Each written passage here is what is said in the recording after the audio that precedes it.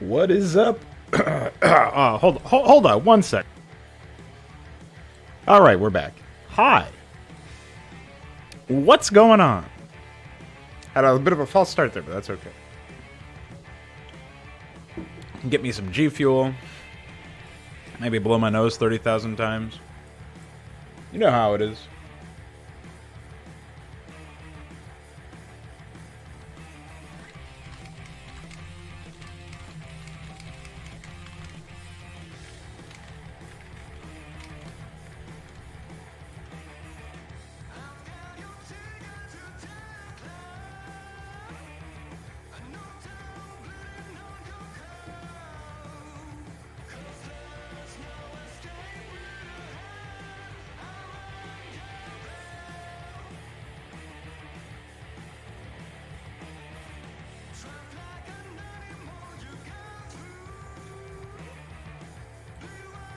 So I've added void to the pre-placed sections here.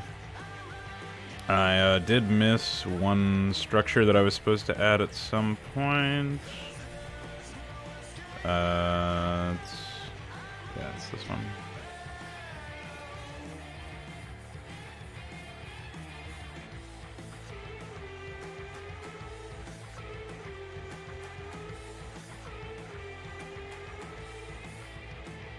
I don't know if there's really a good place for it, though. Here, we'll put it right there. It'll block that off nicely.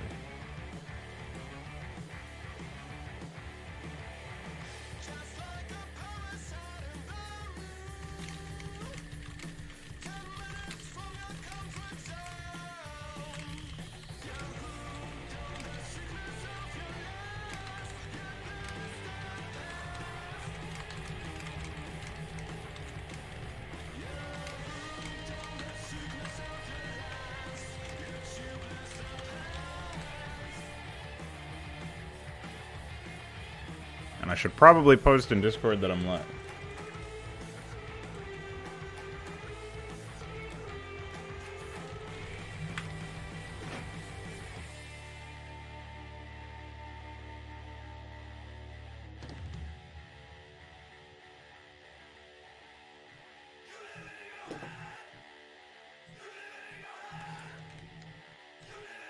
So, what have I been doing lately?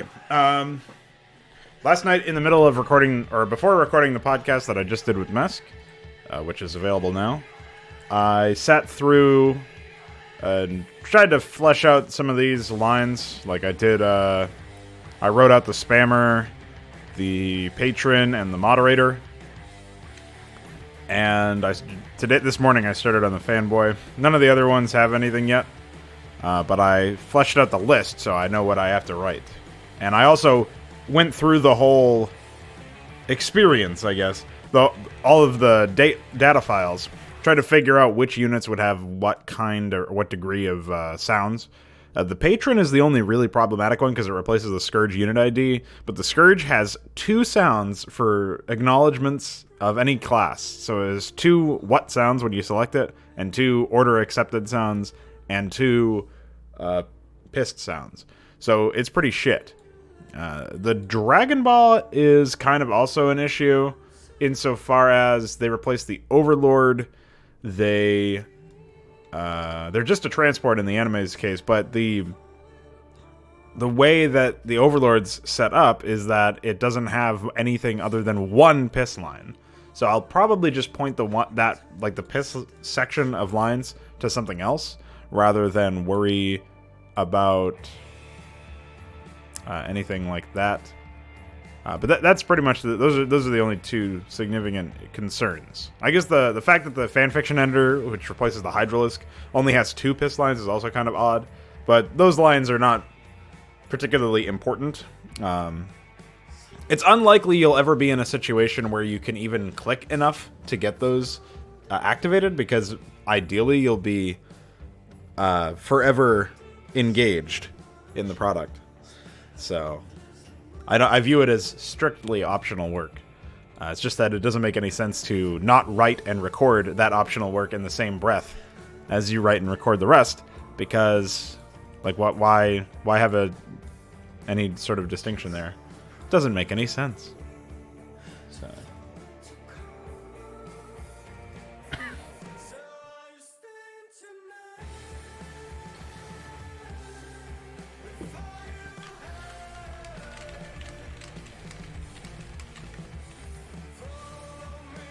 Hello, Connor. How are you?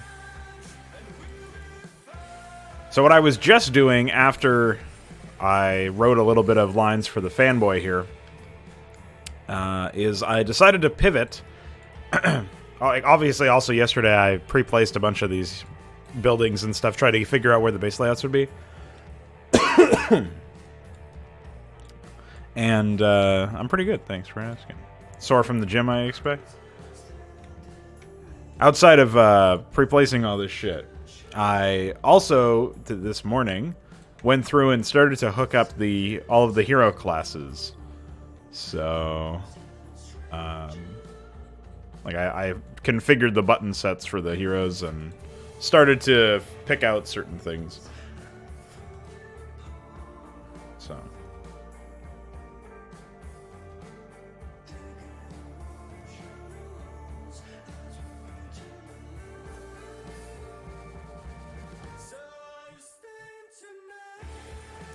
Oh yeah, I forgot about Pizza Quest. That is in here, right? Yeah.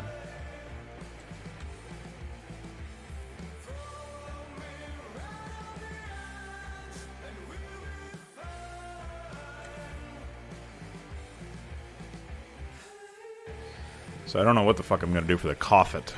That's an optional thing if there ever were one. Save that work so far. And so far in the dat files, all I've done is configure the armor changes. But I also have to go through and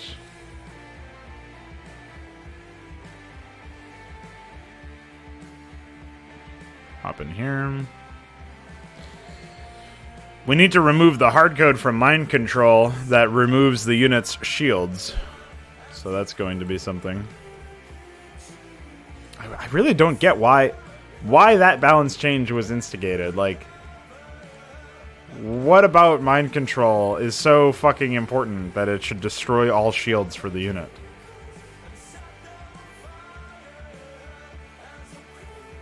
Very strange.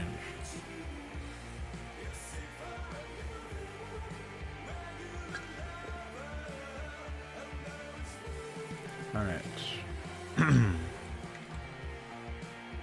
Yeah. Yeah. How are you, Iquare? So, been thinking about how the gameplay loop is going to go down, and I have a feeling that pretty much immediately following the intro, there should probably be, like the intro dialogue, there should probably be an attack of Void. It's just that immediately would lead into another dialogue event. So, let me take a look at now, the thing is, there isn't really that much dialogue. Like, there's 1, 2, 3, 4, 5, 6, 7, 8. There's 8 lines, and most of them are fairly short. There's only one that's long, and it's just me yelling at him. So, that should probably be under a minute and a half, I think. Hopefully we can cram it down to about a minute of just dialogue. And then, that sort of thing. And then immediately following that, we can have stuff like Team Engages Void. So.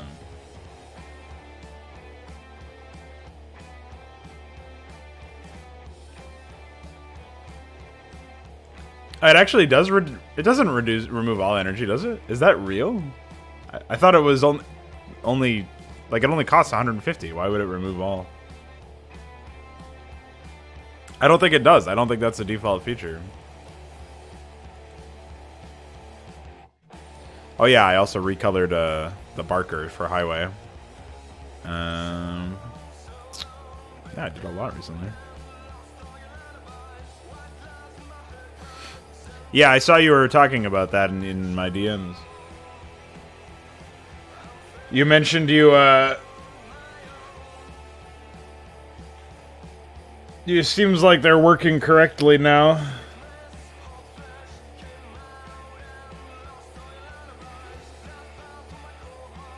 So I guess the tool will probably be operational by tomorrow or something, which is pretty quick. A pretty quick turnaround. I think it only took you 3 days by that count. Just pretty impressive.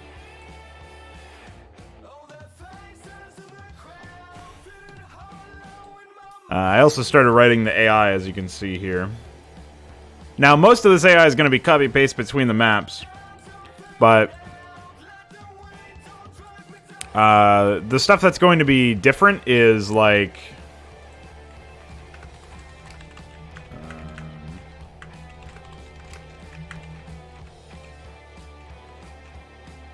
I'm trying to think of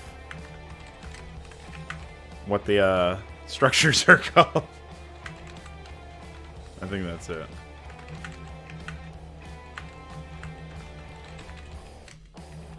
Yeah, I guess this shouldn't be like this. This should be like, at least wait one.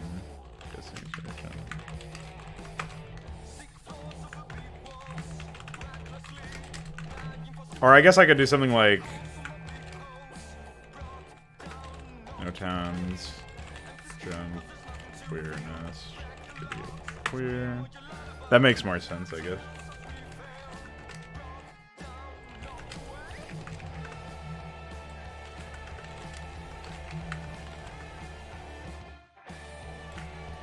So we've got 2 more.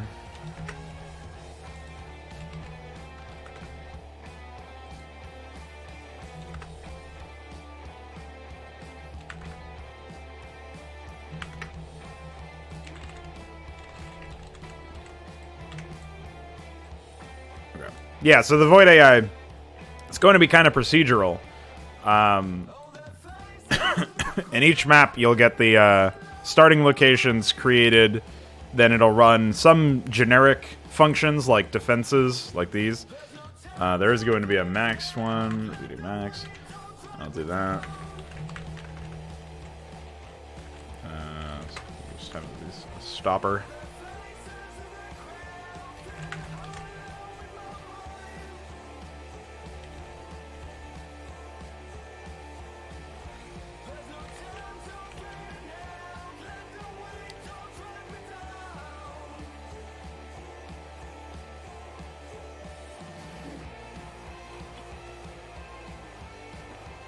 Oh, but I don't think that's a vanilla thing, because I remember banking energy. Maybe I remember that because it didn't work properly.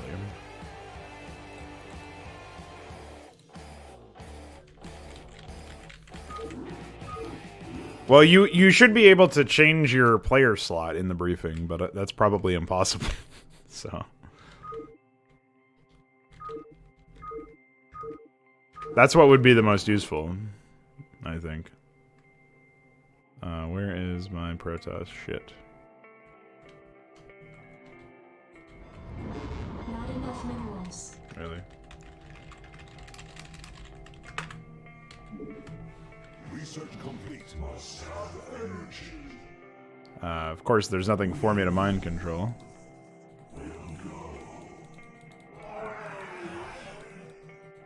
Pranked.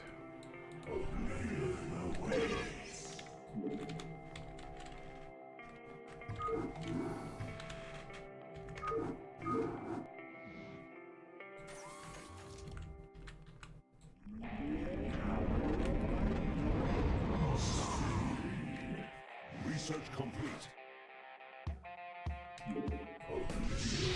Oh, see? It doesn't remove all energy. So that's just a bug from GPTP. There is no function like that.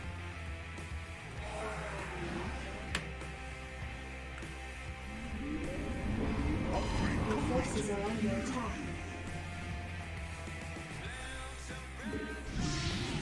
Oh, I still have 100 energy.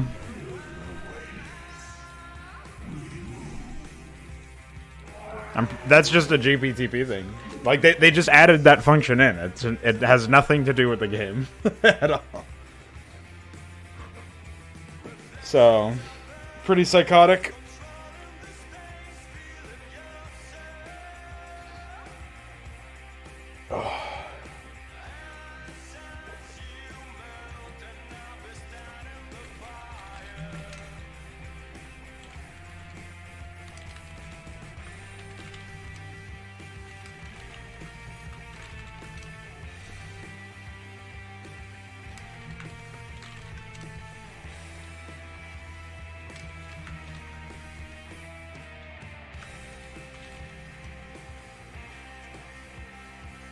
Well, I'm not sure, but what I'm saying is in vanilla, I didn't have any plugins loaded in that besides the fast menu, what is it? The AI debug plugin. That's just so I could speed shit up. That's all I had it loaded in there.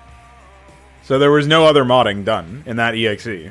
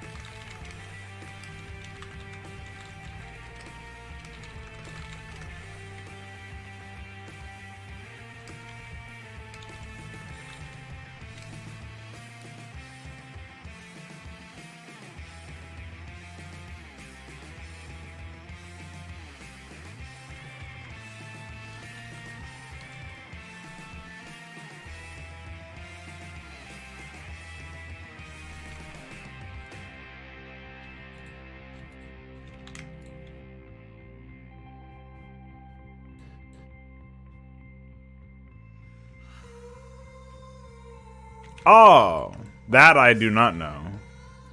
I've never have experienced that one. That seems psychotic.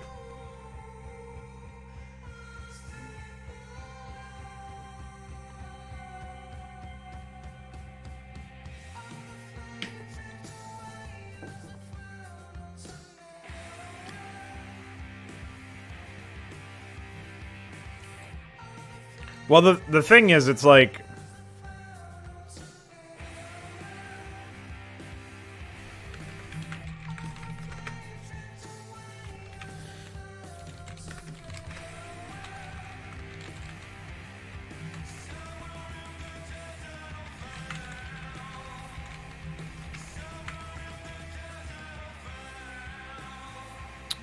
hold on one sec.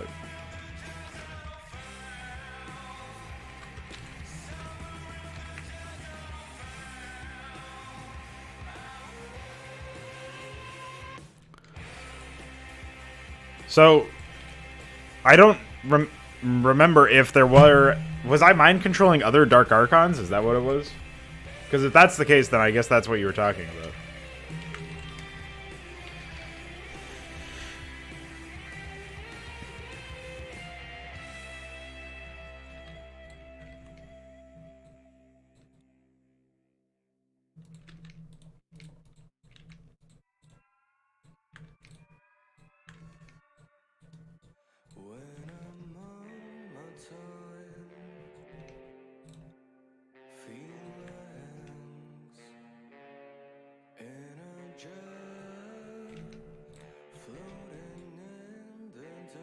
Okay, so yeah, that's probably what it was.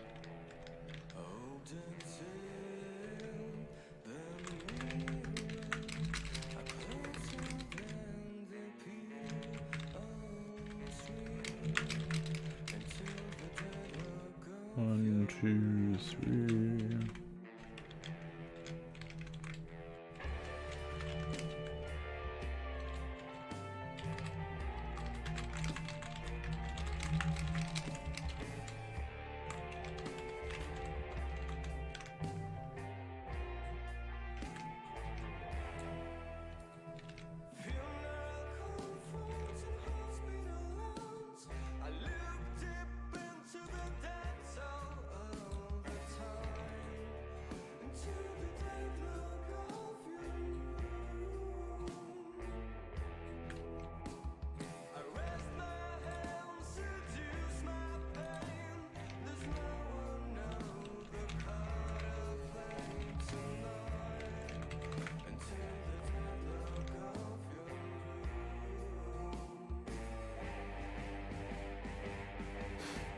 Yeah, exactly.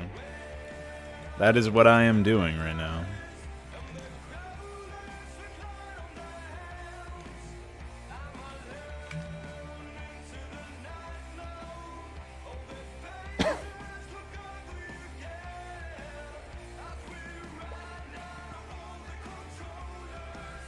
I would like to. First, I have to make sure that I can generate good sprite reskins for that.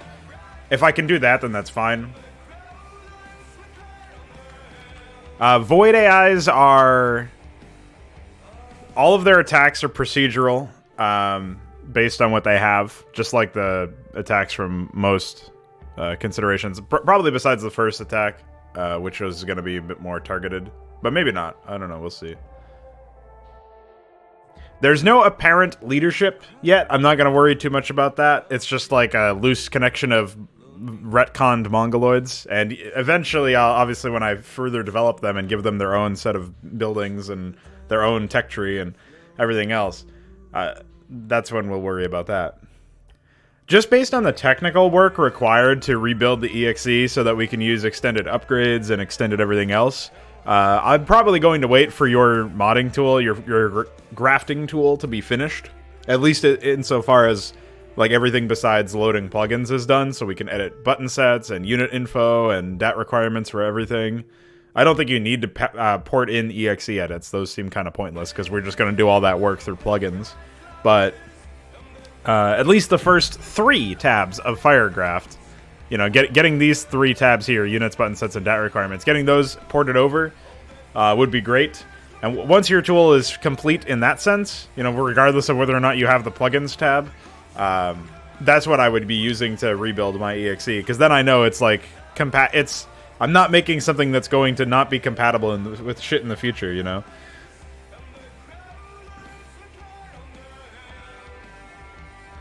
So...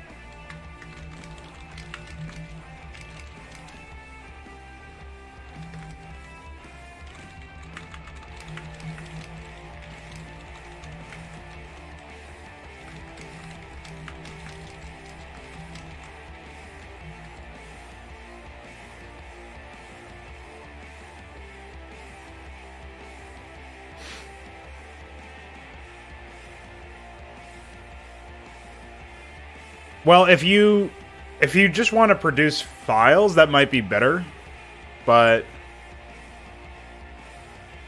I don't know. What do you think will be more stable, so that any work that we do in your tool now won't have to be redone in the future? Because Firegraft forces us to redo a lot of work. Whenever we want to like make a new EXE. Or extend the number of listings, we see something like that. Like that requires a lot of work. Whereas in this case, it's like load a set of text files, output these files that can then be put into Samace, the folder of Samace like you're describing. Then like we can just add shit to those text files and modify. Like that seems better. But I also recognize that it's something about that is it's a bit easier in ways to do it through loading the EXE, basically. Like, if we don't use Firegraft at all, then how do we create a modded EXE? We would have to use MPQ draft. So maybe there's still a way to be able to create an executable binary file that can do this sort of work. I don't know what you think about that. Right. So you're putting it in manually through this tool. Like the tool is generating them for you, but you apply it manually. But then how do we generate the binary file at the end? It seems like what we would have to do is we would have to use MPQ Draft to generate it, or use Firegraph to generate a blank exe. But that seems like it's a lot of overhead. Since we know that Firegraph does really stupid shit, potentially. Like, even creating an exe with no other changes using Firegraph 0.94 corrupts a lot of stuff. It corrupts pathfinding. And any version of Firegraph apparently corrupts the ability to, without a memory patch that I've recently added in Firegraph, in GPTP, it corrupts the ability to play the original campaigns. You can only play Brood War campaigns. And that's just a Firegraph thing. There's nothing else. It has nothing to do with any customization. It's like, being able to just throw that whole thing out and not worry about it would probably be a better situation to be in.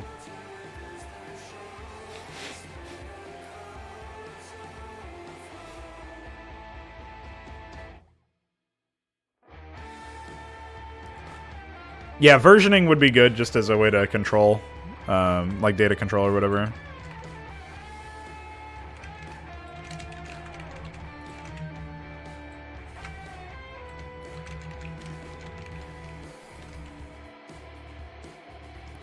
Okay, 1, 2, 3, 4, 5, 6, 7, 8, 9, 10.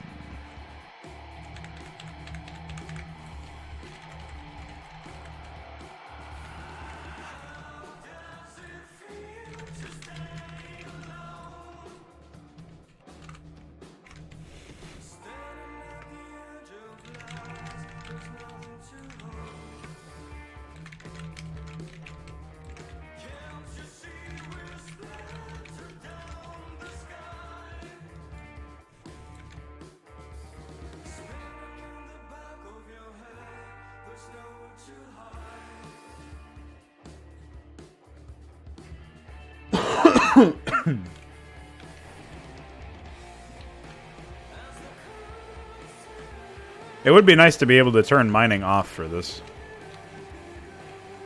particular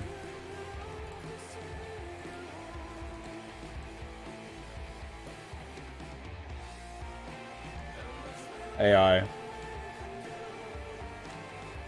Yeah, no kidding. And yeah, extended button set stuff. That's what one of the things I was thinking of is like, now we have a way to actually implement that. That's really cool.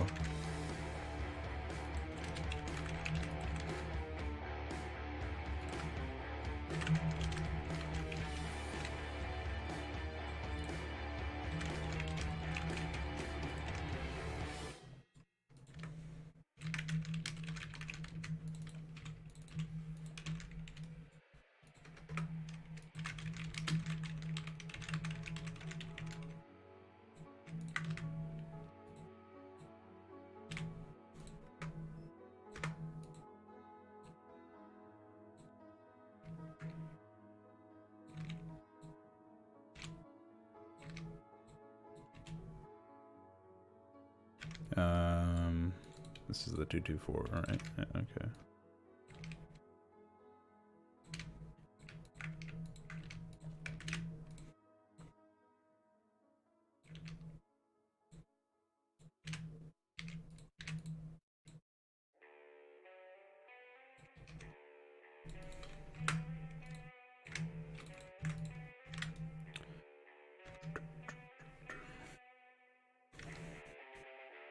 Oh.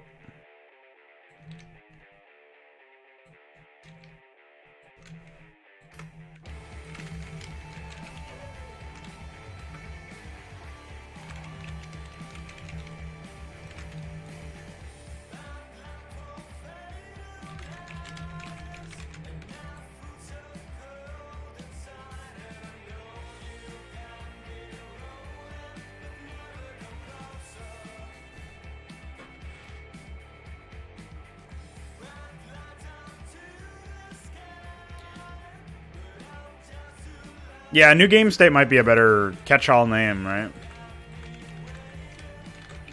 But I also don't know. It's like...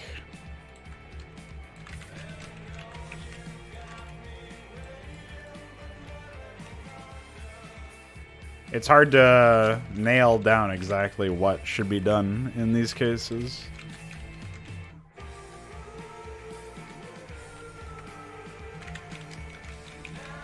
As far as naming is concerned.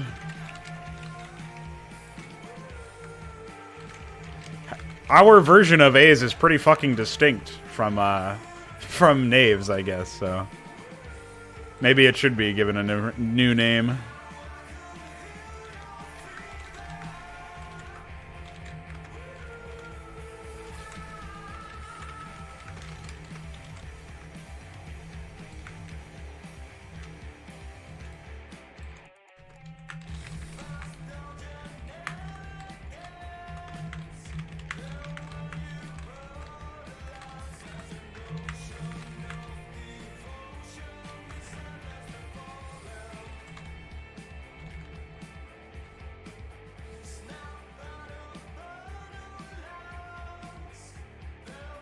Oh, actually, I don't think I did. What map was it? I might have it stuck away in some folder.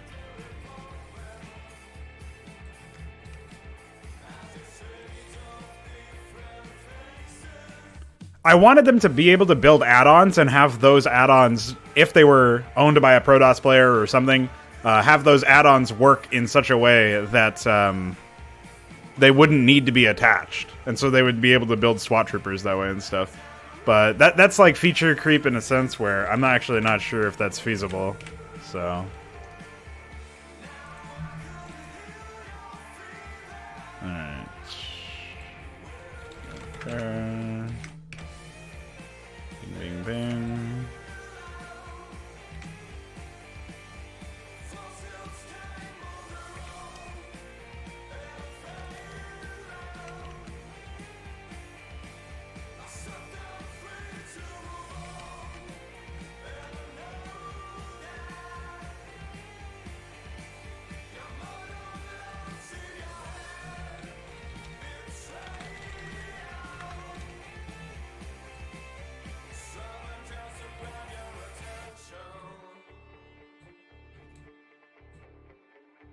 Alright. And then I should reopen PyIce. I don't need that open right now. It's gonna be a while before this AI is ready. Infested Kerrigan should be over here somewhere.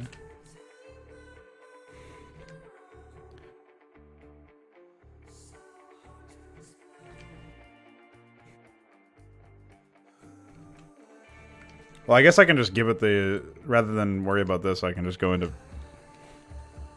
images.dat for these. And then find... Oh. Barker is... Alright, just find 27.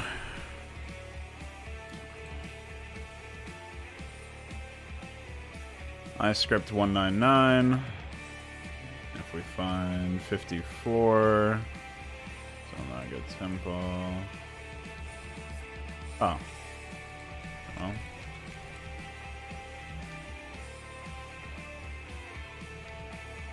Why do I have two different? I have two different things here. That's very confusing. Well.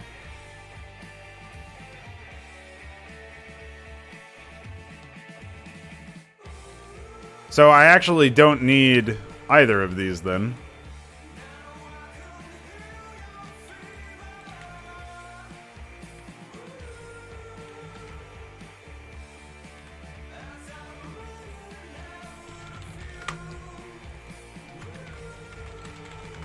Alright. We'll try that, see what happens. It looks like I double imported that graphic. I forgot it was in Zell Temple and I made it infested Kerrigan, and then vice versa. Subscribe to you. Oh, it looks like I've got to redo the recolor because there's holes. But more importantly, Oh, I didn't import that. That would be why. Alright, images.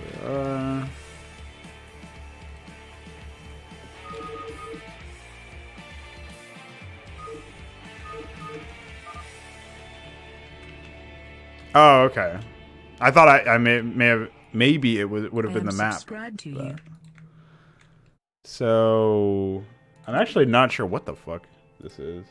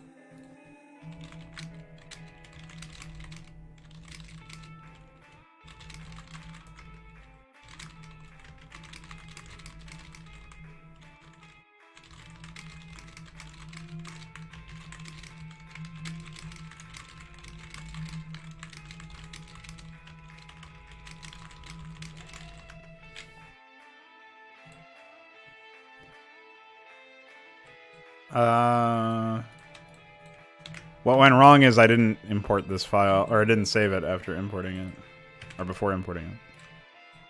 I'm pretty sure that's what we're doing. Yeah. I am subscribed to you.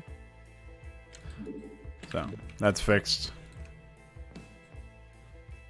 We won't close that just yet. We want to keep that in the background. But let me find my... Where is it? I also had to fix... I actually had to fix the graphic for the Barker. There was one frame... When I kept noticing that there was like some weird psychotic spastic frame, it wasn't just my imagination. I actually found out what was going on there. Alright, so we have to do basically the same thing. I have to get used to doing this process of... I can turn that off. Replacing this with white, right? And then...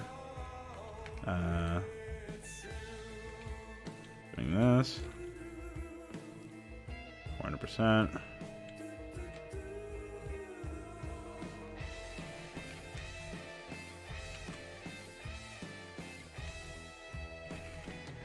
And then taking that, replacing it with this.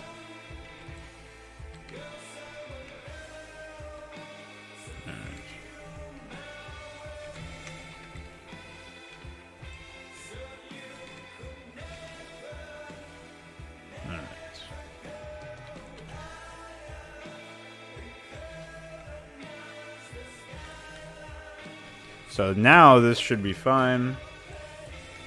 And I just have to go to Protoss, sell temple, import. Fuck. Oh, I should have saved this as highway.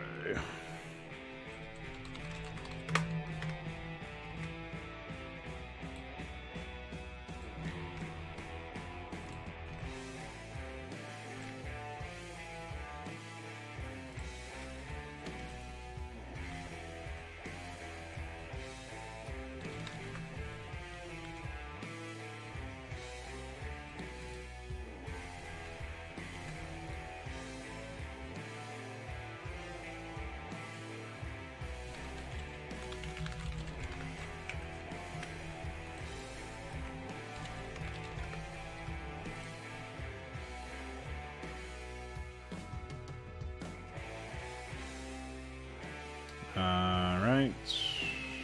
Open. It's neutral, be critter.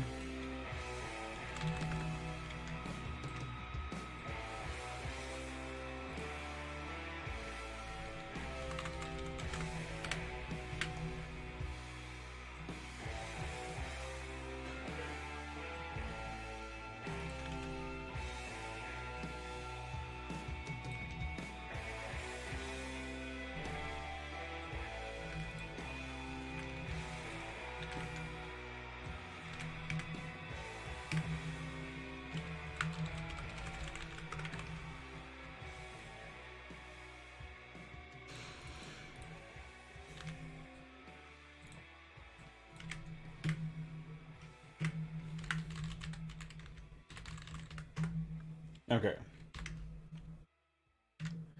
I don't think we have enough time for Lawhounds. The only thing that really stops me from going forward with that is the fact that I'm pretty sure the graphic is going to take ages. Smash? I'm going this way. I am subscribed to you. Upvote. Anything you ask. I am subscribed to you. Upvote. Alright, so the one thing we do have to do is grab... I have to gotta grab more music is what I gotta grab.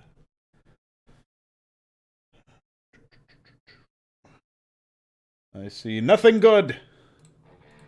I'll click that one. That's a good album anyway. No good recommendations otherwise. Bing, bing. I have to fix the flingy, but I also have to go into the... As it turns out, I have to go into the iScript anyway.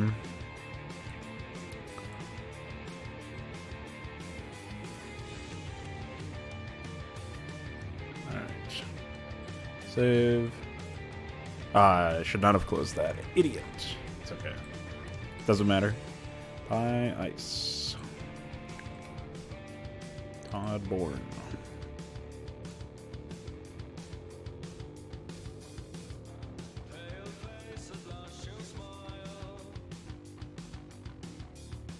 Where's my Rhinodon?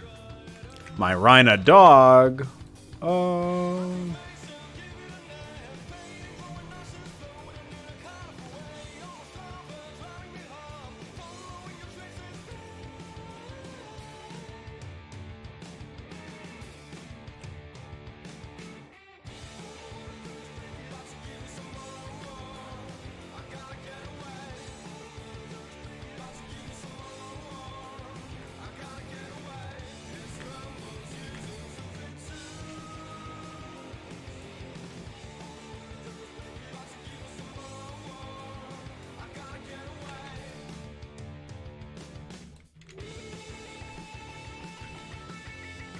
Alright. Just had to salvage his melee attack. Sound.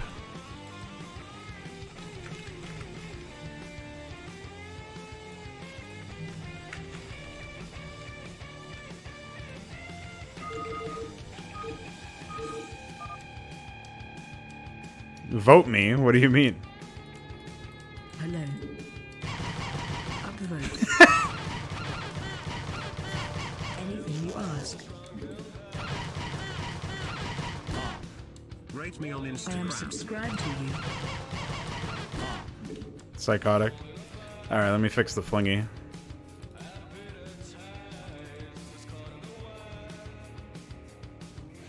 It's like a mix of the Zergling Impact and Squeak Toy from SpongeBob. By flingy, I of course mean Sprite.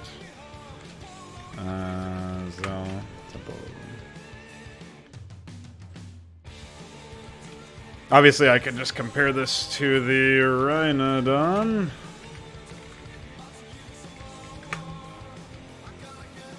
Zero two five zero. We can increase the number of boxes because it helps to differentiate when you have them selected. Sprites, they are cool. All right, close that. Close that. Nice.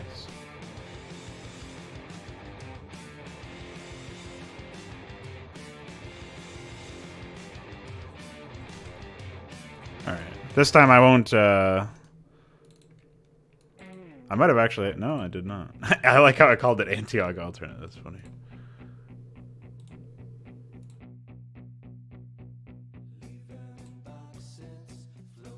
Hold on. I don't think I can open up a new instance of Notepad++. I'll check that out at some point, though. Thanks for the materials. You said something about it being a potentially useful idea to refer back to, Iquare, your AI header.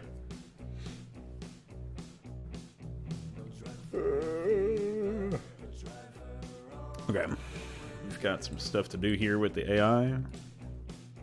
It does feel nice to be working with AI again, honestly. I missed it, even though it wasn't that long.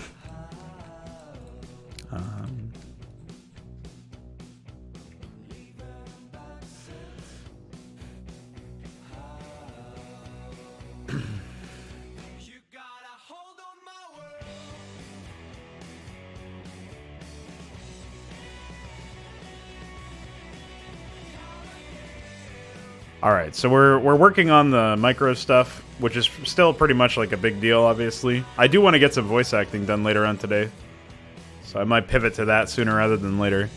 But I'll try to get some focused work done on other stuff. I've already done the armors, like vital statistics, but I still have to do the weapons for Cullen's stuff.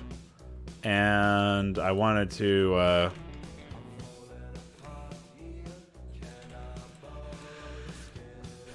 let's see.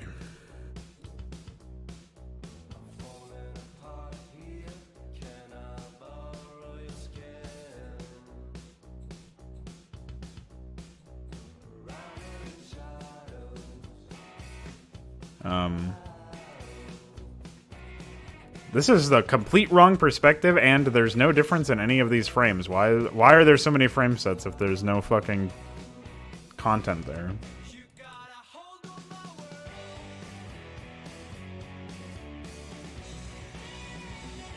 Wow, the lighting on this one is hosed. And the directional is incorrect. They actually raised the graphic up? What is this supposed to be an attacking animation?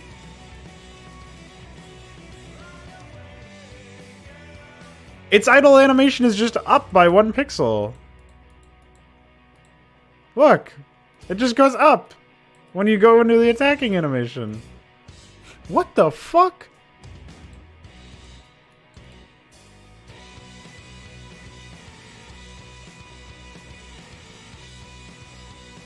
N-boggling, of course.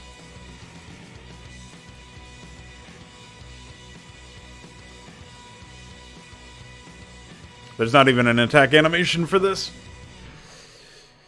Ay, ay, ay.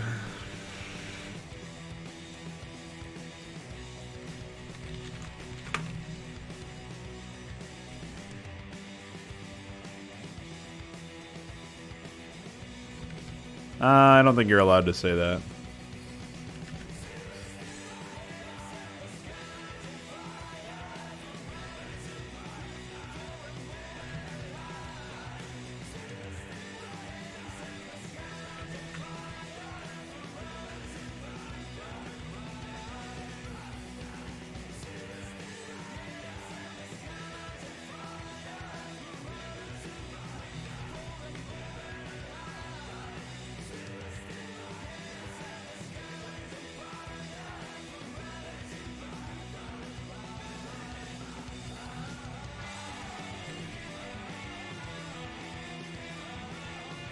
Look at the stray pixels.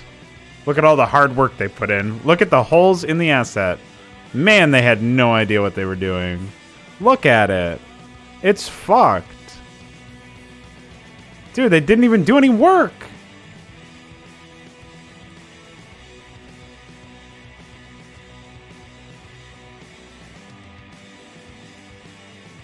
Look at all these pixels. All these random white pixels that you can see. Those are holes.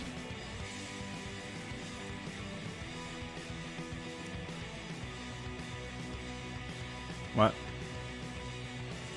That's a funny Photoshop bug.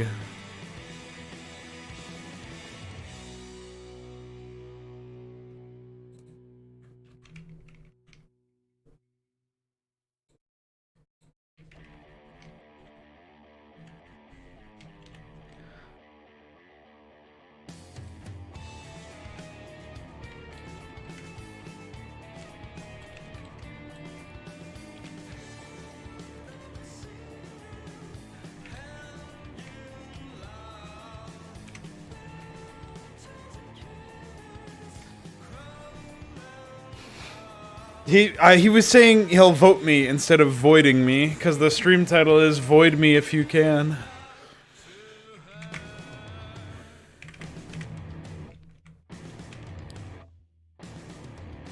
Alright.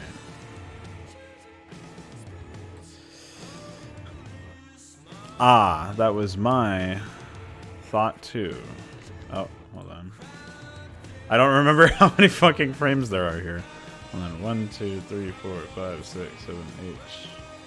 Let's do some math, boys. 136.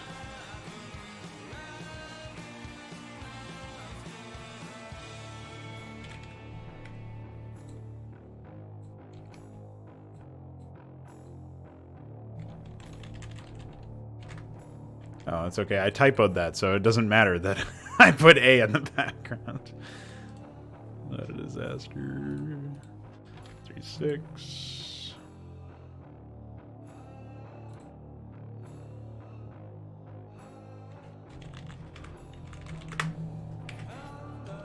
Mongol.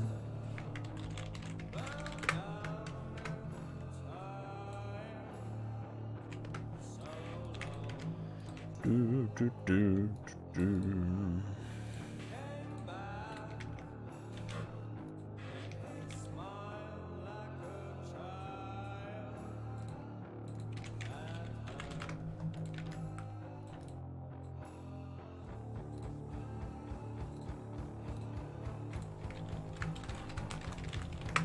Alright, we've got our Void Seeker.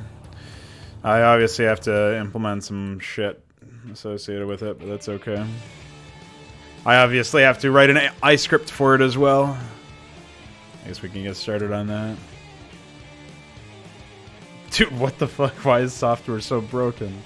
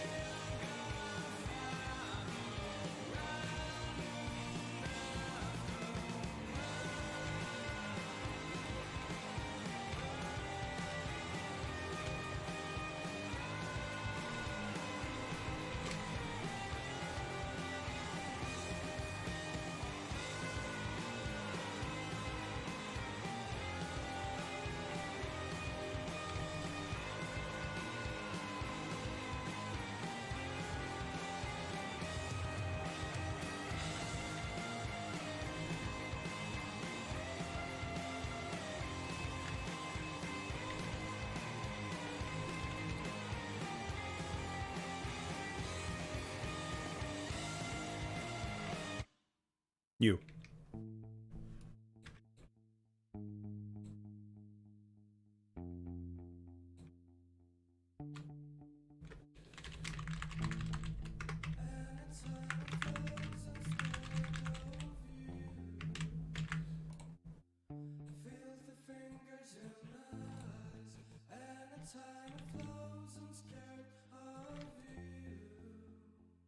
What?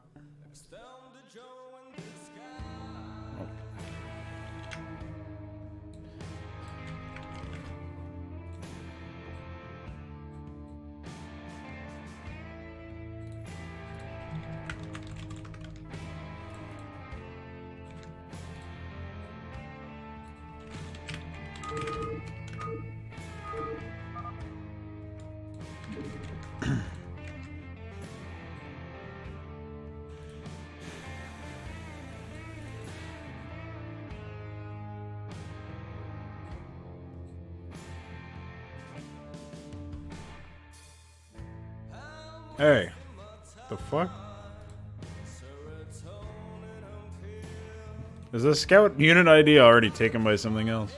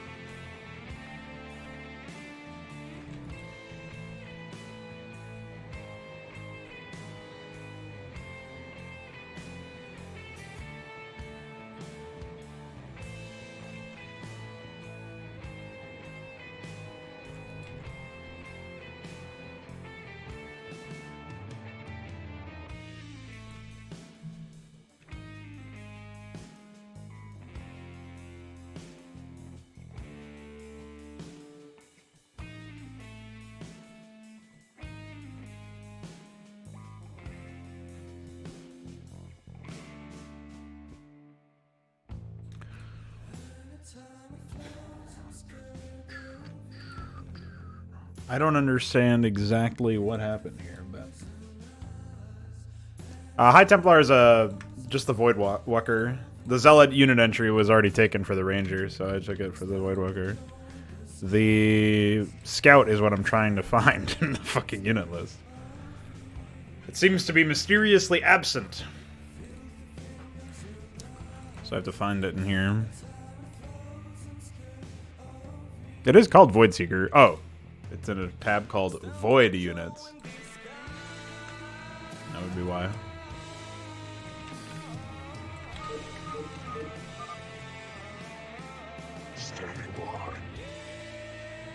Hey, that's not supposed to happen. Oh, I know why. Because the Imgal is playing frames instead of what it should be doing. That sucks, because it looks like it would match up okay. But it's, no, maybe not. I don't know. Hard to tell. No, it really wouldn't. Whoa, what the fuck?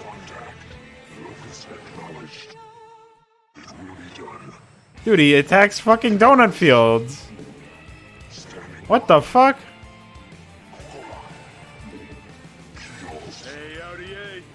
Look. Why is he...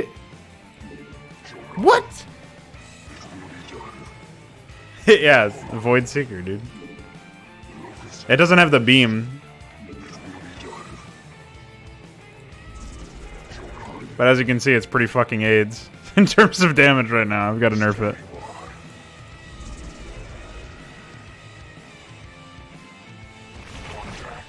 Pretty psychotic.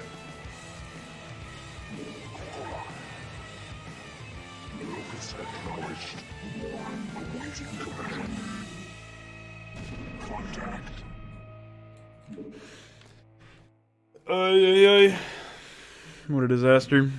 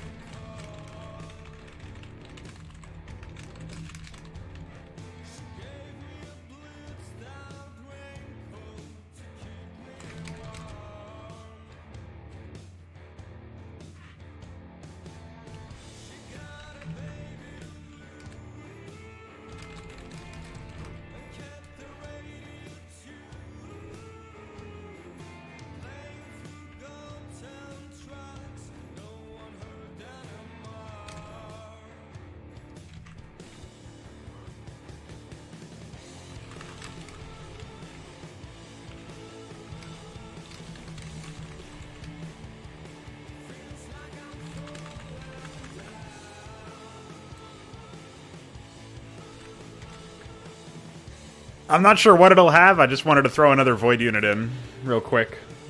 I'll be right back, though. I gotta use the bathroom.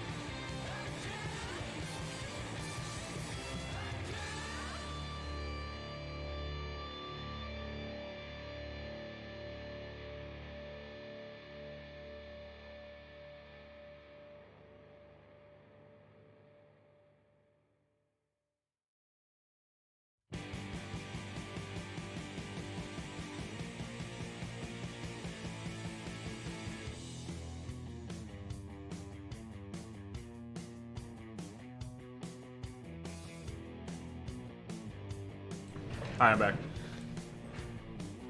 Alright. I left you in good, capable hands. One of my better album discoveries.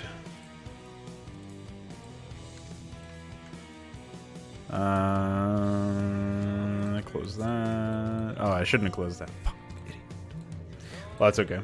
We still gotta hook up a bunch of stuff in weapons and stuff anyway, so that's fine.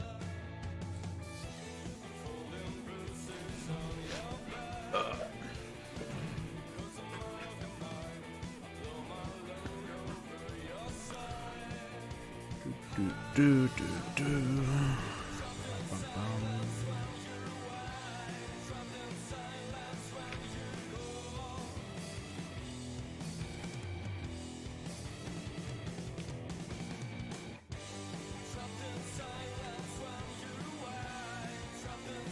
So I actually don't know what the situation is for...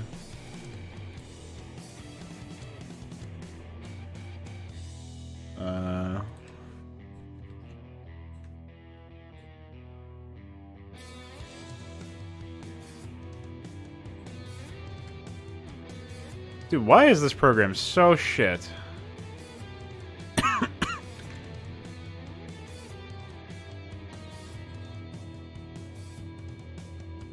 Anyway, I don't know what the math is actually going to bear out as far as the, this nonsense is.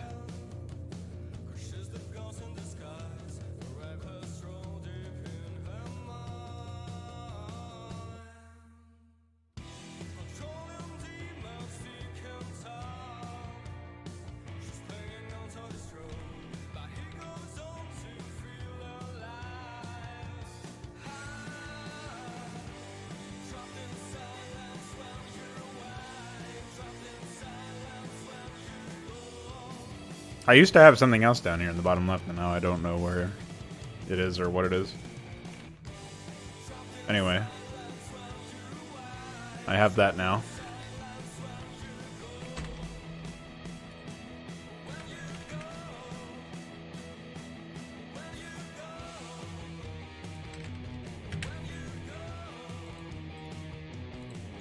I am having a difficult time with software today. I don't know what's going on, but everything is breaking in different ways. New and exciting ways to find yourself broken. So we'll try that.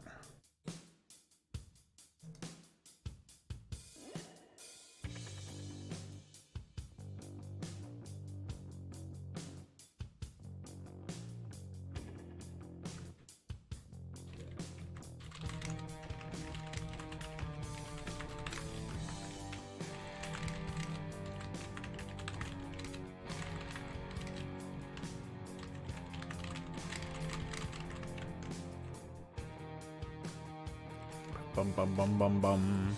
Alright. Where was I?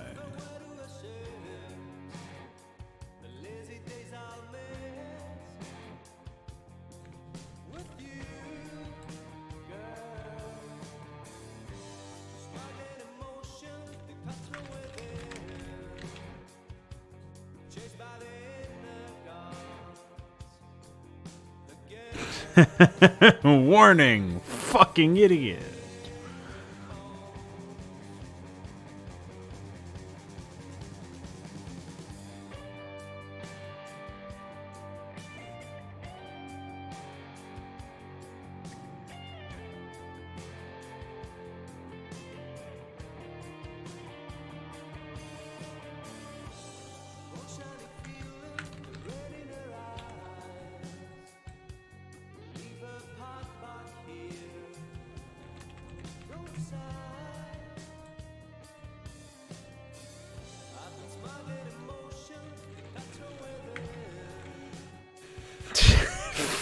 Hag hunters, by the way.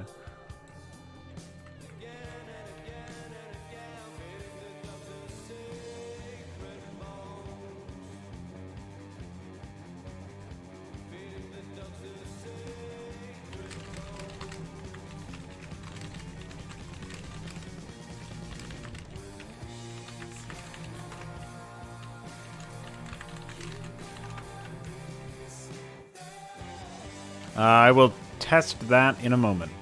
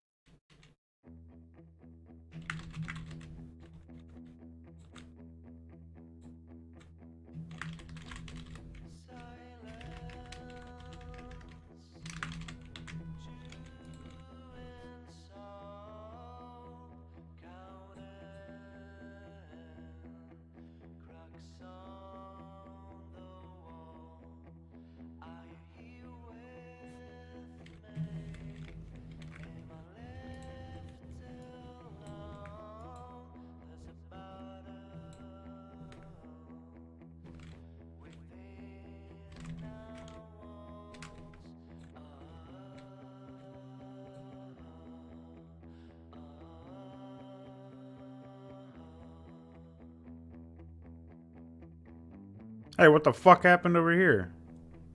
They added more.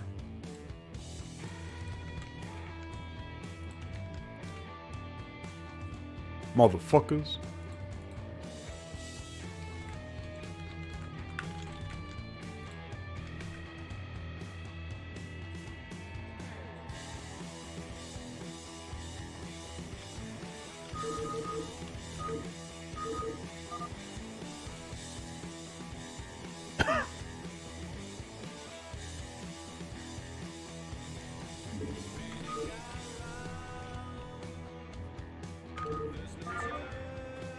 Are you my dog? Morning, sir. I've got our battle plans drawn up, and... Hey, wait a minute. Where's my pizza? Yeah, it's 3. Hey, Colin. You're looking for pizza, too. I got a voicemail telling me to come get some. I don't see it. You know, now that I think about it, that voicemail sounded like it was you. You actually. God damn it, Darian. Sir? We're supposed to be fighting enemies. Didn't you get the briefing? There was a briefing. All I remember is smashing my father in the face. Well, I guess you'll find out later.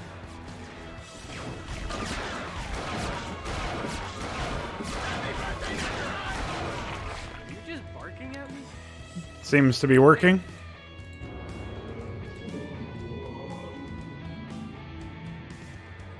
We're out of coffee!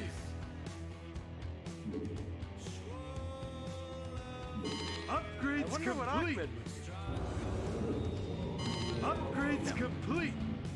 What is that?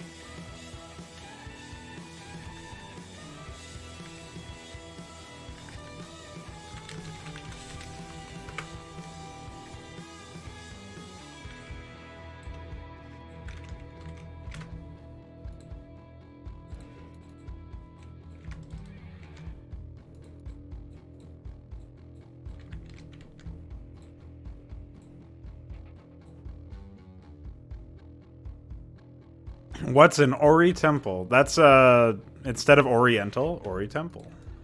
It's a very stupid pun. And it's just where you get upgrades.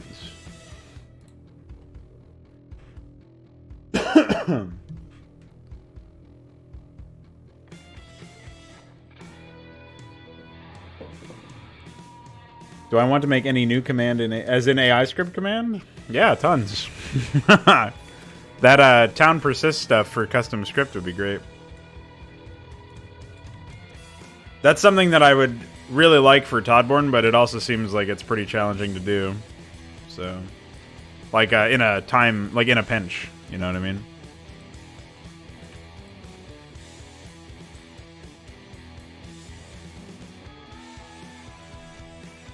Well, the thing is, like, those neutral structures in Warcraft 3 were put into the game to better justify hero play, and I don't really want to justify hero play through completely new systems that have nothing to do at all with the basic systems of the game.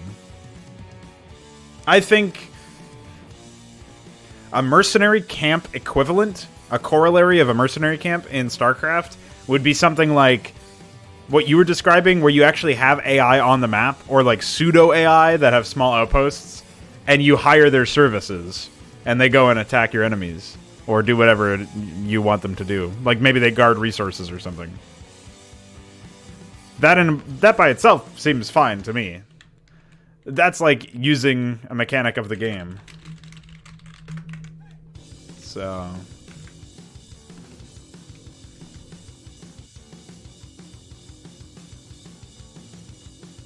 Oh, dude, I want to write something personally. Let's take a look at my wish list. I don't know about that. All right. Stone Error.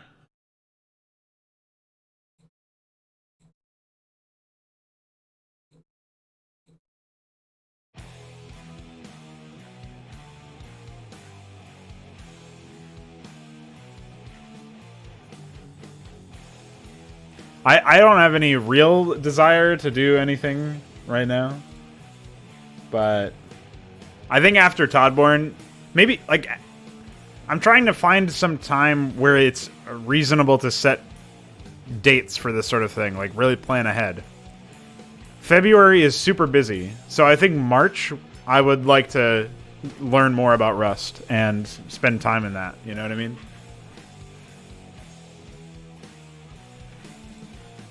Yeah, I just compiled them, so that shouldn't be difficult. What does it do exactly? All it does is modify resource gains or something? Huh?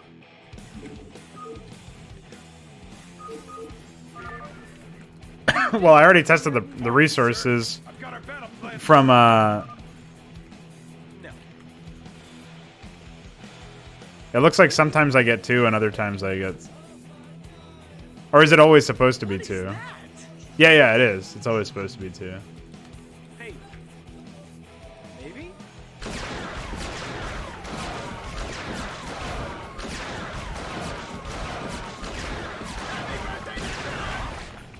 Yeah. No. Like, yeah. So I already know that that works. I guess I'll make sure that, What is that? Yeah, no. I'll lifespan next time more. Hey. Who put humans on this map? I didn't approve that change. Hey, they're anime here. I told you. yeah. I wish someone told I'm, me. actually... Unless that's gas from them? I'm so tired of all these Okay. random surprises. How could you be surprised? You made the map. Yeah, I'm not getting any money from killing anime units, so that's good.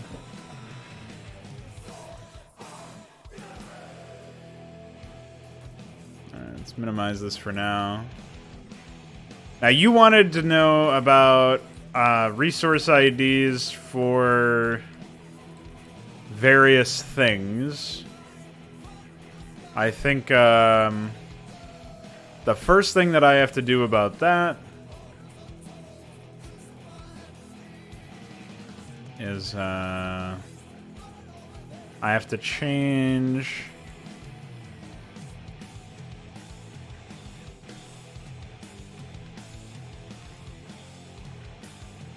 Before I even go in there, right? Where's my, I don't remember.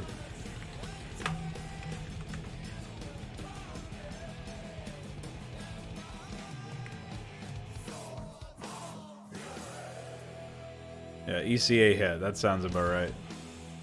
Pretty sure I have that. So it's 5:30.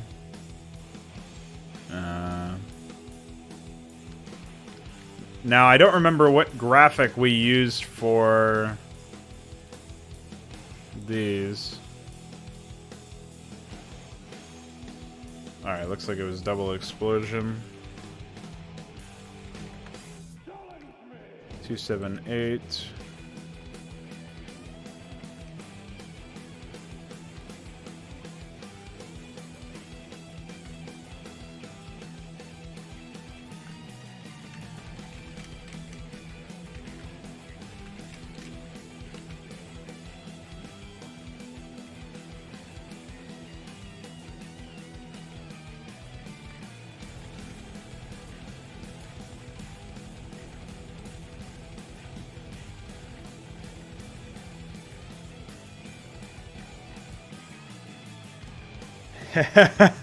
Dat queer and is queer is queer.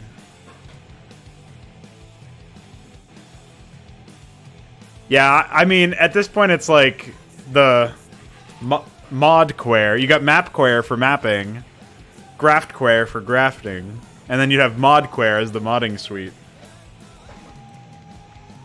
Do it up.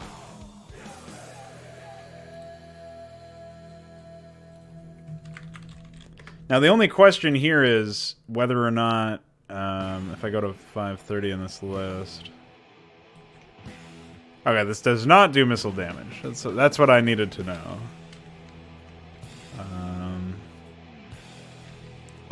Excuse me. Fix that up.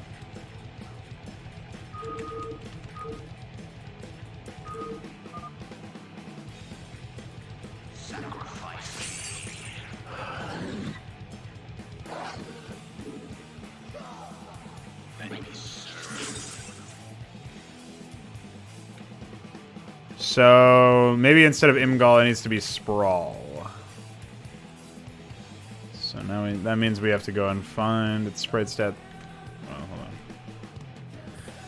There is no Sprawl.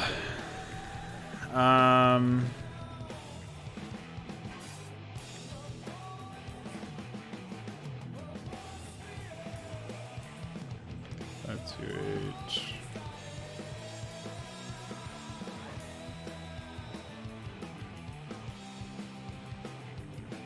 So where does this get called? Oh.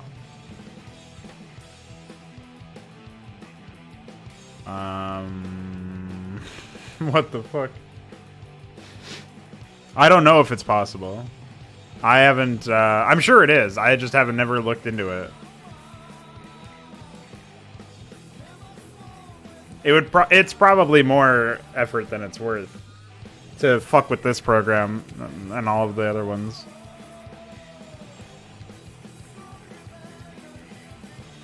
Alright, so maybe we have to go about this a different way than I thought. And maybe we have to do...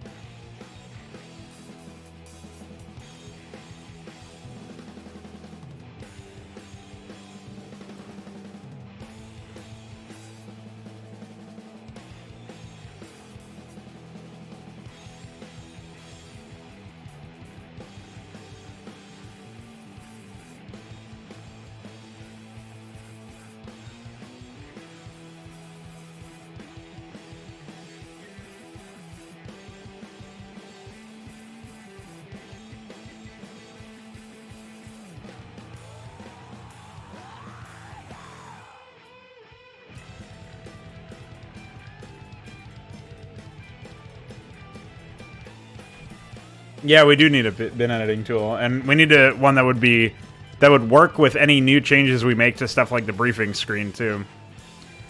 As for what you were talking about with color micro, I did what I mentioned was something about a combo box. You responded with more technical information. I was just saying you should change your race or change your player slot rather. I don't remember if you said anything else about that.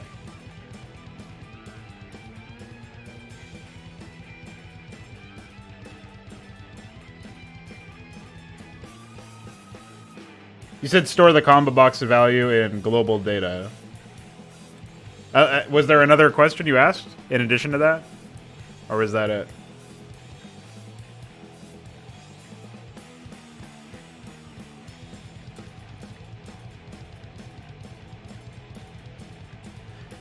Basically, there should be a button that's like, choose your character or something. And one of them would be Cullen, Steve, or Darian. Like, those would be your options in this mission. So selecting your character would change your player slot. The other problem with that, though, is we have to make sure that this is compatible with the AI command guide, or AI command, like replacing empty human slots with AIs. You know what I mean?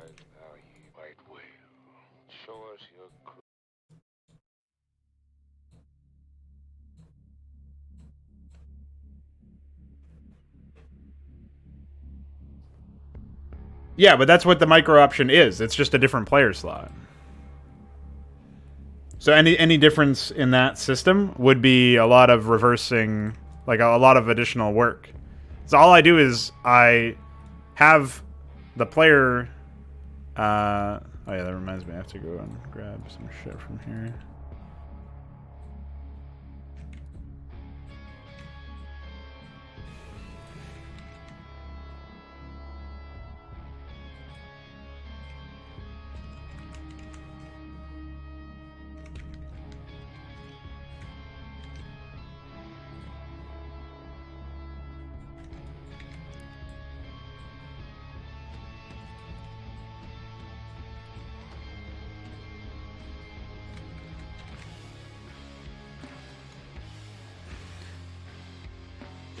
Like, all I do is I detect if player 8 is an AI, and if they are, I remove all their units, more or less.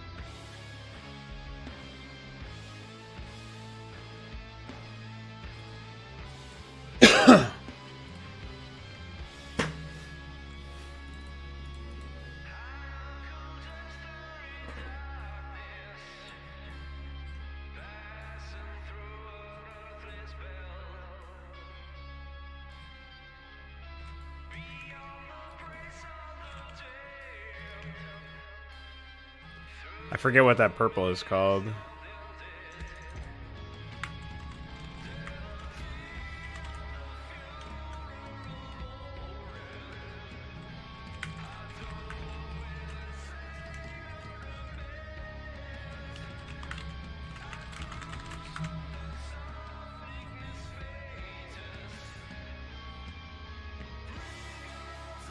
They're very basic right now. Beyond the stuff that is already there, right? Hold on.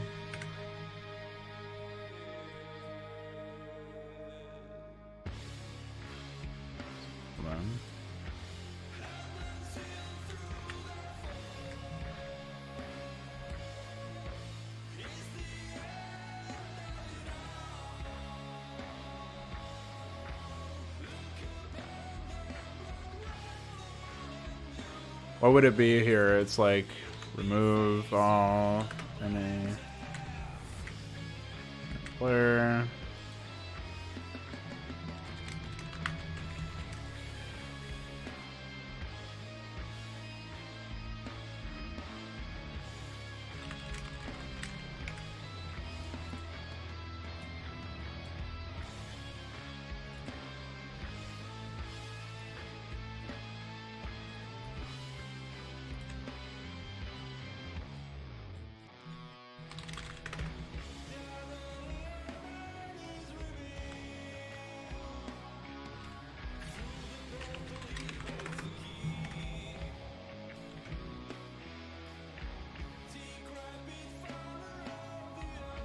I have no idea. I haven't even thought about that.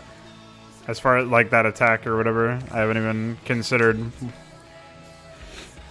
It's like I'm gonna make it an array of the interceptor blast cannons. So.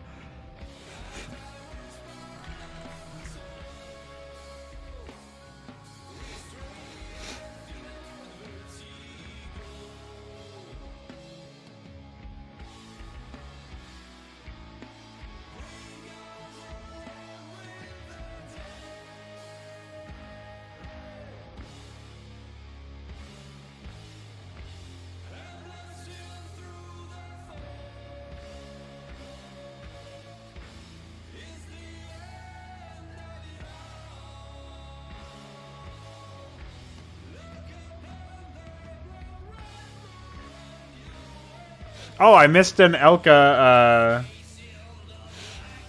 unit that was added by Voyager. It looks pretty good.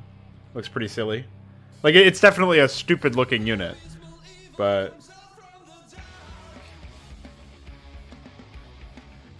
that's okay.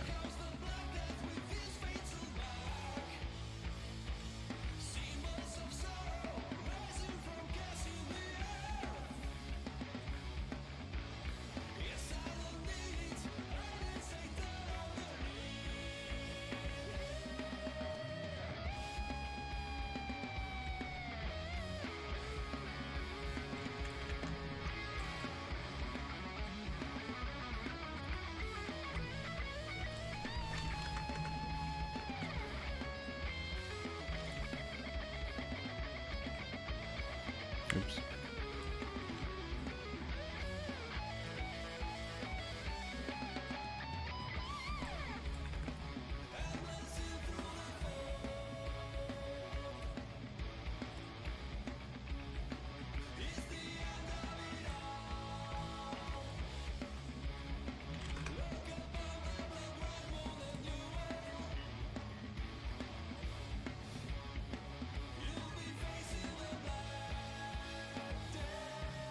I think beams can be done in a way that maintains readability. It's just the issue comes more from like figuring out how to make the beams in the first place without them looking stupid. All right, so I'm kind of spinning all over the place here, but I should be able to come up with something useful.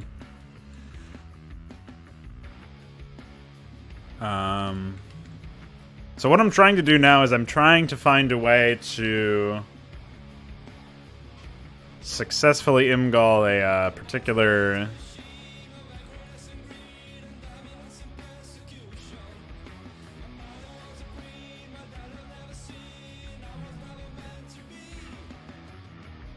Wait, what even was this? What is this in normal PyDat? Yeah. The items that are purchasable are just upgrades. It's upgrading, you're acquiring your classes and then equipping them. I have a feeling that equipping them should probably be a different button set. But, like, basically the way it is right now is you have...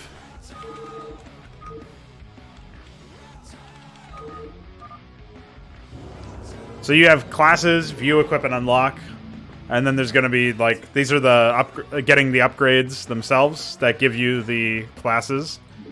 I don't know how I'm going to do equipping, but my thought was the first upgrade level costs money and you have to research it, right? And the second upgrade level actually equips it, and so in the whenever you have the second upgrade level of one of the class upgrades, all the others get set to 1. If any other one was 2, it gets set to 1. And then the unit gets changed based on that. There's no Aura Temple if there's no microplayer. I might go deeper into this concept later when I have more time. But I'm just... This is such a hack job at this point. Like, it's just going to be a hack job. It'll be a miracle if it's functional. That's my perspective right now. Alright. So, then we've got, these are upgrades for your various things, like, you got, weapon damage, weapon range, and attack speed, health, shield armor, health regeneration, shield regeneration, and energy regeneration. Movement speed, pizza, actually just movement speed. So. Well, it's not really going to be called Todborne.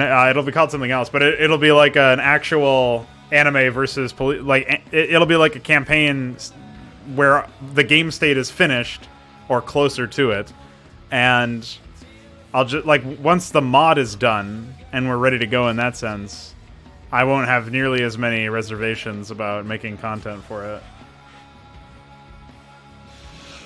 No, there's no air units even imported yet. Actually, the anime are more complete in general, but surprisingly. As amazing as that is.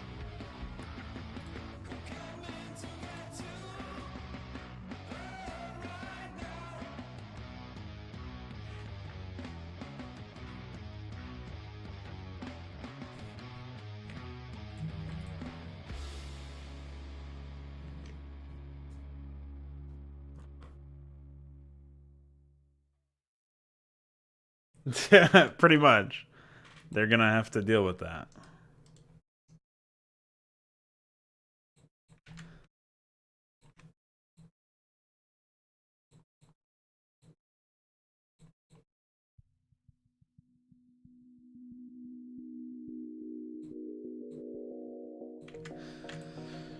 Okay.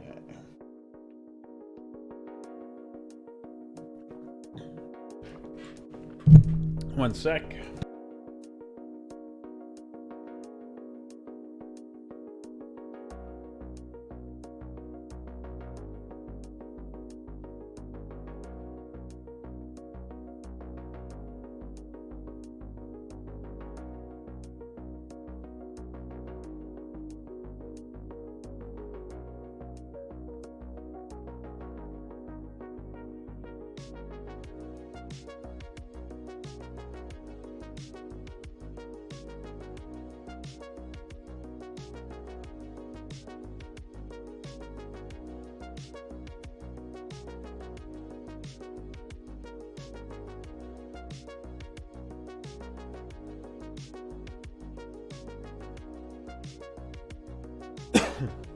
Hi. So, I'm trying to figure out a way to set up this explosion impact graphic. And now I have to find whatever it's... whatever that entry is normally pointed to. It might just be an unused entry, but I somehow doubt that. It is. Well, I guess it just reuses the same graphic is the problem.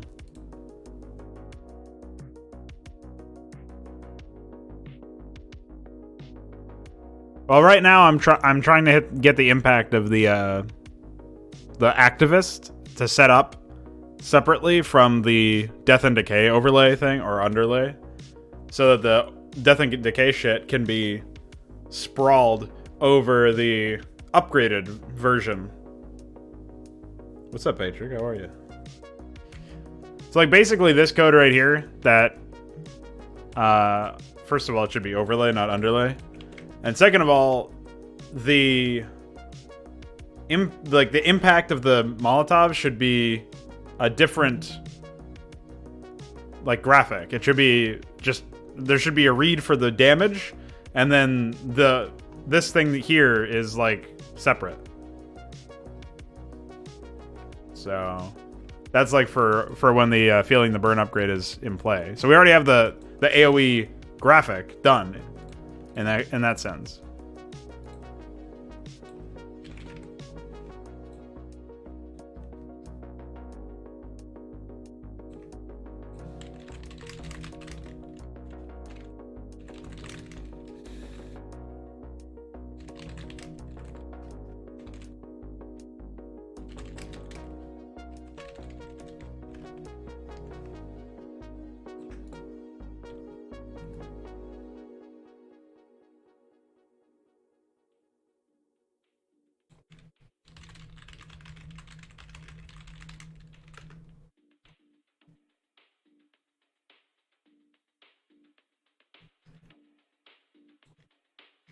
Yeah, how is the Protector's development going anyway?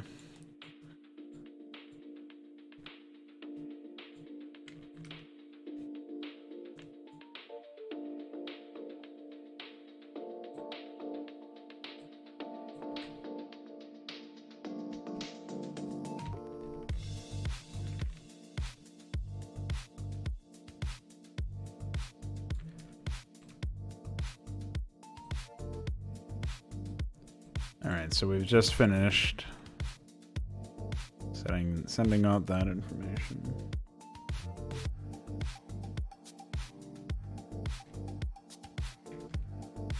Oh yeah, a good reminder.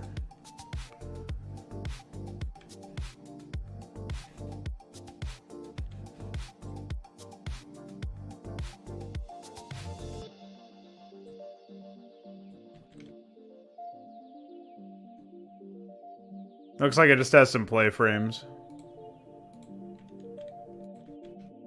The do missile damage is done in double EXP, which is the graphic for the projectile. So this is where we need to change the IMGAL. At first I thought what I would do is I thought I would take the graphic and I thought I was going to change something with it, but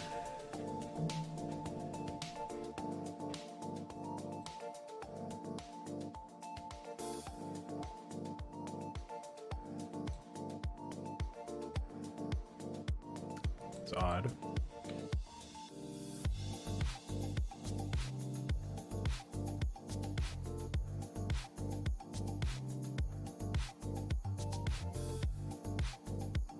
Well, that's always nice. That's like a common criticism levied at stuff like Age of Empires. Especially, like, for me, I agree.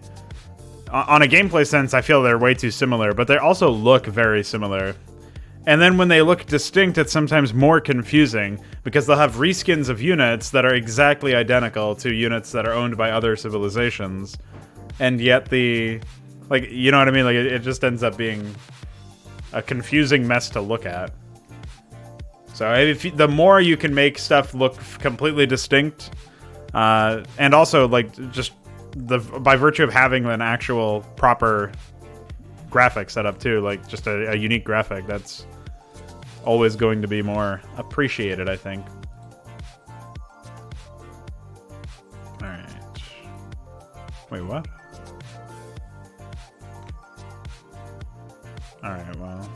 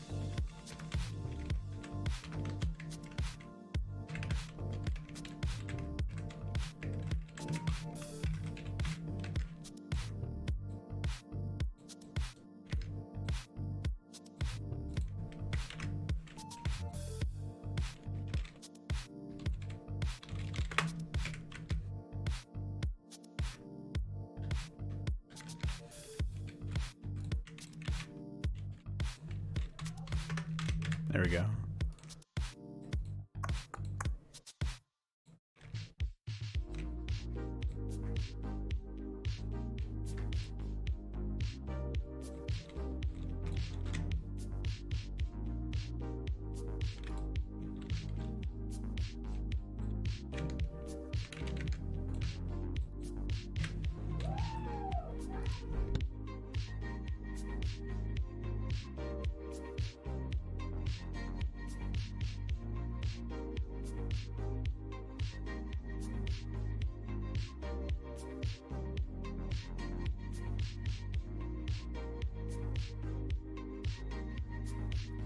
No, voiding should not do anything to heroes.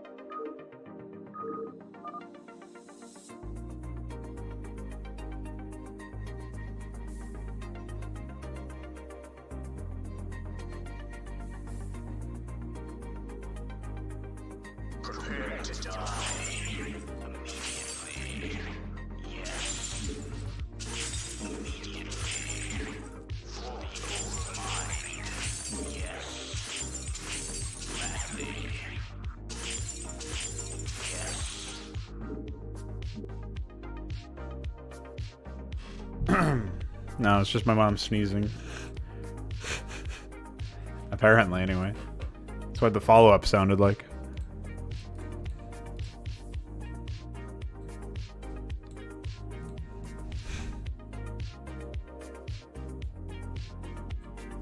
Alright, so we have that taken care of.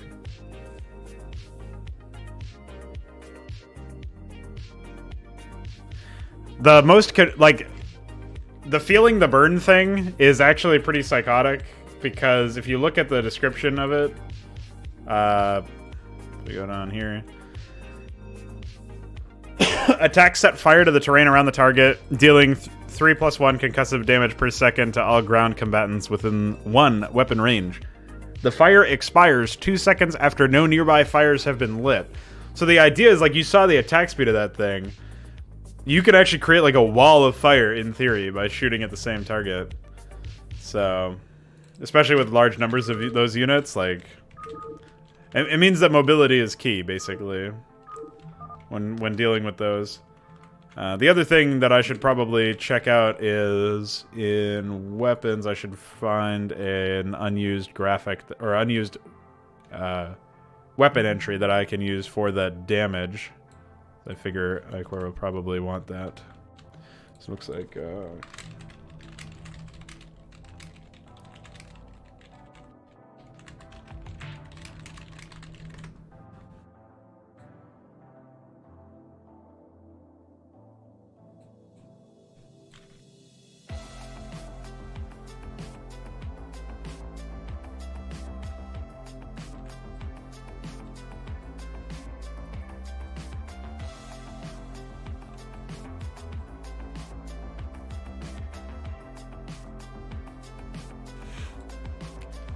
I don't actually remember what the, let me see. Arbiter attacks is 12.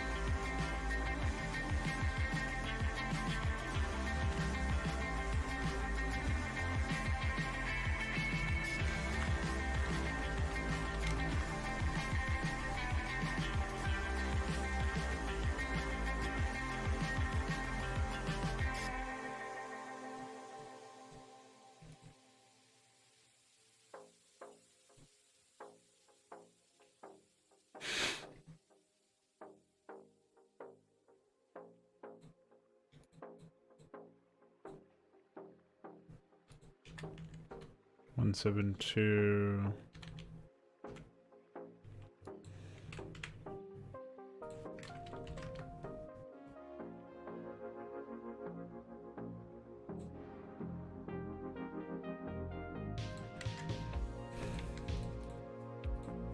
One of the most annoying things about modding StarCraft is by far the number of stupid limitations you have in the data arrays. It's going to be so good when not only do we have new tools that don't crash and don't have nearly as many software problems as we're seeing all the time in the Python modding suite and in Firegraft and everything else.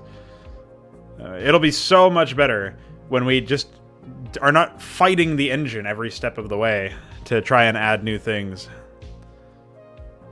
Like, what I would really love to see eventually is some sort of psychotic, like, Fraud Knight designed project where you can play a melee mod that has anime, police, void, Hydra, Terran, Zerg, Protoss, and like just every race that I'll go down and create. Like the Kenyans from Ahmed's stuff, the Zitsun, just like the frauds, like all this shit. Like the ability to just have an unlimited number of races, like that will eventually be the case. Like eventually we'll be able to do that. Eventually we'll have so many unit entries and data arrays will be extended such that we can do that. That is something that I would look forward to doing, just being able to do that.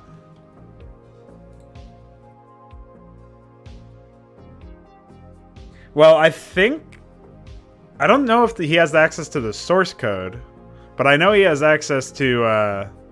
Like, it's developer licensed. I think he has to sign NDAs because he has access to the source code. I think that's how it works.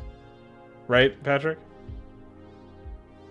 Yeah, every player plays as random, exactly. And, like, there's AI that runs and checks its race before running a script or something. You know, all sorts of crazy shit.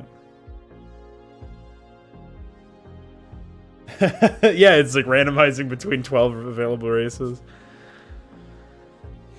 We'll get there, man. That's like a goal to strive towards, is that particular mod for Fraud Knight.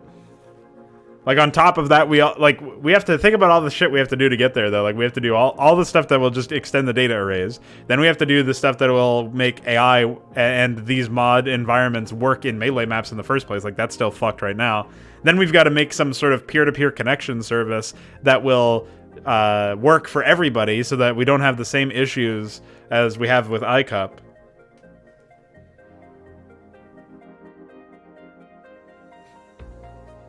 So, yeah, it's pretty psychotic. No, we were just asking if you have to deal with the same sort of shit, or if you have... I think you have access to the source code, from what I remember you telling me. Like, you have to sign an NDA in order to mod with the source code. With source access. But I could be mistaken.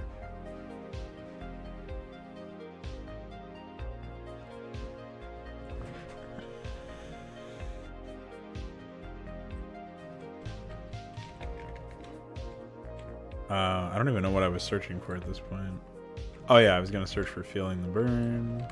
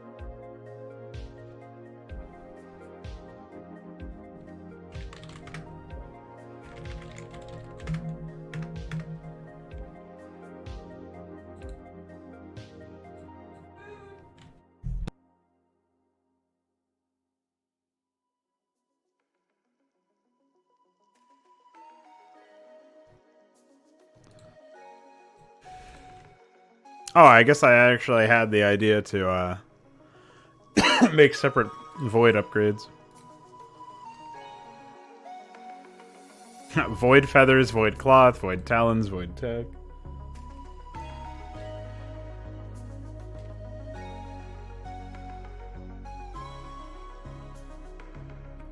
Yeah, exactly. That's what I was getting at.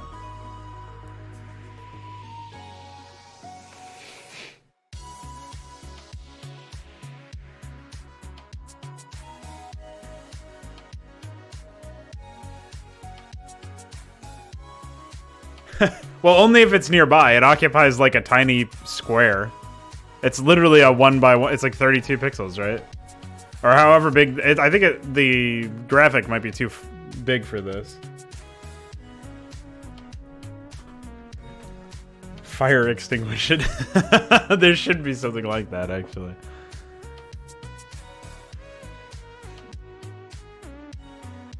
I don't think so. I think... Well, again, I think it's actually a bigger range than I thought it is. Let me take a look at what the dimensions of the graphic are.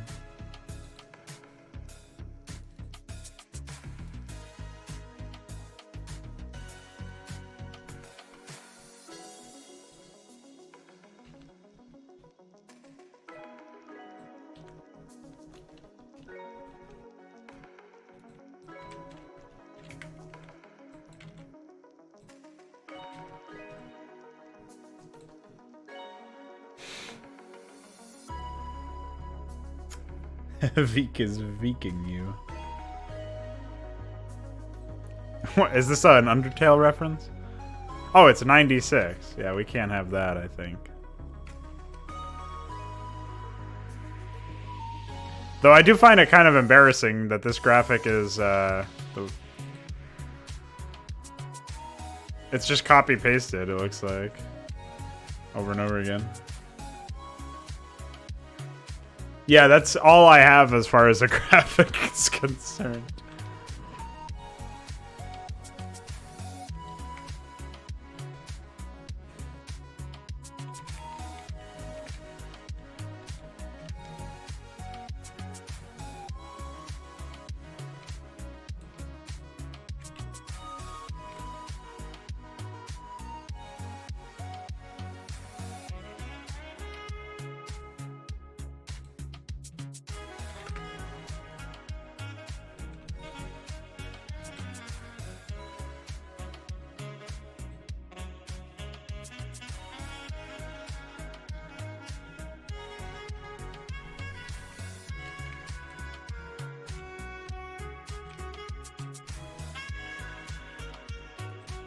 I think there were 11.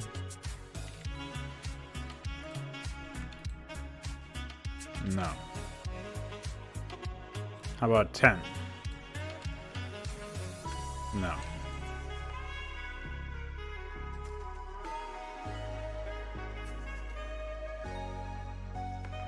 Oh, there's 14. I was way off.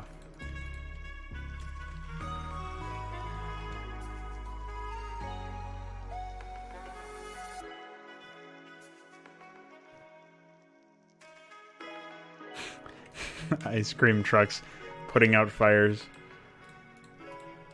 I do like that. There should be a fire truck graphic.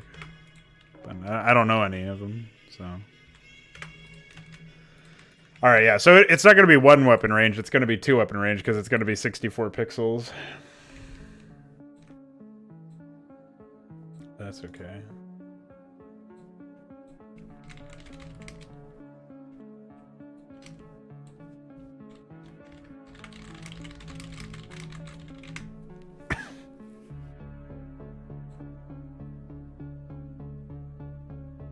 You're talking about the spider minefield or something? Or it's not a spider mine, but it's a minefield? Or what kind of bomb are you talking about?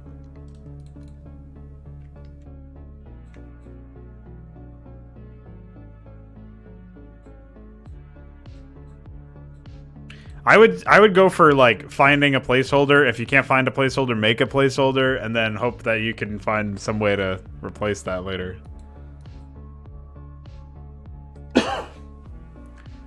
Well, is it an Imgul or is it a Sprull? Because if it's like a bomber craft, it like flies over and then the bomb drops.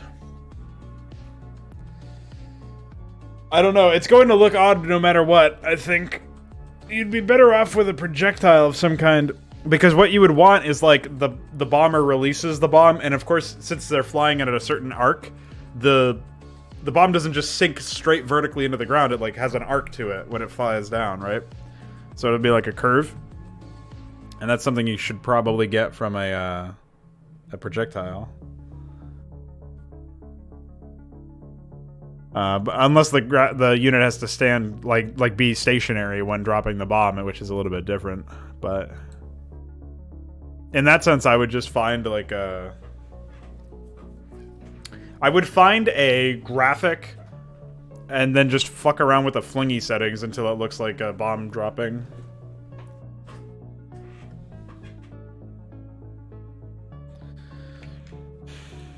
But maybe I don't quite understand what you're trying to do with it yet.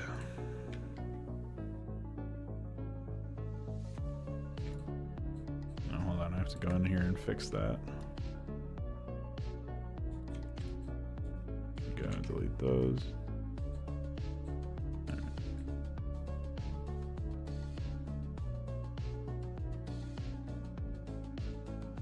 Well, yeah, but like, I just mean visually, what is supposed to happen? Is it supposed to drop vertically straight down, or is it supposed to have that arc? Because if it's a bomber, and it's flying at high speed,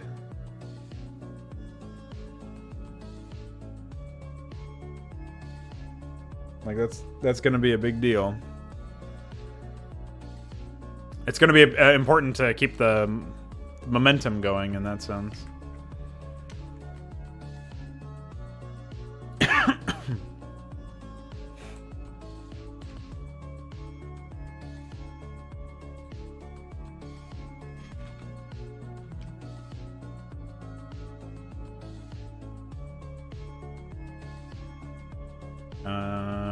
What was the other one? I wanted to fuck around with the side blades here, but I think I already did those.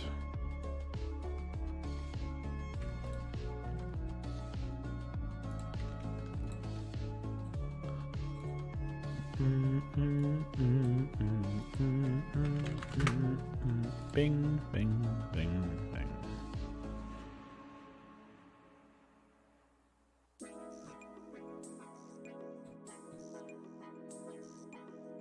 Oh. And then... Alright.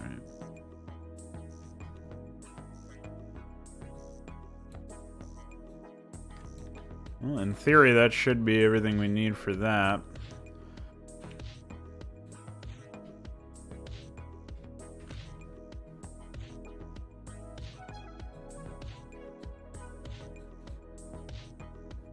Nothing personnel, kid. So feeling the burn is 31, below contagious kisses. Yeah, okay, so feeling the burn.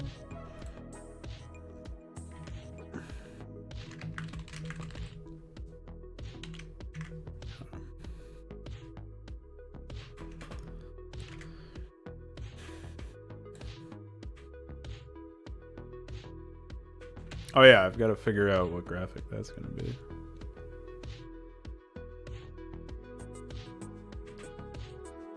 Yeah, like that. The thing is, if you're trying to show momentum, I don't know how you would do that in an IMGO. Like you'd have to be adjusting, or a sprawl. You'd have to have the graphic look like a bomb that's like laid out vertically and then dips, and that would have to be what the graphic is like the bomb dipping downward.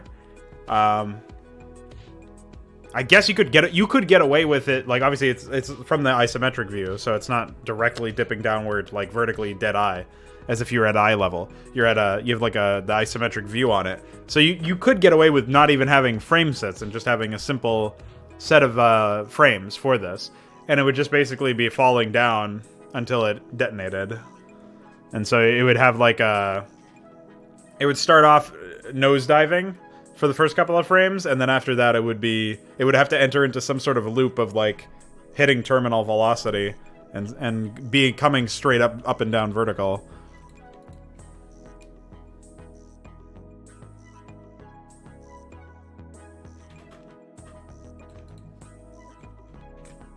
I still haven't figured out how I want to handle stuff like faction specific or faction limited units.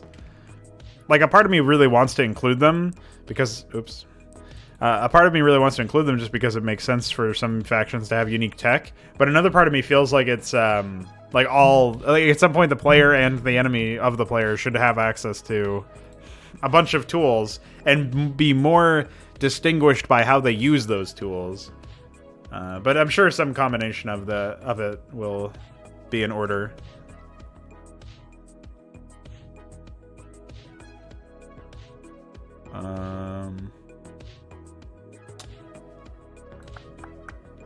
Okay.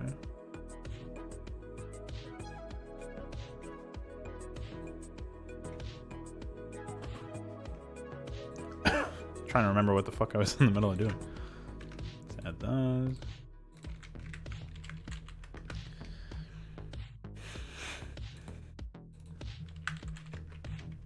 Oh, you know what? Now I remember. In PyDat, I was going in here and finding 1, 2, 4, and I was going to look for gamete meiosis.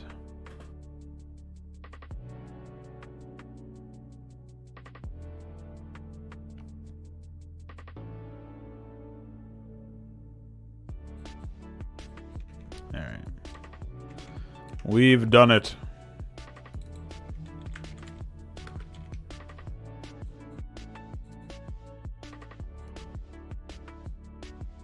So now I need to go into anime thingy, UIC.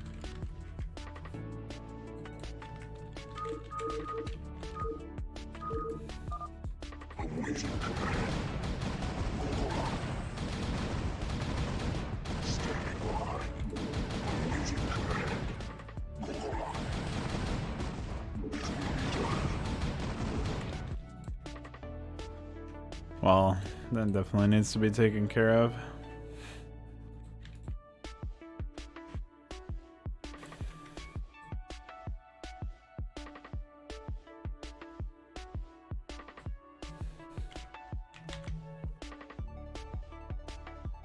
GameProc, GameProc.com.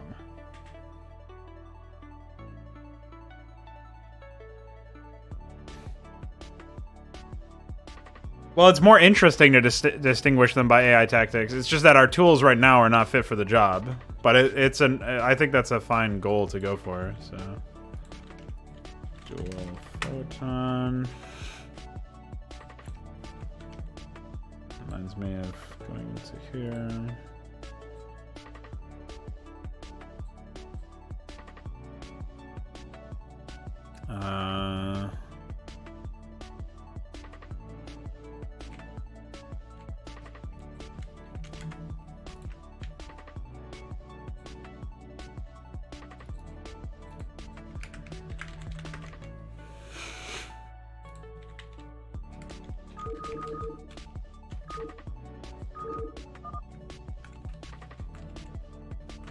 Yeah, the ones that were going to be super micro men.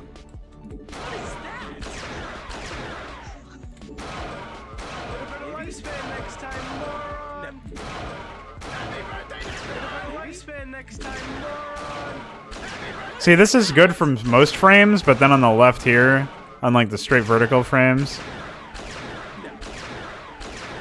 I don't know, it's kind of fucked up. I guess that's just what you get for having this many attack angles in the unit. I can be whatever you want me to be.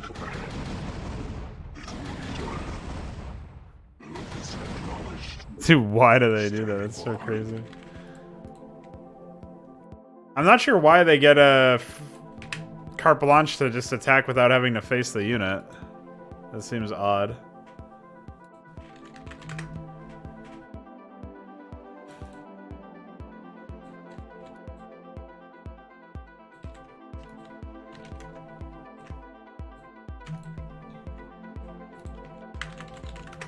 Oops. I've got to go find my script section.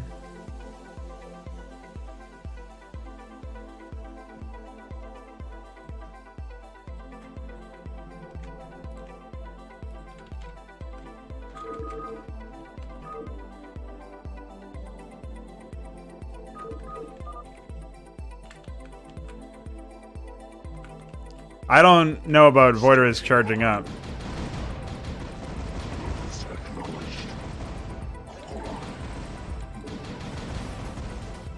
I don't know why they're able to do that. That's so weird. I didn't tell them to at all. And I also don't know why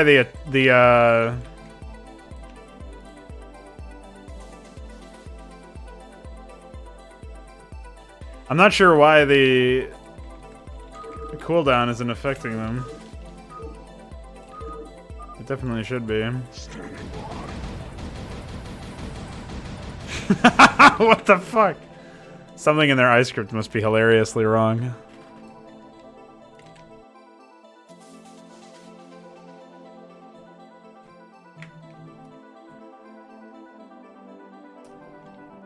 Oh! I had the attack with... That's funny.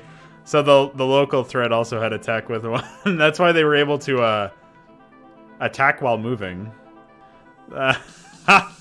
No fucking wonder. Alright, we should be able to deal with this. That's amusing.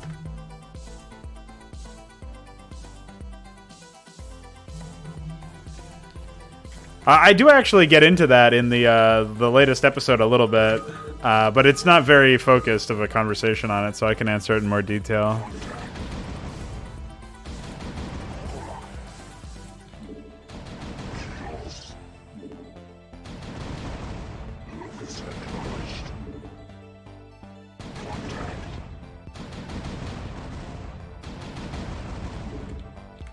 Alright, I'll jump back to 2.25 and then bump the range up a bit. And we'll test that.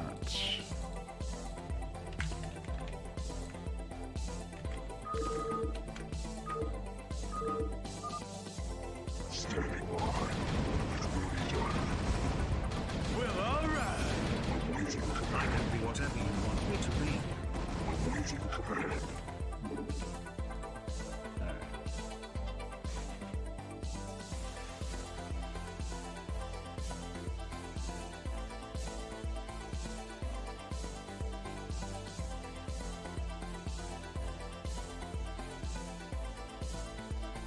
I think it's just what you're describing with the AI stuff is a problem more of perspective of players. Players are considered, like RTS players, right? Custom campaign players have been led to believe basically just garbage for most of their RTS experience. Like they've consumed mostly garbage for all of what they've played. It's just been terrible. Substandard at best, usually just atrocious. And like, especially in the Starcraft community. So you get into custom content of what we're trying to do, where we're trying to challenge the player.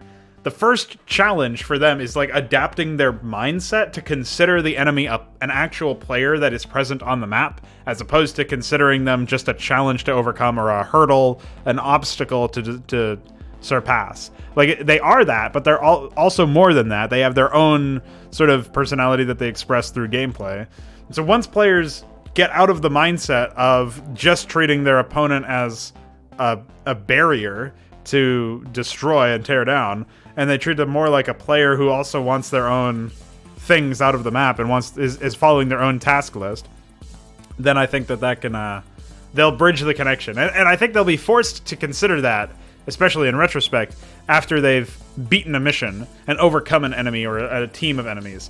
Like in the first Hydra Terran mission, to overcome players where one of them is sunken pushing you and the other one is spamming air and the other one is spamming like a mix and trying to infest command centers and stuff. Like that's sort of the personality of the Zerg AI. And then if they're playing in single player, they're getting the experience of whatever their two allies are. They're getting the experience of that. And that's, generally speaking, better as like a framework, and then the quality of the experience will dictate how much they have to think about that. And obviously the level of difficulty they have going up against the AI's personalities, butting heads with them, is going to dictate how aggressively they feel, or how much they have to think about and consider and conceptualize what the AI is trying to do, because they have to actually actively think about that when they're doing that. So, while I understand that on a surface level, if you're just looking at a playthrough of it, you may not notice that as much. Like if say like Jay Marino plays this, right? Obviously, a lot of people watch his videos relative to the rest of the community. So, like, really, it doesn't matter who it is, but whoever's watching a video playthrough of it, like, you got a lot of eyes on a Jay Marino video, and then you, like, most of them may just pass over it completely. Like, a high percentage of it may not realize that the AI has a personality. Maybe if Jay Marino mentioned that the AI had a personality, like there was commentary that dictated them and like made them think about that more, they might consider it more. But it may be something that at a passing glance, if you're not really in the weeds actually playing it and trying to experience it, like there's a significant chance that maybe you do miss it. But I don't think that it means that it's not worthy of a goal, or that it's somehow worse than just changing the number of units that they have access to, or the kinds of units they have access to. I think it's still valuable because the player is forced to learn and grow and consider tactics as well as arsenal. And so that is sort of my perspective on it. I think right now it's a problem of people are used to a certain setup. They're used to a certain kind of experience. And when you pull the rug out from under them and give them a different experience than they were expecting, obviously things are going to be different. So it's going to take some time for them to adapt. How do I get out of this?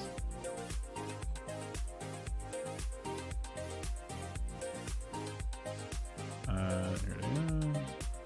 Anything else in here I don't need? No, I think that's it.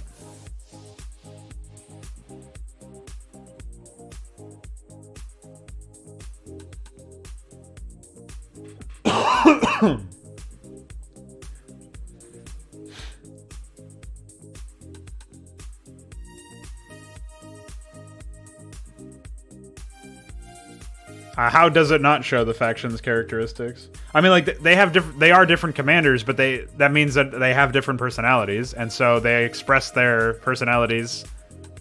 They necessarily must be different because they are different. They have different personalities, so they're going to have a different outcome on the map.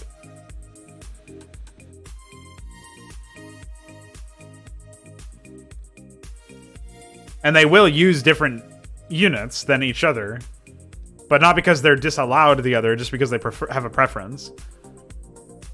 And I think that, well, in a pinch, you'll see them defend with whatever they can build and whatever they have. So they will still use units that they otherwise don't use too aggressively in attacks or whatever. But I think that that's a meaningful distinction. Just like a build order may preclude or include certain things. Yours, like an AI's personality, is going to dictate what units they favor and what units they use more seldomly, if at all. Yep. So, but we're not really talking about Arsenal anyway, though. We're talking about like what these players actually do on the map. So if you take unmodded Starcraft in terms of the tech tree, and you wanted to have a Tassadar personality and a Phoenix personality, and you imagine that they share pretty much every unit, and in terms of like their script uses every unit in the Protoss arsenal, or they use identical army compositions in terms of which units they use.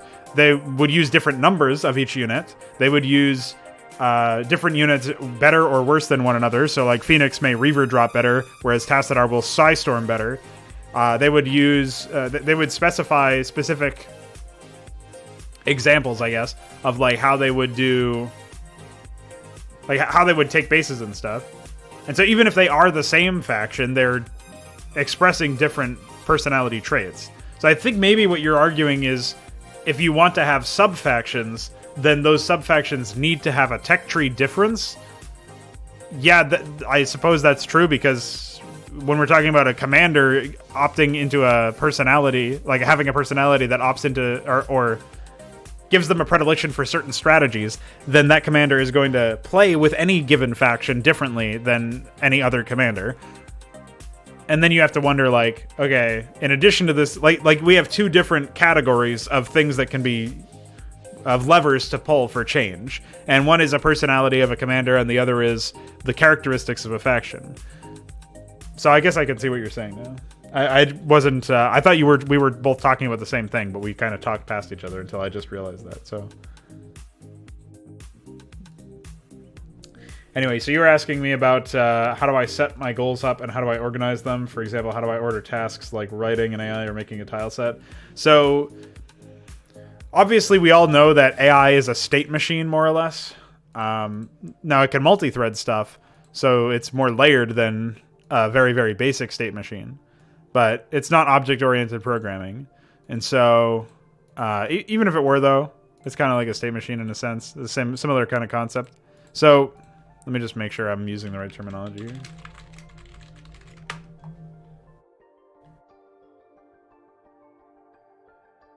A formalism for describing computation consisting of a set of states and a transition function describing when to move from one state to another. Yeah. So humans are also state machines, and this isn't just splitting hairs, but when you can conceive of yourself as a state machine in that sense, and you can automate a process of... Like, basically, when you have a habit, that's like kind of a state machine type behavior, a computational type behavior. You're saying... I wake up at 6 a.m. every morning. So every day I wake up at 6. So if time equals 6, then wake, right? Run functions. So like whatever you want to conceive of it as, but that's basically the idea is like habits are very similar to regular instances of computer code that always work based on the conditions. And so trying to be as consistent as computational code is actually an aspirational goal. Like it's something to aspire to. Is where you say, I want to be as regular as code can be. I want to do this every day. I want this to be a habit. Whenever these conditions are true, then I'm going to do this. So whenever it's 6 a.m., I'm going to wake up. And whenever it's X, I'm going to do Y. So the reason why this is important is part of your programming, part of the state machine shit that you've got to do is like, between tasks, you have to actively think to yourself, what am I trying to accomplish right now? How is this going to help me in the next, couple minutes, hour, day, week, month, year? You don't have to abstract that far out into like a whole year, but like thinking in terms of the present and not allowing yourself to drift off and getting into that meditative state where you're constantly sinking back. You're constantly like taking I give this example in the podcast, but basically it's like what meditation generally is you trying to focus on your breathing or something else that's like very basic, and your brain obviously wanders, your mind wanders, and so you just notice your mind wandering and you say like you undo that, right? You don't like get mad at yourself for not being able to focus or something. You just go back to focusing on your breathing and go back to thinking about your breathing or whatever the case may be. And so that's like an active thought pattern. So it's not really a habit. You can make it a habit to do that, but that's not by itself autonomous, right? Because you have to be deliberately thinking about that. But if you habitualize that deliberation, if you make it a habit out of thinking actively of what you're thinking, where your mind is wandering to, whether or not it's wandering in a positive direction, and odds are bringing it back to a more productive direction by going back to the present, that can stop you from worrying, like from dealing with pretty much anything. Like that helps with pretty much everything that you can think of. So, hold on, just getting another mix open. So, basically, the more you can actively think about what you are doing without obviously getting too far into the weeds, like it's a balance. But you basically want to be like right now I'm thinking, while I'm speaking this into existence, I'm obviously thinking about what I'm going to say next and what I just said and whether or not it all makes sense and ties into a nice sentence and makes a point that can be understood. But I'm also thinking about like, what am I going to do when I'm done talking about this?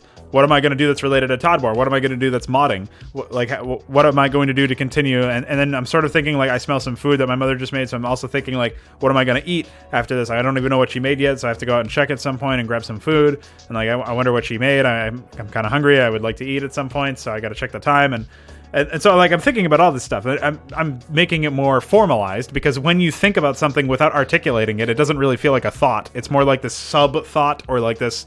Like, I guess if you quantify that as a thought, then you have to talk about something else as something more significant because you've articulated it. So it feels more real. It's more of a real thing. When you speak it into existence, it really is something that happens, or you write it down or something.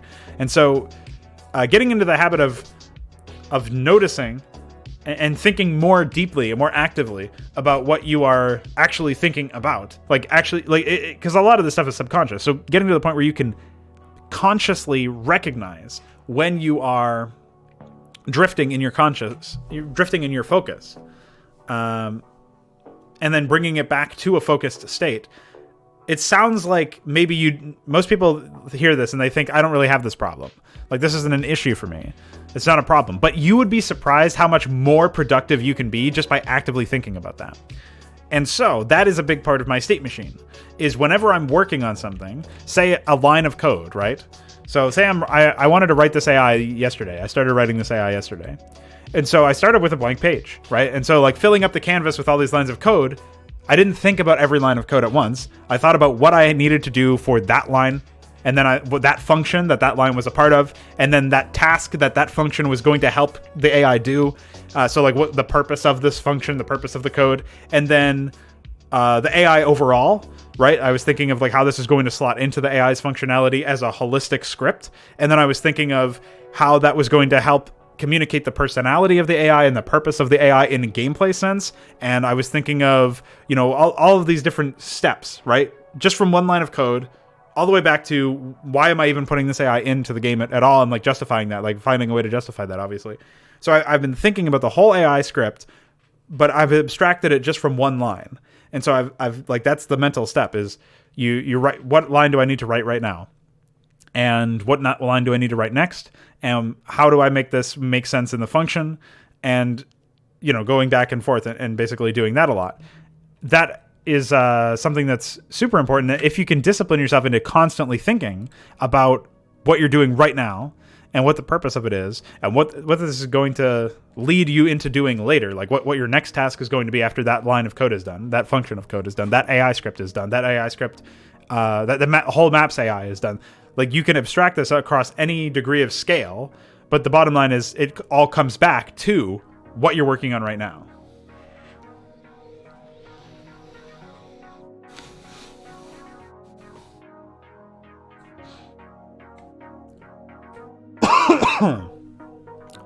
And so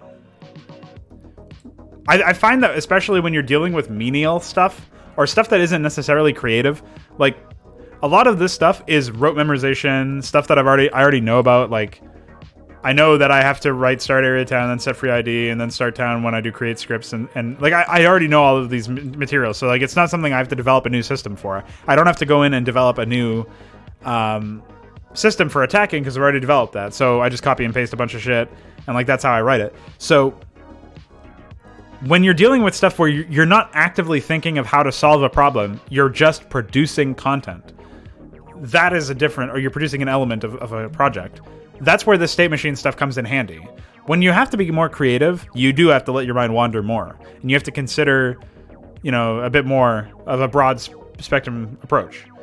But like, in that sense, it can benefit more to just adjust your perspective on the whole matter, and consider, like, obviously justifying the work that you're doing. Like, is this really necessary to do right now, or whatever? But also just like some other stuff. There's a bunch of other shit. So there's I still think that having a disciplined thought process where you stop yourself from drifting off too far can be useful. But I also think that it needs to be in spurts, like it needs to be in doses, and the scale of those doses depends on how disciplined you can be with your thought process.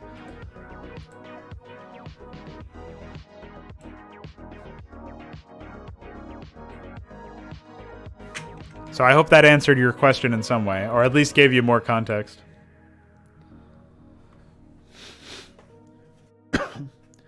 And yeah, I think that just only sorting through sprites that match a certain ID would be good, but I don't know if you can do that without technically sorting through every sprite. Anyway, with that, I'm going to go investigate the food, so I'll be right back.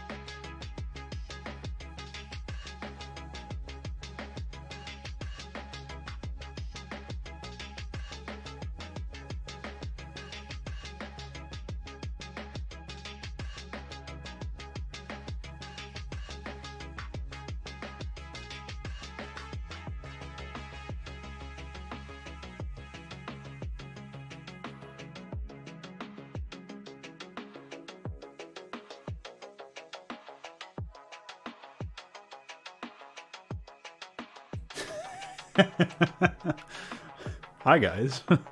Welcome.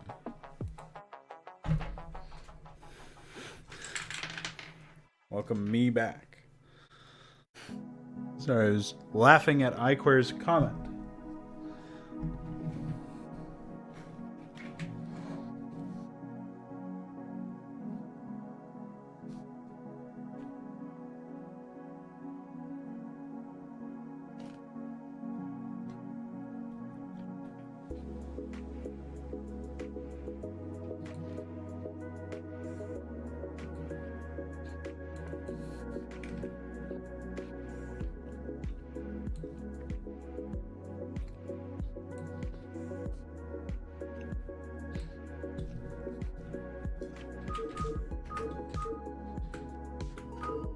I'll give you some stuff to look at here. Morning, sir. I've got our back. We'll go ahead and spectate the AI.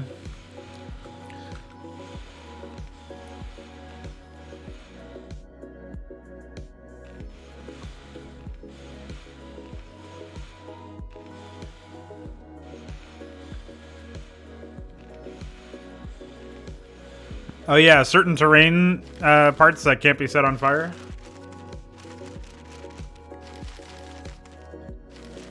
Oh.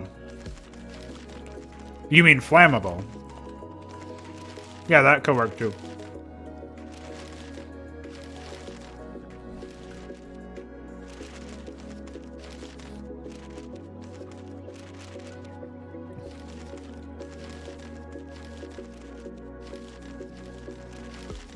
Yeah, I don't know if you saw that yesterday, where I made the crow black.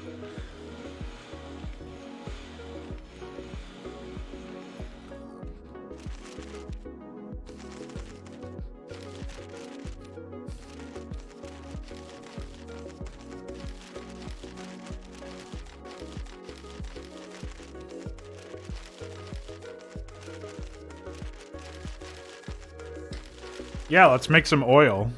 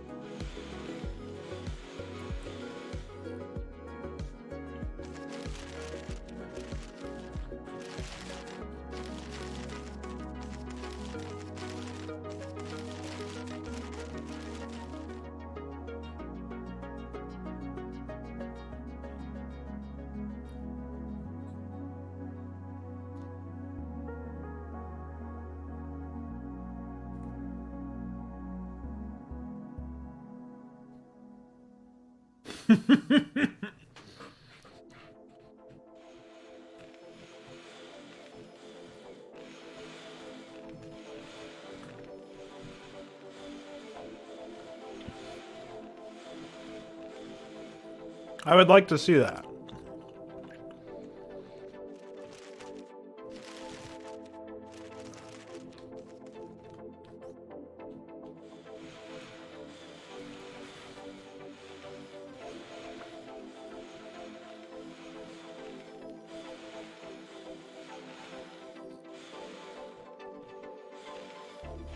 It would just spread very quickly.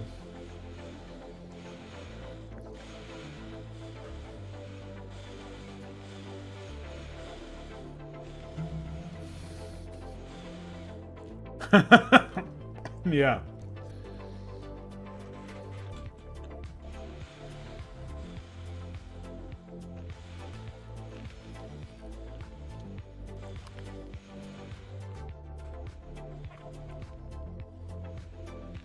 That depot is supposed to be for his expansion. I don't know why he builds it there.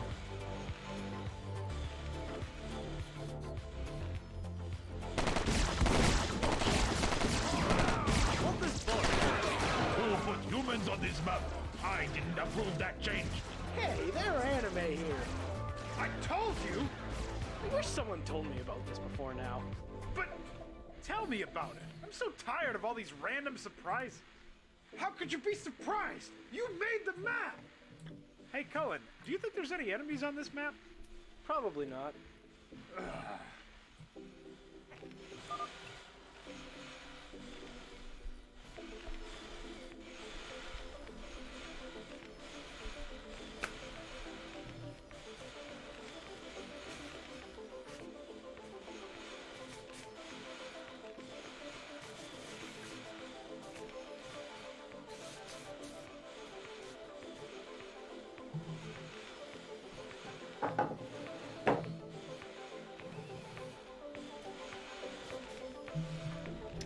Eventually it's going to be Steve, not Cullen.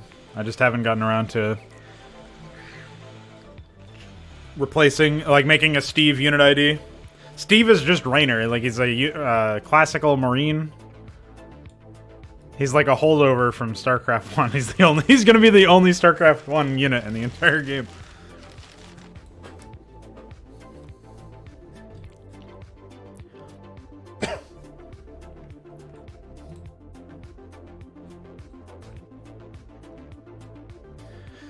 So anyway, I'm setting up an expansion. yeah, the it is true that it's slower in theory, yeah. You're just barking at me? It is slower to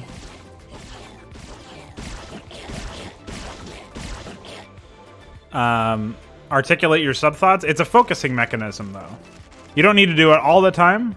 You can get pretty fast with it if you do it all the time, but it's not like a requirement in that sense. You don't have to do it every waking moment. It's more like if you're trying to get some work done and you get like there's something called flow state. There's something that involves stuff like that. Here, let me switch to my Yeehaw! I think it's this What one. does this guy do? He Yeah. 360 no scopes people. So basically, what we have here is like the idea of flow state. It goes back to the idea that you get more work done when you're really focused and when you're in the zone. Like there's a bunch of weird verbiage that like very nebulous stuff. People use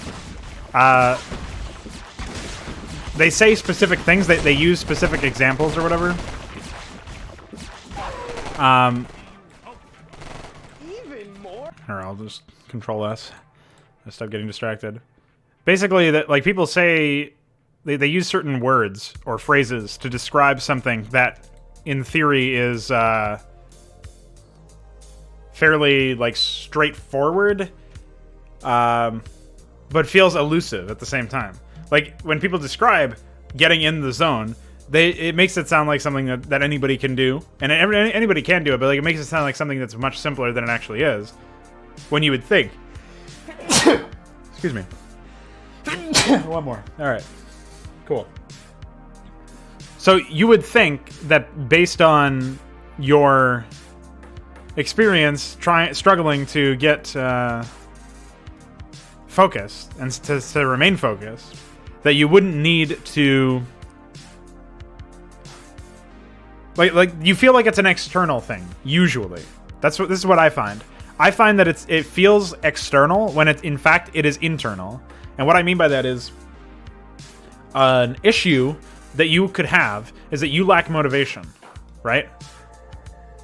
But deeper at the root of that is a sense that it's not purely external. Like you lacking motivation, you may at first immediately look at the concept of like my environment is not well suited to this, and there's things that I should be doing that I am not doing right now for some reason, and stuff like that basically. So it's like I'm distracted, I'm tired, I haven't had enough to eat, I've had too much to eat, I had not enough sleep, I didn't get enough quality sleep, I've got stuff to do that I don't want to do, and if I didn't have to do this thing, then I wouldn't have to do that. Like you basically make go through a list of excuses, and many excuses are legitimate, and yet you still could work through them. And so what I'm getting at with that is the mental focus forces you to sit down and block out everything that isn't going to help you remain on point and focused on work. So the more you can do that, the better you'll be, generally speaking. The better off you'll be.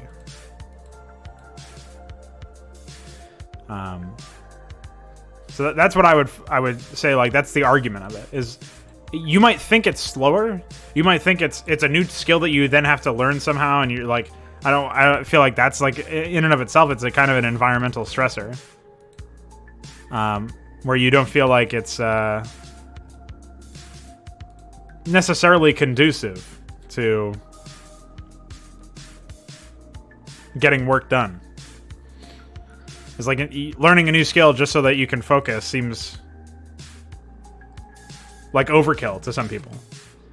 But this will, like, being able to focus mentally on it helps you with everything. It helps you with communication. It helps you with structuring your day out, so managing your time.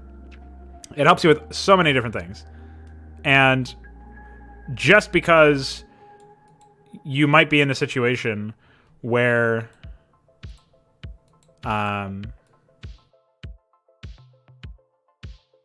there's a bunch of potentially legitimate excuses for you to not do work, that doesn't mean that you can't do work. And the flow state helps you ignore all situations. Even in good situations where there are no immediate environmental factors, people will still find ways to not do work. And flow state is like a way to get into the state of doing work.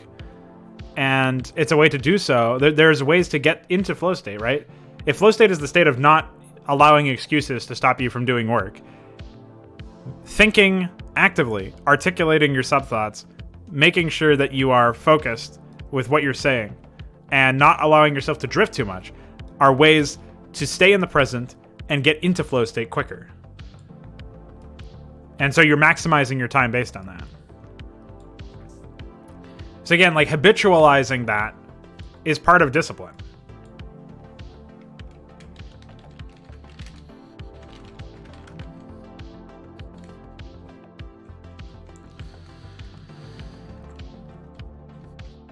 I think. That's what it seems like to me. Yeah, it doesn't look like Death Wish is researched yet. They do have a queerness, so they should be able to They should be able to be getting it down. One thing that I would suggest, iQuare, is a way to... a functionality that makes it so that when you have shared vision of somebody, you can see what's in their production queue. That would be useful for AI testing, but also just for seeing what your AI allies are up to. And I thought about this too. I thought about whether or not it made sense for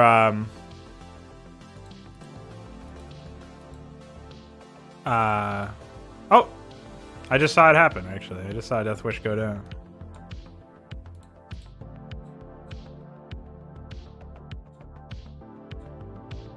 Hi, he's spinning.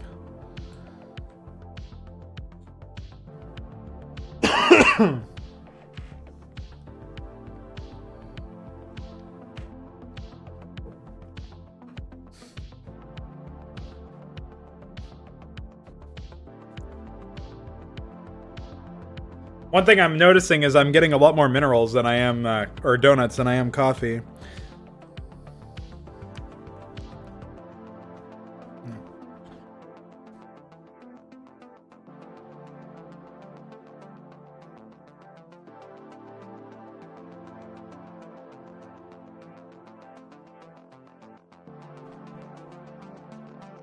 It should be a config option.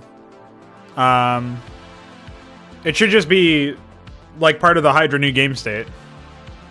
And I was also thinking about whether or not it made sense that if you had a detector in the field, you could also see into enemy queues.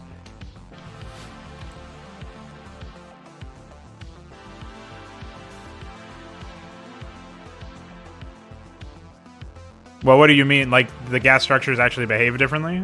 Because we already have... Obviously, we literally have different gas structures, so...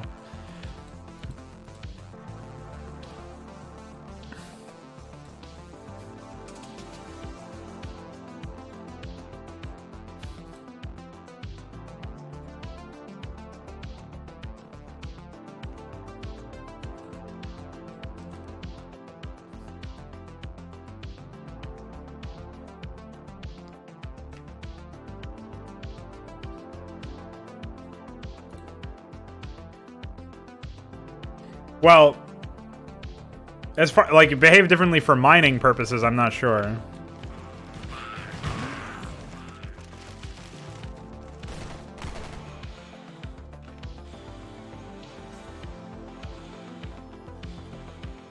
Spin. I think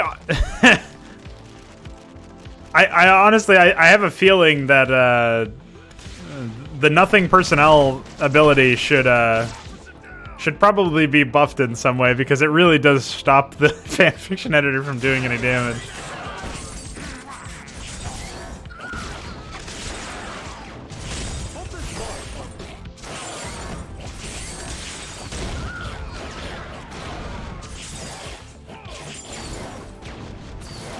I mean, they are doing pretty well for themselves, but even so. Maybe when they teleport, they should fire off a secondary projectile of some sort. Like a Seeker Spore type thing.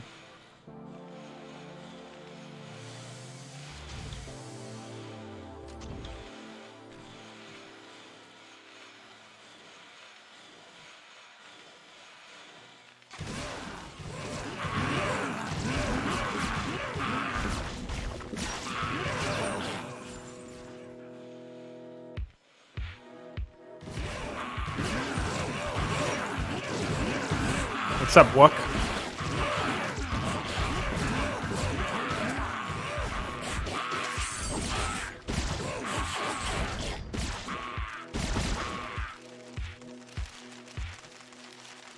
Three.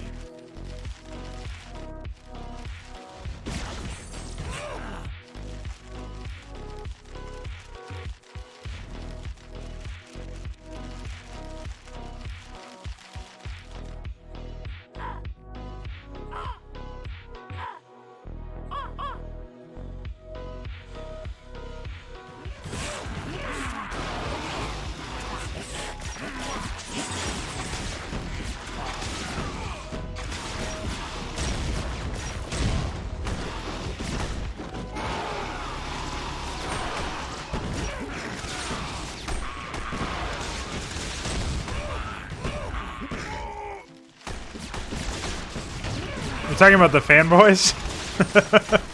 They have a pretty epic ability.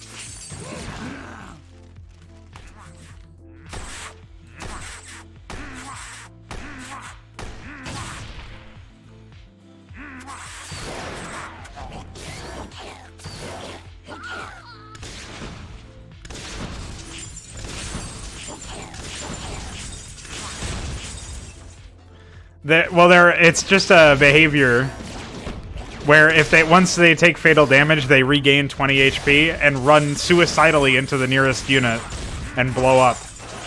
It doesn't deal that much damage yet.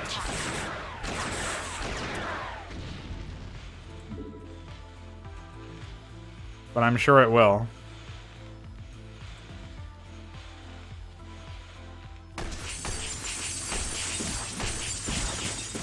Oh, Venom, by the way. I have to change that to Molotov. I'm pretty sure I already did, but I must have pointed to the wrong string or something. Ah! Ah!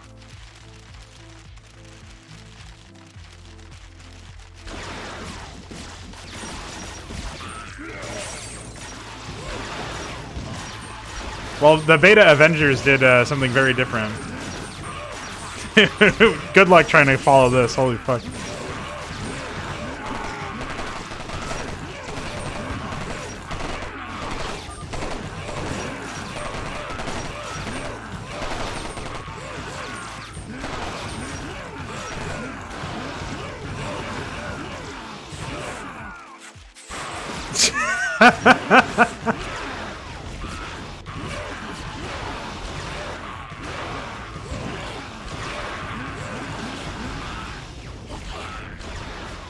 Ah!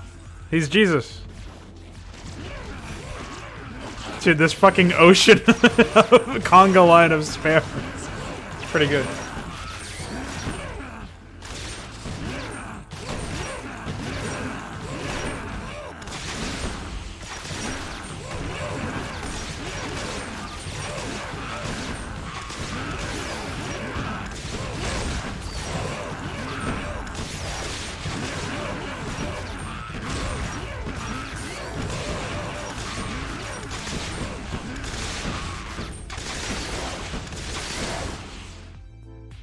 Amazing.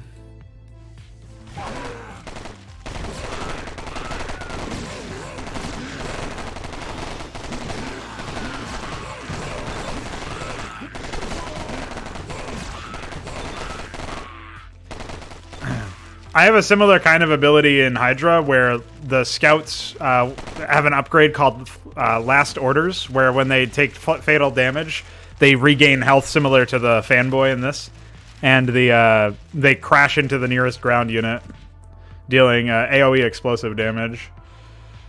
But they can be shot down. They're missiles that can be shot down, basically. I don't know how they keep spinning inside each other, but that's pretty hilarious. It was Overlords and Guardians they came out of.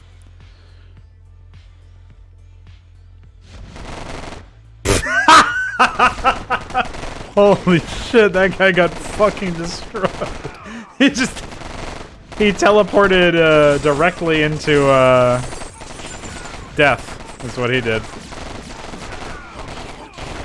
See, once Crack gets feeling the burn active, he'll be able to utterly annihilate most of these infantry squads with activists.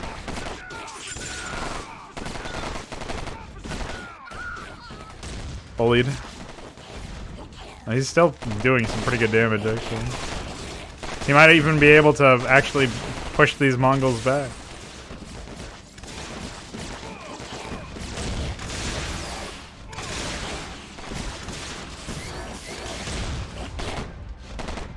Hi.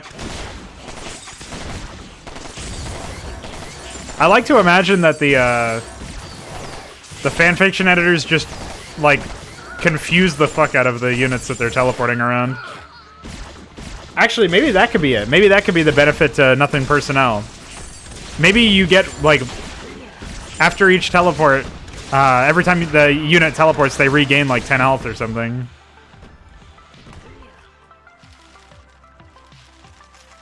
Or they get increased life regeneration or I don't know. Something like that. Bye. Well, mission unsuccessful, I'm afraid. I'm pretty sure this is a perpetual stalemate, by the way. And yes, the Last Orders upgrade is implemented. Although I don't think I've actually seen it in action yet.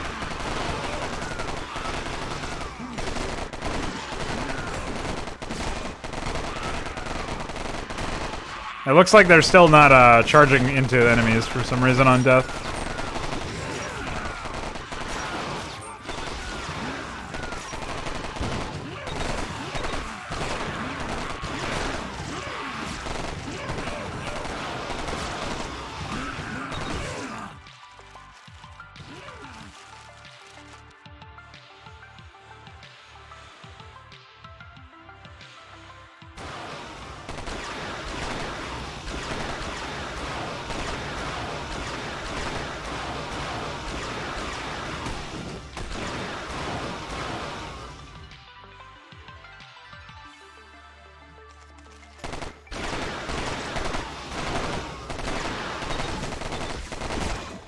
Annihilated.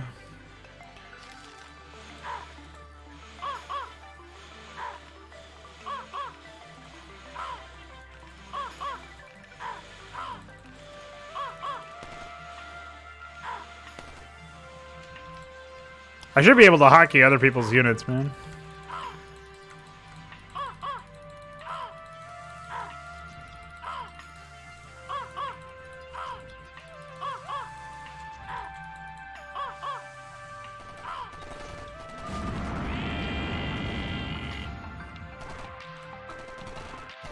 Shoot.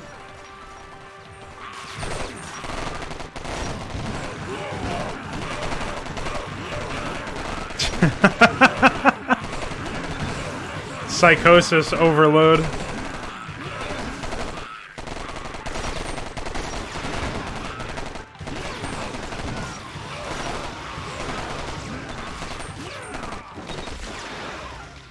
I'm not having any random chance, least of all a random chance to fucking nuke the player when they kill a crow.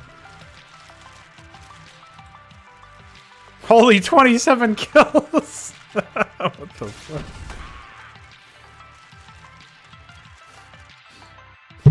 Oops. Crow sounds should have gameplay effect.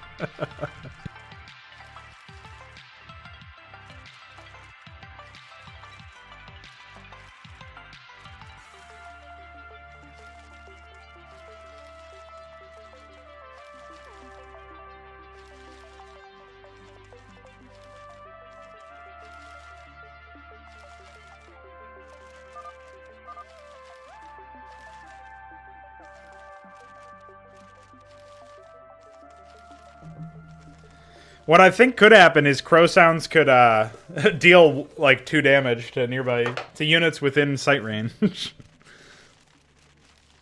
Or 3, because 3.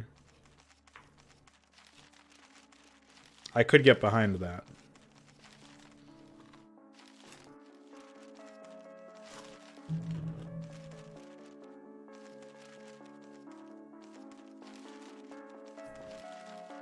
Dude, I'm getting covered in powder over here.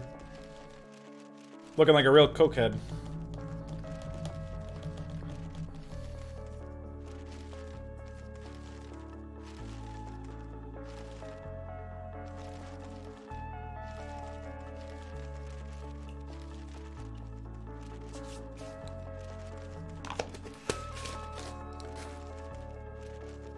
It doesn't help that I used to unironically, like, grab all this shit off of my desk and, like, all the powder that would get on my desk, which is a black table, so, like, really shows. But I would oftentimes grab it and just start rubbing it on my teeth as, like, a joke.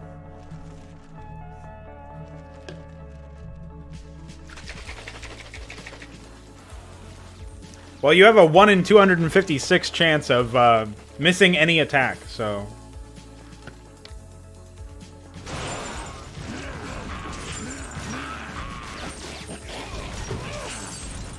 Random chances shit.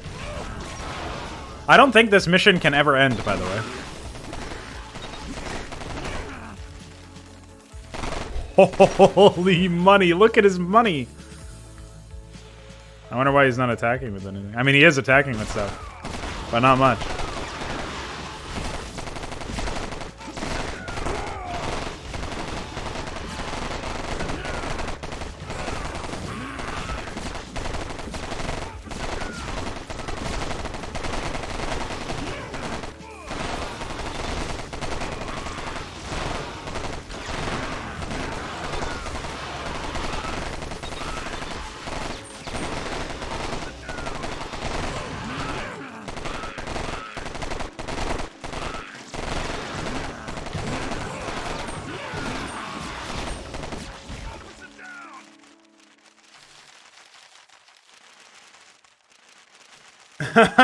Yeah, exactly. I don't think this can ever end, by the way. I'm pretty sure that's a perpetual stalemate, so... I guess that's good in some senses. Means the player really has to do stuff. Alright, so, let's take a look at our Todd list here. So we've done a little bit of AI for the Void, set up the framework around the Cullen equipment.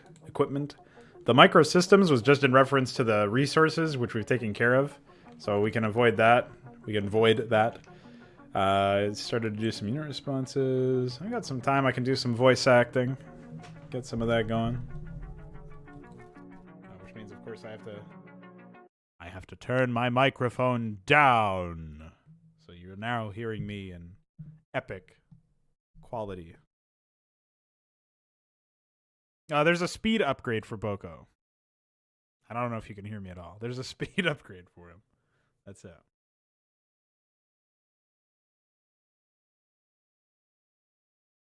So far.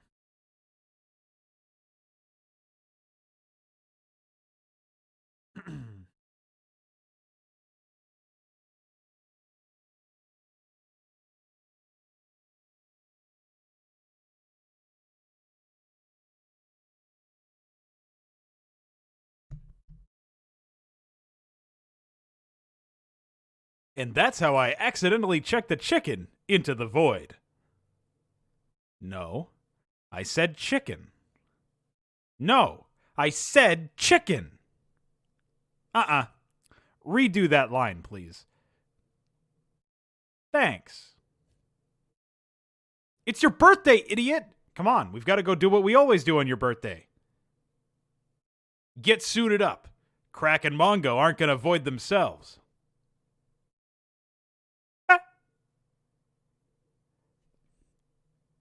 Hell yeah. Last time you had a base, you ran around the entire map dogging your enemies, and your base died in 20 minutes. You have lost your base privileges, mister. Yeah. Wait, where's Cullen? Quick, check if the window's open. Never mind.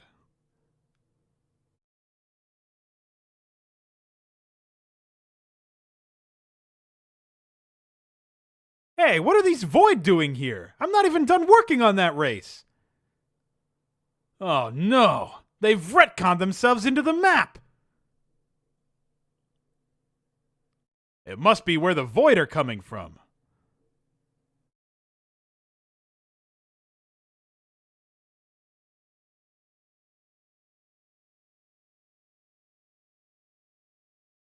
The destruction of a Rainer portrait.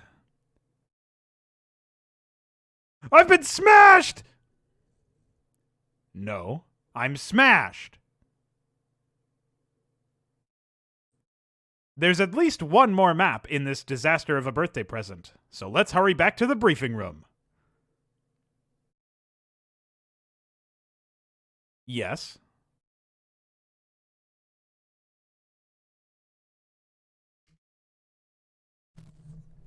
There's a lot of reverb in this room, unfortunately, that I can't negate without some really silliness.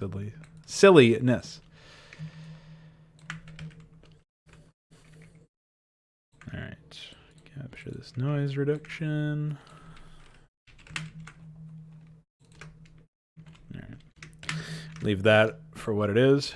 Just save this as M1 Darien Raw. And we're going back to the low volume. So I can voice act as Steve. Ground units for Zerg, you mean? It was Gora, Boko, Gatherus, Artist Yosef, Sagaro, and I feel like there was one other. Maybe it was just Sagaro. Sagaro was like the Psystorm, the little crab thing. I should port that at some point. So actually, before I do this, the problem with Steve specifically, as far as his voice acting is concerned, it basically was just me in the map. Like that was the voice acting direction was just like a slightly less like sarcastic me. So they're going to be very similar, and I don't know how that's going to turn out. So I guess we'll wait and see.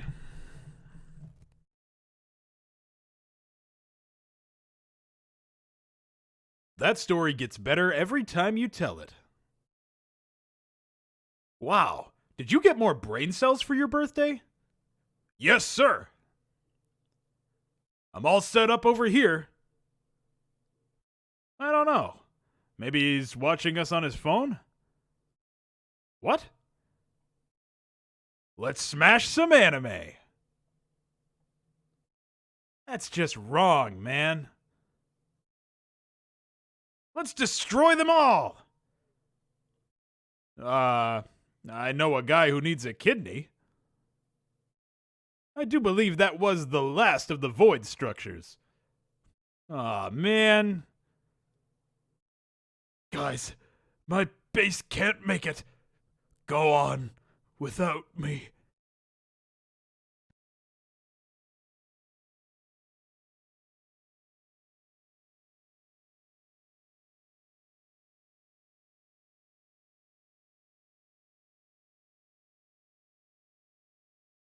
They've been driven away by our awesome power.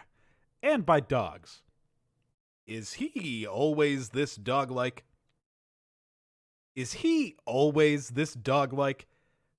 That's what I thought. Oh boy, briefings. That's because we lost. Now we're unable to command our troops. I seem to be under attack. Drive back the anime. Here we stand, united against the anime. What did I ever do to you, besides attack and kill your men? I'm under siege! Fight back, men! We can still choose to not watch anime. I don't want to watch Dragon Ball Super.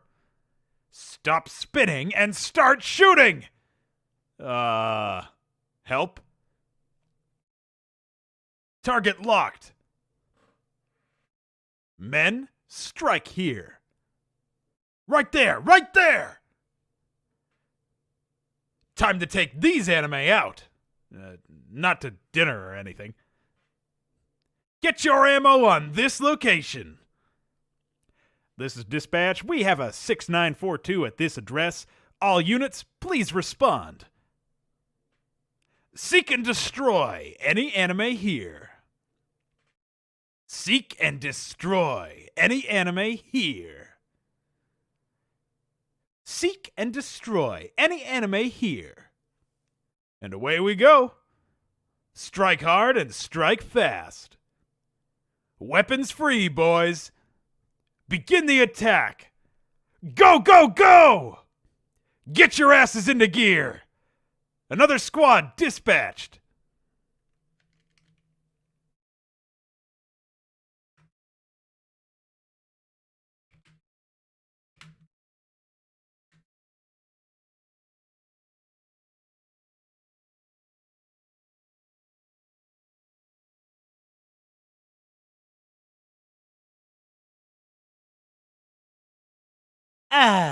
Remember me? It's Mongo.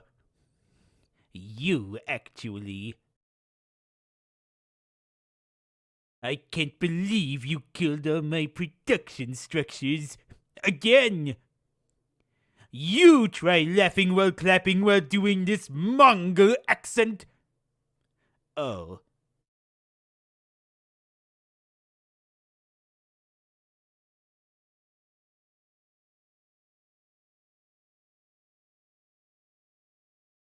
Fear my memes. Fear my memes. Suffocate on my Reddit accounts. Die by my enemy. When I'm done, you'll be the one laughing while clapping. It's me, Mongo. And those are my men, idiot. I'm just calling to tell you I clicked share on this meme. You should be getting it soon.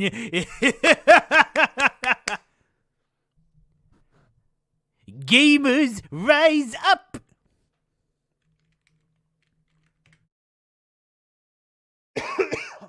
Man, that voice does things to me.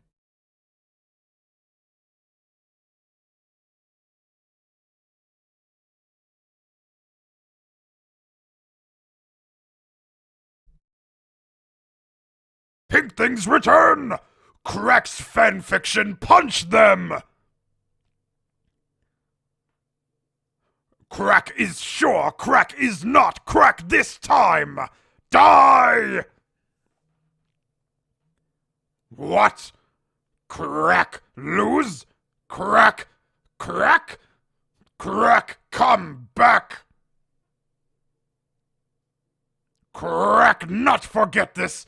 Crack punch Pink Things in face! Later! Pink Things not live long! Crack smash!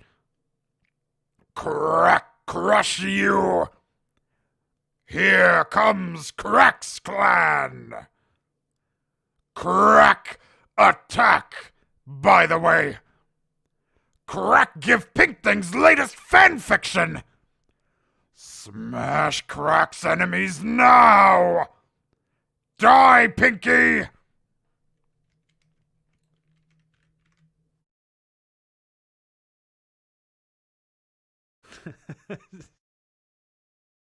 That is accurate, Wucker.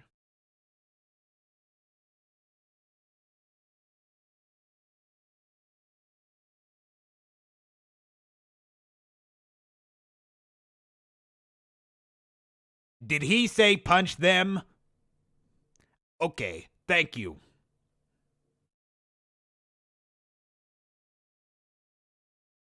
Yes.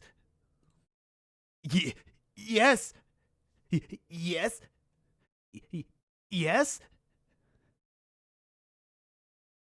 All right. Well, I think that's everything for this map. I don't think there's any others.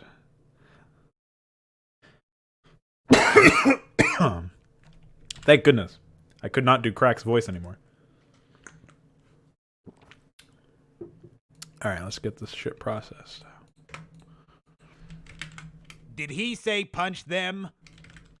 Okay, thank you. Thank you. I have this bad habit of breathing directly into the microphone as soon as I finish a line. I try to fix that in post. Usually it works out. Yes? Sometimes it's good, like this fucking breathy Mongol that can't form a sentence without sounding like a cuck. It's good for voices like that, but... Yes? Yes? It's not great for anything else. Yes?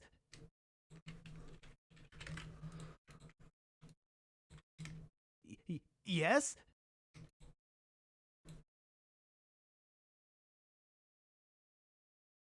Yeah, my brother does his own voice acting. He what he sees is just a blank script, and I fill in the context if necessary. So he just sees only his lines. It's a way to avoid spoilers. All right, so this is extras. Pink Things return! Crack's fanfiction, punch them! Crack is sure, Crack is not, Crack this time! Die! What? Crack lose? Crack, Crack? Crack come back! Crack? His voice is always funny to me. Pink Things return! Crack's fanfiction, punch them! This time, die! Crack lose? What?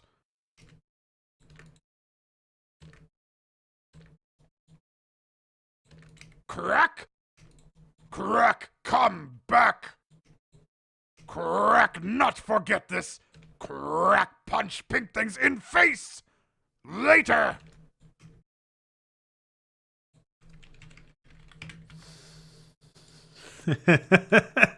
Well, so the plot of the original like take of this was I wasn't going to do any micro stuff at all, and I was just going to use the existing. I was building on the tech trees, and then I was just going to make a bunch of maps. So more content, but less like robust content. It was going to be kind of like a quantity over quality thing in that sense. And one of the ideas that I had was eventually you would subjugate Crack because I already had plans to subjugate Mongo, and he would be an ally, or at least he'd be on your team even if his forces didn't survive. So there's going to be some bank data there.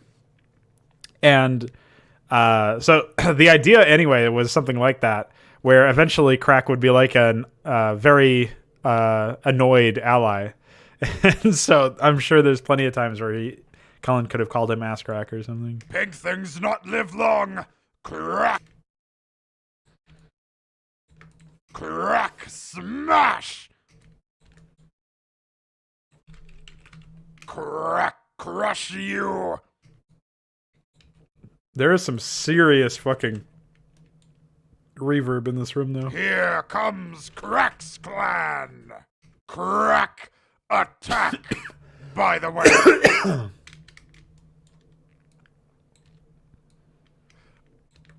Attack!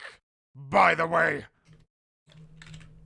Crack give Pink Things latest fanfiction! Smash Crack's enemies now! Oh.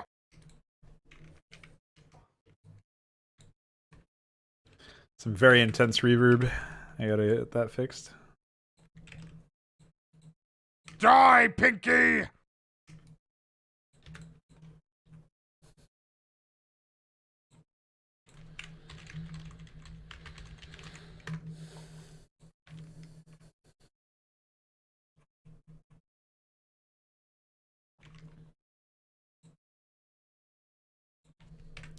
Can't believe I typoed it in my own fucking description.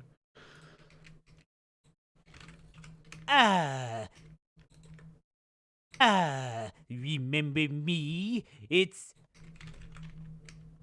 Mango. You, actually. I can't believe you killed all my production structures. Again.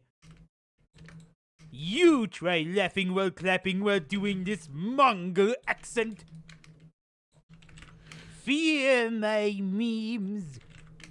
Fear my memes. Fear.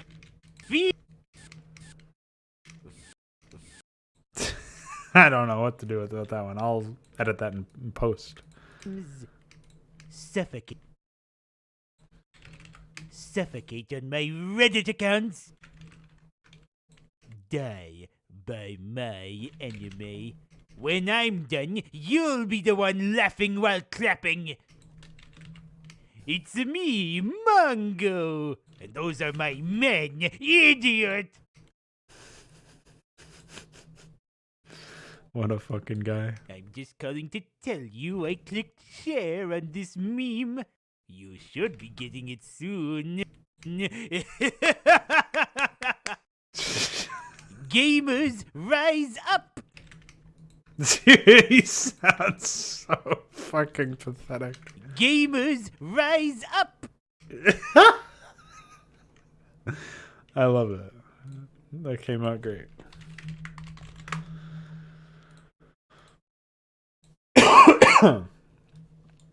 Alright. Steve probably has the most lines, if I had to guess. That story gets better every time you tell it. Wow. Did you get more brain cells for your birthday? Yes, sir. I'm all set up over here. I don't know. Oh, really? It does? I had no idea. What? Let's smash some anime. That's just wrong, man. Let's destroy them all. I know a guy who needs a kidney. I do believe that was the last of the void structures. Aw, man. Guys, my base can't make it. Go on without me. They've been driven away by our awesome power. And by dogs. Is he always this dog-like? That's what I thought. Oh boy, briefings. That's because we lost. Now we're unable to command our troops. I seem to be under attack. Drive back the anime. Here we stand, united against the anime.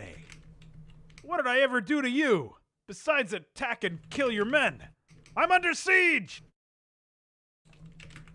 Fight back, men! We can still choose to not watch anime. I don't want to watch Dragon Ball Super! Stop spinning and start shooting! Help? That's the classic. The help. Target locked. Men, strike here. Right there, right there! Time to take these anime out. Not to dinner or anything. Get your ammo on this location. This is dispatch. We have a 6942 at this address. All units, please respond. Seek and destroy. I had to take like... Seek and destroy any anime here. That was like the third take. Third time's the charm 3. And away we go. Strike hard and strike fast. Weapons free, boys. Begin the attack. Go, go, go! Get your asses into gear. No, 6942, dude. Another squad dispatched. Alrighty. Oh, wait. I don't want to do that one, right? Pretty sure that plugin still crashes. I haven't tested in a while.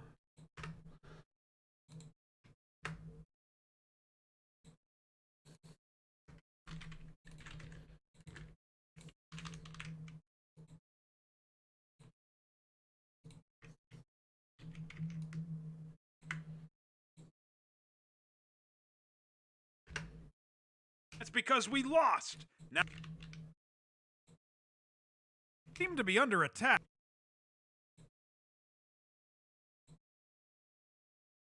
Let's smash some anime. Sells for your birthday? Yes, sir.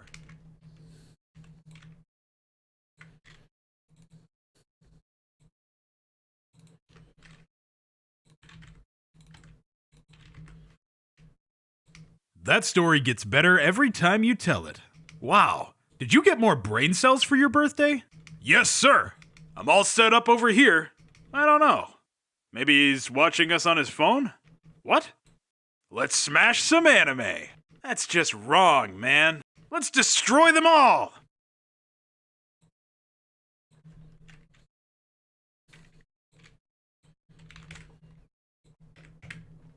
All right, so I'll have to add some radio effects to that one later.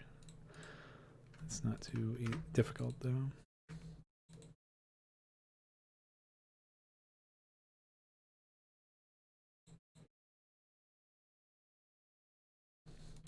Ah, remember me?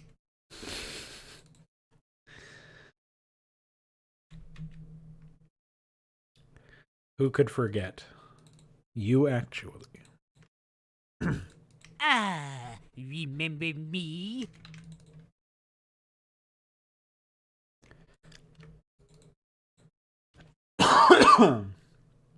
Ah, remember me? It's...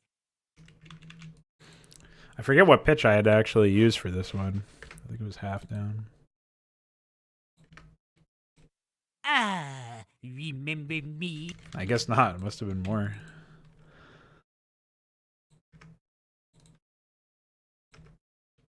Ah, remember me? It's Mongo.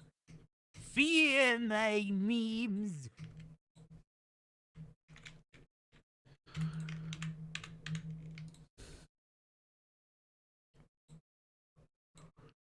Guess I just can't use that one.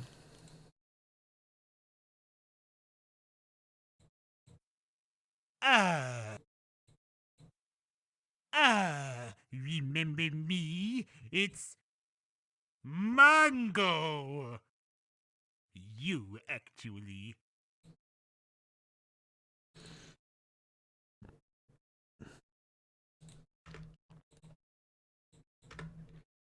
Ah, remember me? It's Mongo. You actually. I can't believe you killed all my production structures.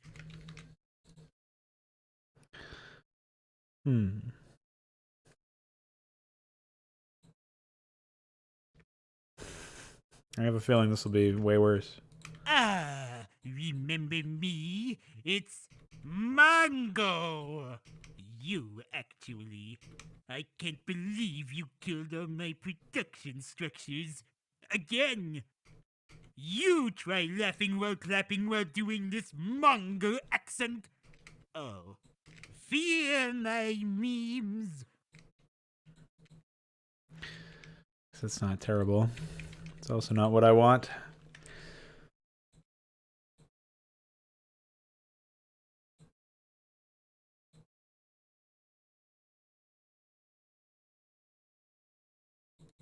What if I just do this? Ah, remember me? It's... I can't believe you killed all my production structures. Again! Mongo! You try laughing while clapping while doing this Mongo accent. Oh. Fear my memes. Fear my memes. Suffocate on my Reddit accounts. That's better.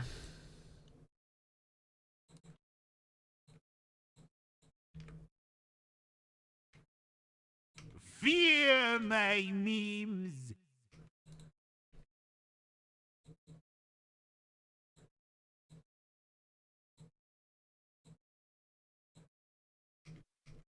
Ah.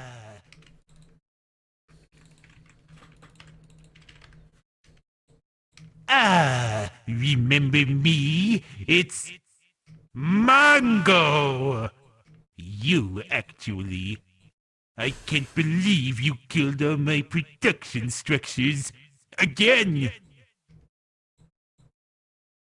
I'm just calling to tell you I clicked share on this meme. You should be getting it soon.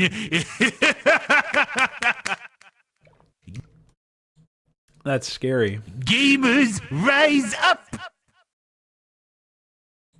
Fear my memes! Die by my enemy.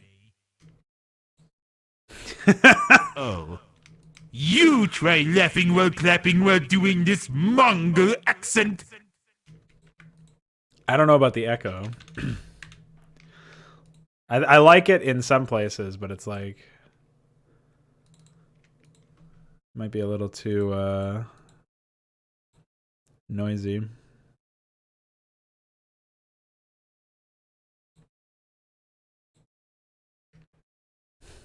This one's more noisy, I would imagine. Yeah. Ah, remember me? It's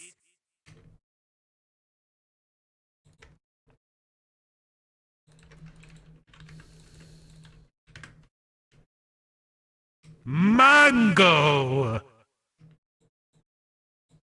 You try laughing while clapping while doing this Mongol accent.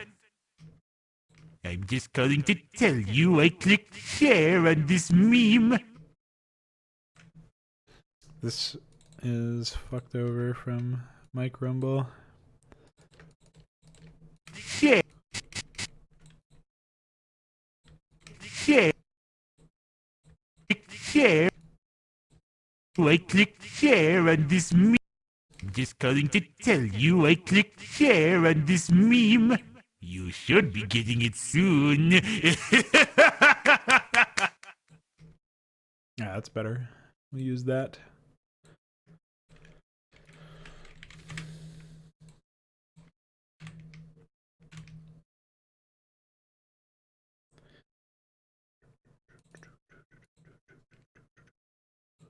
Pink things return! That's psychotic. Pink things return! Crack's fanfiction, punch them! Crack is... Pink things return!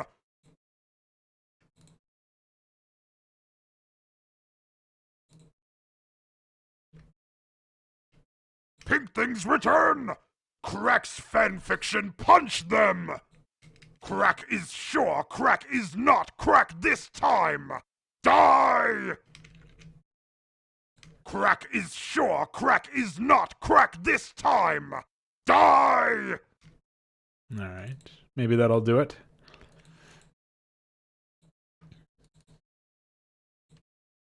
Pink things return! Pink things return! Crack's...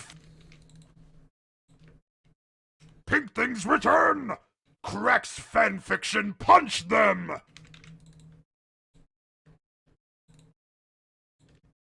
Pink things return! Crack's fanfiction, punch them!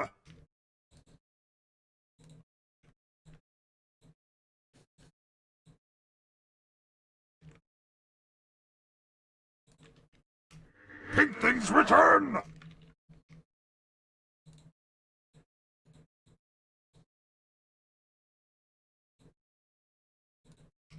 Pink things return!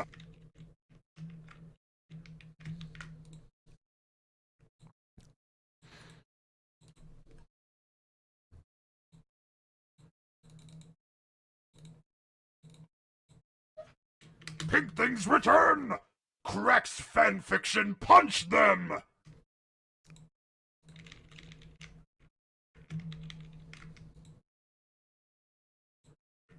Oh, I just realized I never did the Mike Rumble Graphic equalizer. Oh.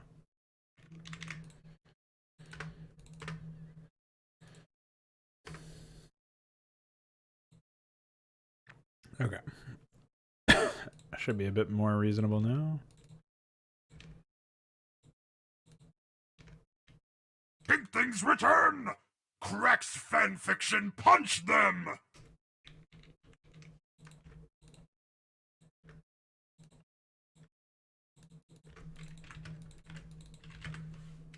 Pink things return! Cracks fanfiction, punch them! Crack is sure, crack is not, crack this time! Die! What? Crack lose? Crack? Crack? Crack come back! Crack not forget this!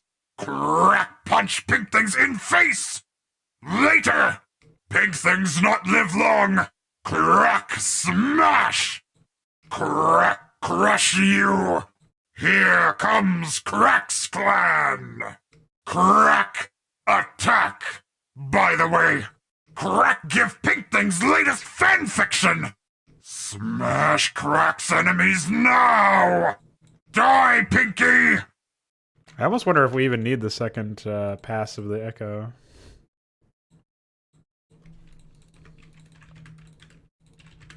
Pink things return!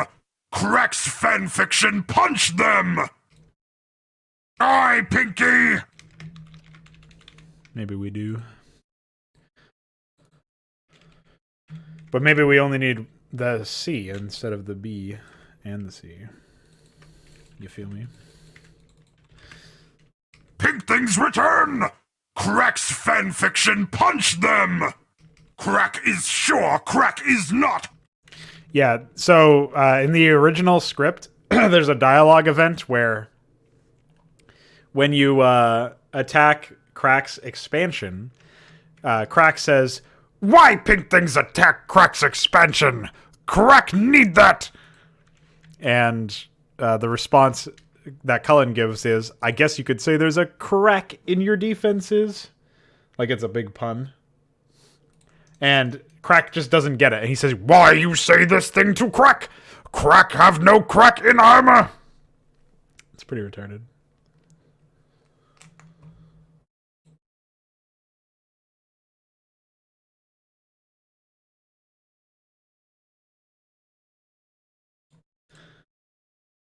So that's that. So basically that became this bit where Crack gets yelled at for being cracked out. And so that's like I wrote the script as if like Cullen would remember some of the lines from before, just like the jokes in general. Pink things not live long. Crack smash. All right, I'm happy with how that turned out. What is left? Oh, just me actually. Did he say punch them? Oh, these are the extras.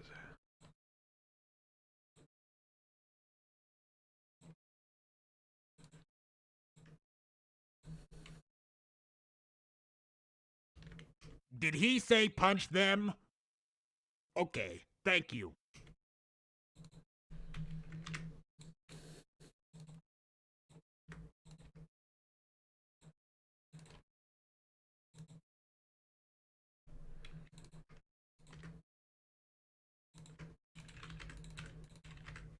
Did he say punch them? Okay, thank you. Okay, thank you.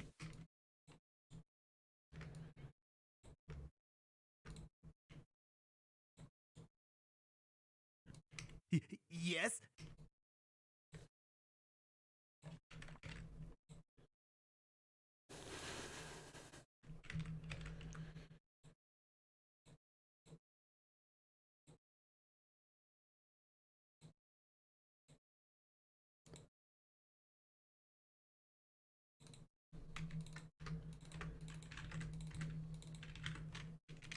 Yes? Yes? Yes?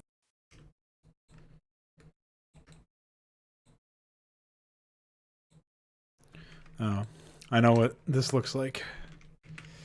That looks like something that's about to break and crash the program. For some reason, trying to silence the Yes.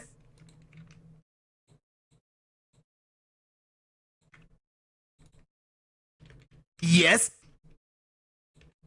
Yes. trying to silence at the end of the waveform usually breaks shit.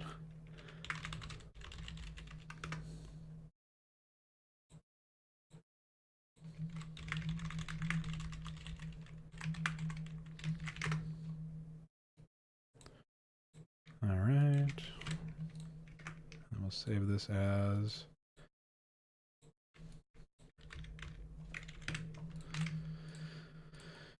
Okay.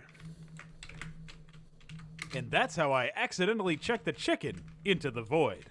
No, I said chicken. No, I said chicken.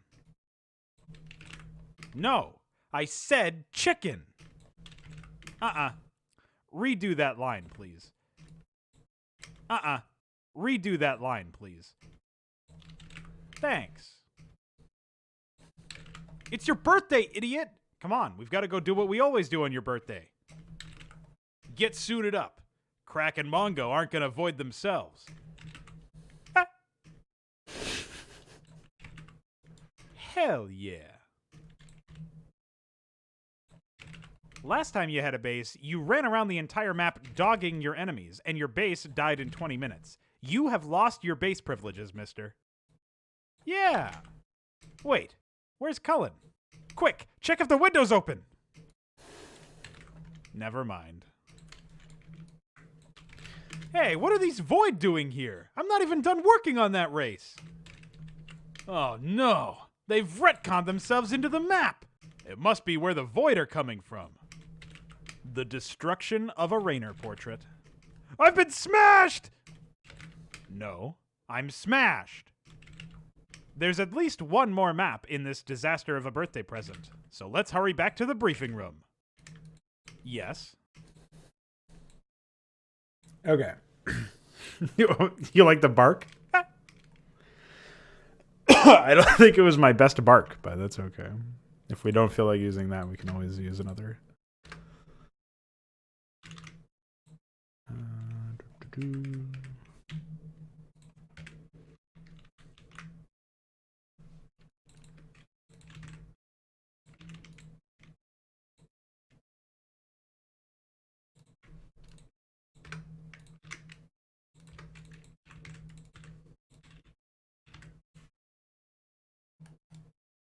Yeah, I was thinking of doing that one. And that's how I accidentally checked the chicken into the void.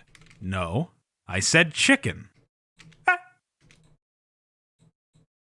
Hell yeah. Last time you had a base, you ran around the entire map dogging your enemies, and your base died in 20 minutes. You have lost your base privileges, mister.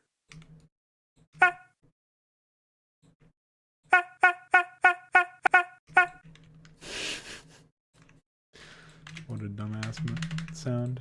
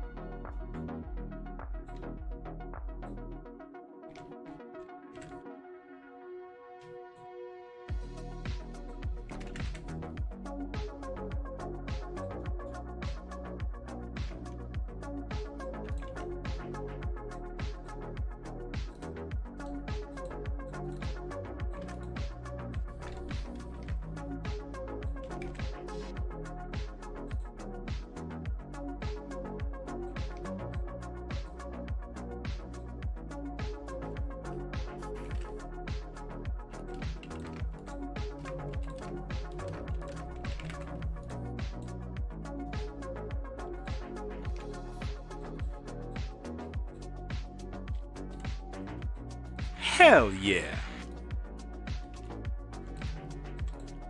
Last time you had a base, you mister.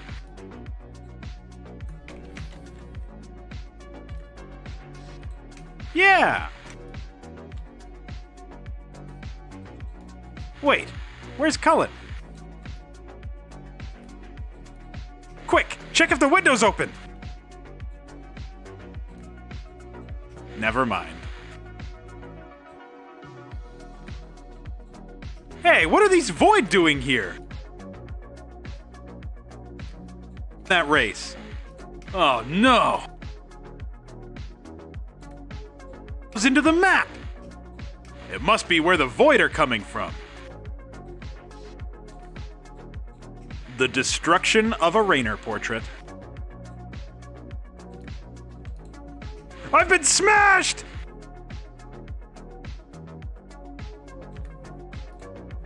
No, I'm smashed. There's at least the briefing room.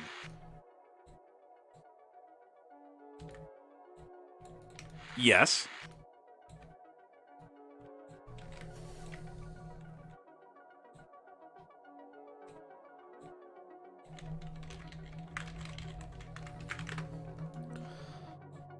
Thankfully, I don't really have that many lines. There's not really even that many individual dialogue events either.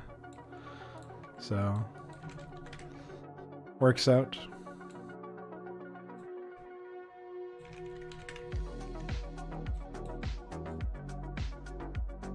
Quick, check if the window's open. Never mind.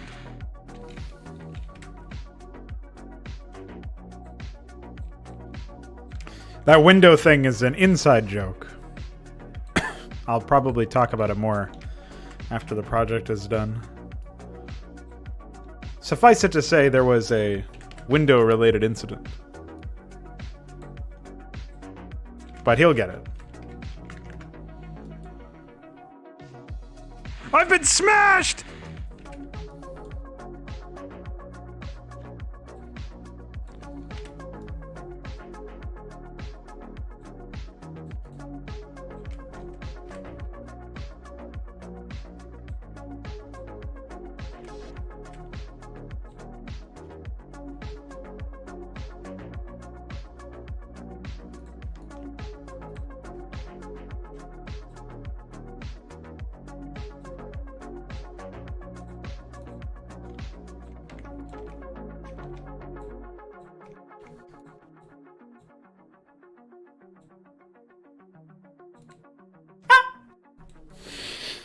Now that is a bark.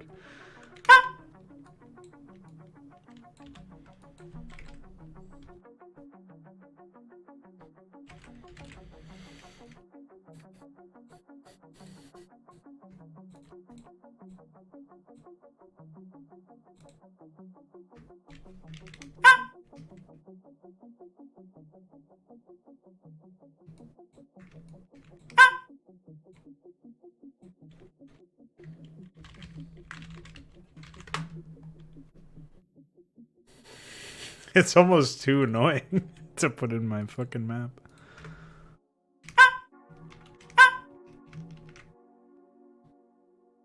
Can I do other sound? Like, what would be a similar sound?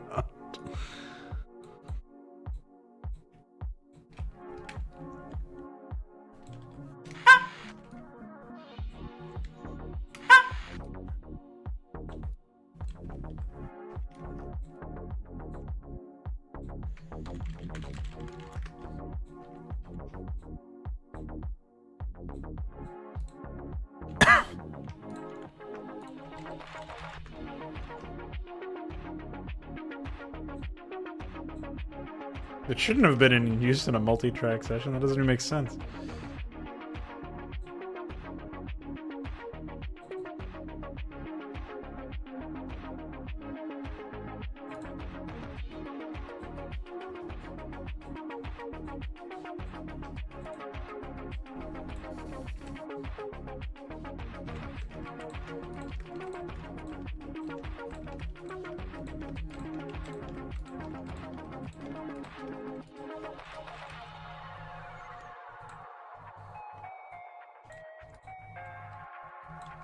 I'm all set up over here.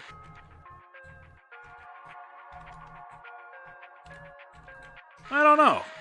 Maybe he's watching us on his phone? What? Let's smash some anime. That's just wrong, man. Let's destroy them all! I know a guy who needs a kidney. I do believe that was the last of the void structures. Aw, man. Guys, my base can't make it. Go on without me. They've been driven away by our awesome power. And by dogs. Is he always this dog-like?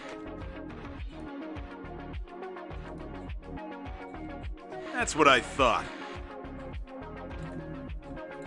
Oh boy, briefings. That's because we lost. Now we're unable to command our troops. I seem to be under attack.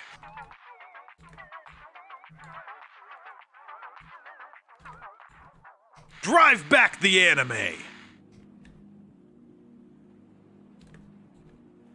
Here we stand, united against the anime. What did I ever do to you, besides attack and kill your men? I'm under siege! Fight back, men! We can still choose to not watch anime! I don't want to watch Dragon Ball Super! Stop spinning and start shooting! Help? Target locked. Men, strike here. Right there, right there! Time to take these anime out. Not to dinner or anything. Get your ammo on this location. This is dispatch. We have a 6942 at this address. All units, please respond. Seek and destroy any anime here. And away we go. Strike hard and strike fast. Weapons free, boys. Begin the attack. Go, go, go! Get your asses into gear. Another squad dispatched.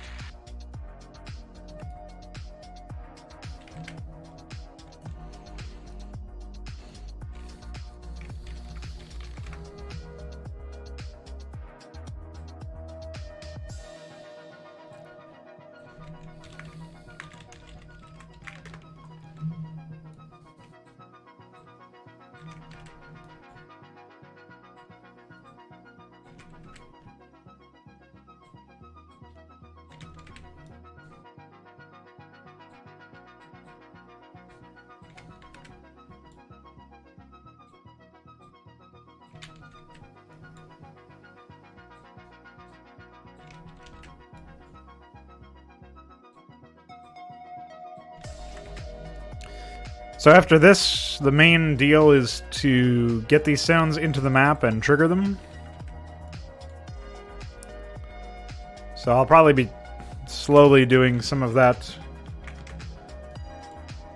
But I think after I'm done with this, I'm just gonna kill the stream for a little bit and chill out. We shall see how I feel, I suppose.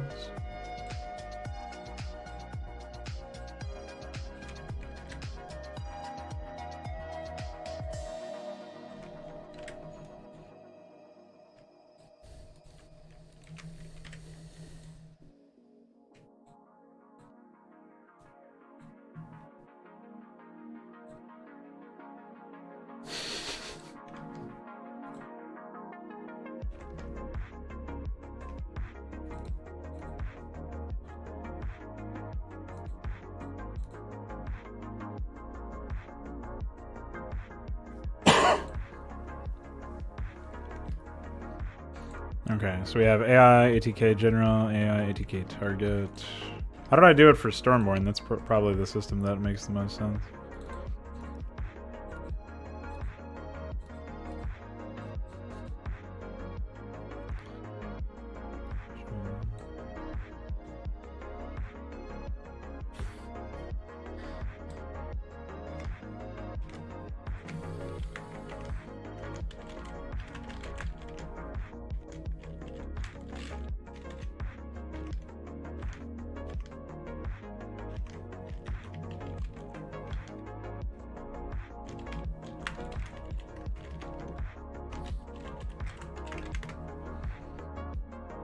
Drive back the anime!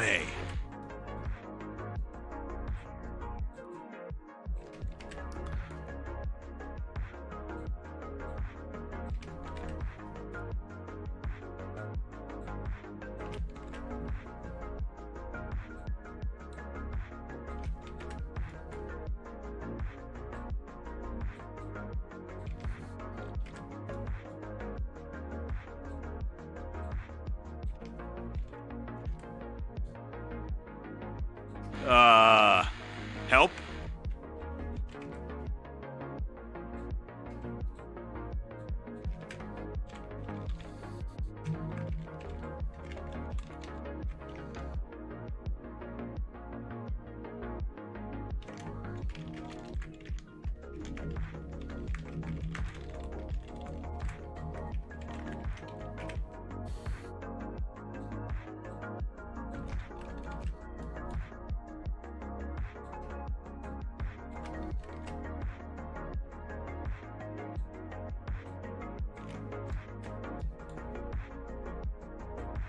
Biggest problem I see with this setup so far is that I sound way too similar to Steve. It's one of the reasons, like, Steve was basically a self-insert back in the day. And I never really reimagined his voice, so... And away we go. Any anime here. That's alright, I suppose.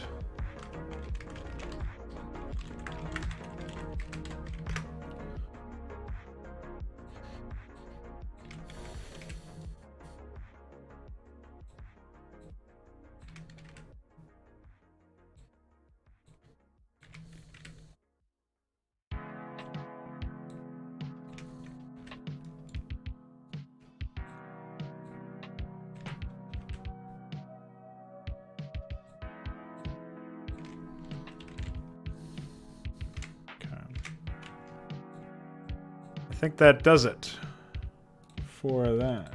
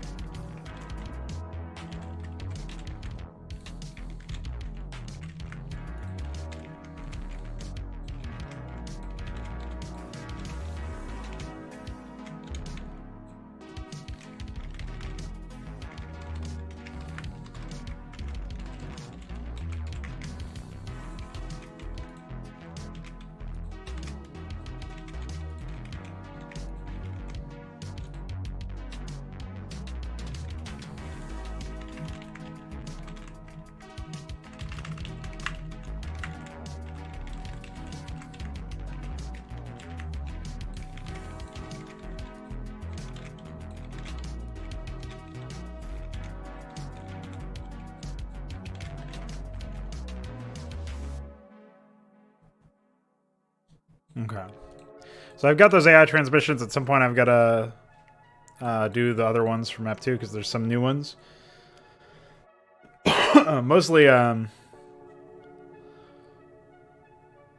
the same ones for Steve, obviously, but like Mike is new.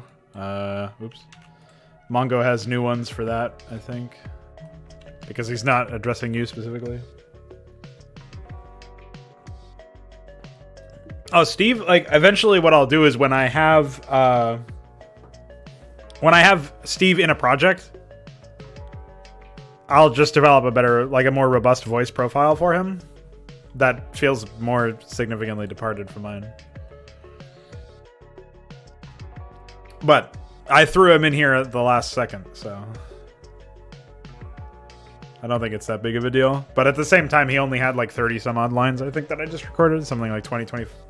Maybe it was a little bit more. Because it's 9, 7, and 7 plus 15 in game plus 3. I guess it's 18 plus. So there's 9 is 27. And then 14 more on top of that. So 37, 41. Yeah, so there's 41 lines that I just recorded for Steve and threw in there. So it's not a huge amount of work, but it's enough that if it doesn't really offend my sensibilities on testing, then I won't bother with it. And I probably won't bother with it unless I have time to edit it in anyway, you know what I mean? So we just did voice acting for transmission triggers. Oh.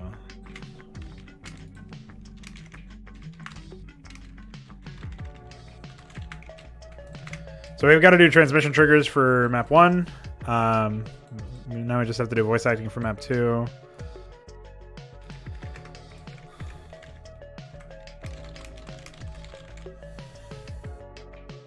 Move that over there.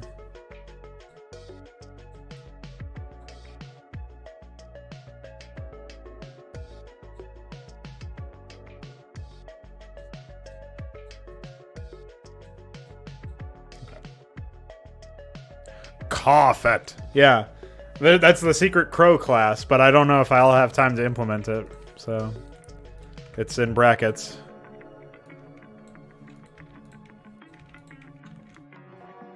Is that?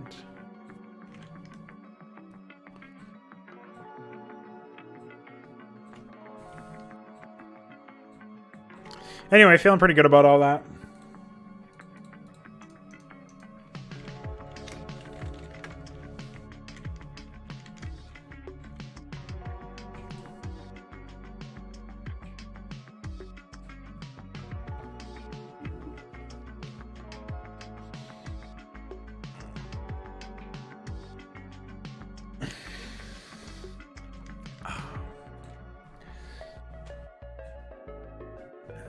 So what are you up to anyway, Wucker?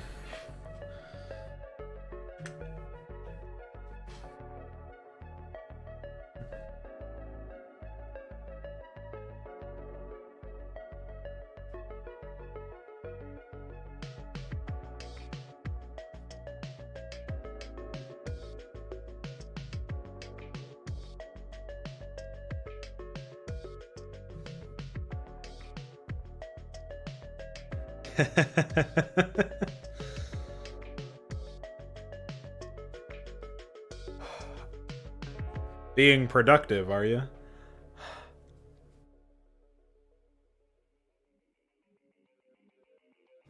Being disciplined?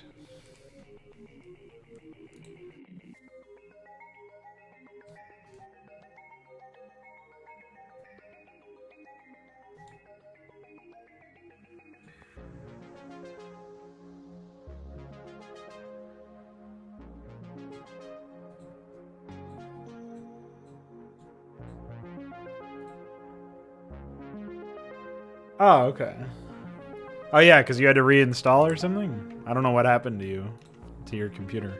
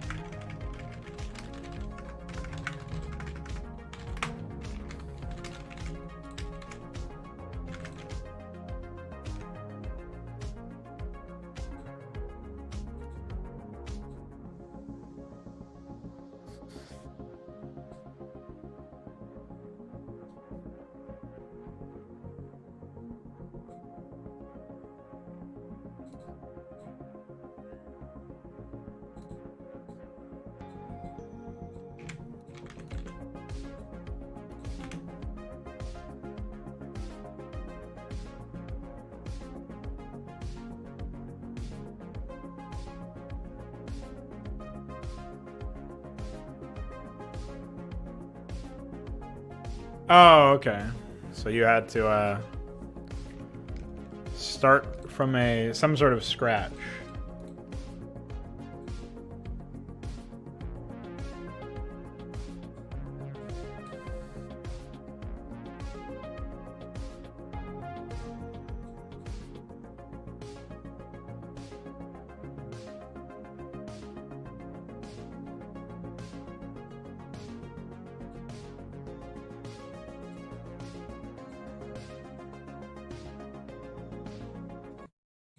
Alright, fuck that one, dude. I got a mix for you.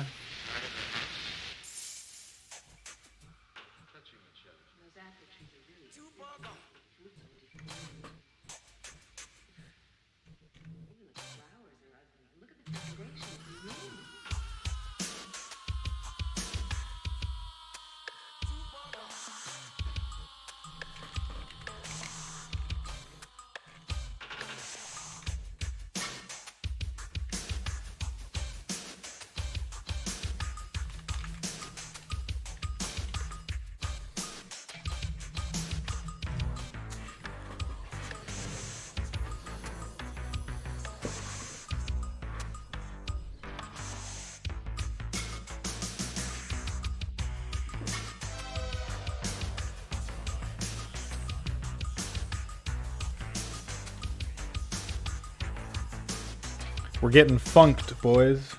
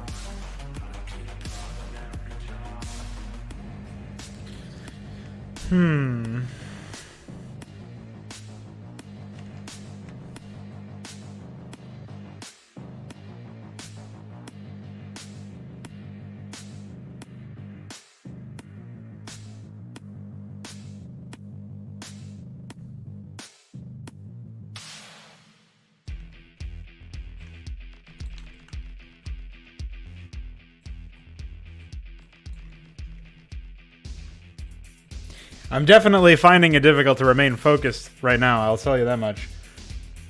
Like Veek was asking earlier about how I stay focused. This is a point where I really have to concentrate. I really have to, like, will it into existence. Been working for a while now in a row, but that's not really the contributing factor, I think. It's that I just got a bunch of ideas. I let my mind wander a little bit too far. And now I'm thinking of, like, 5 different things that I would like to start working on right now. And as well as the thing I'm working on right this moment. So, not very helpful.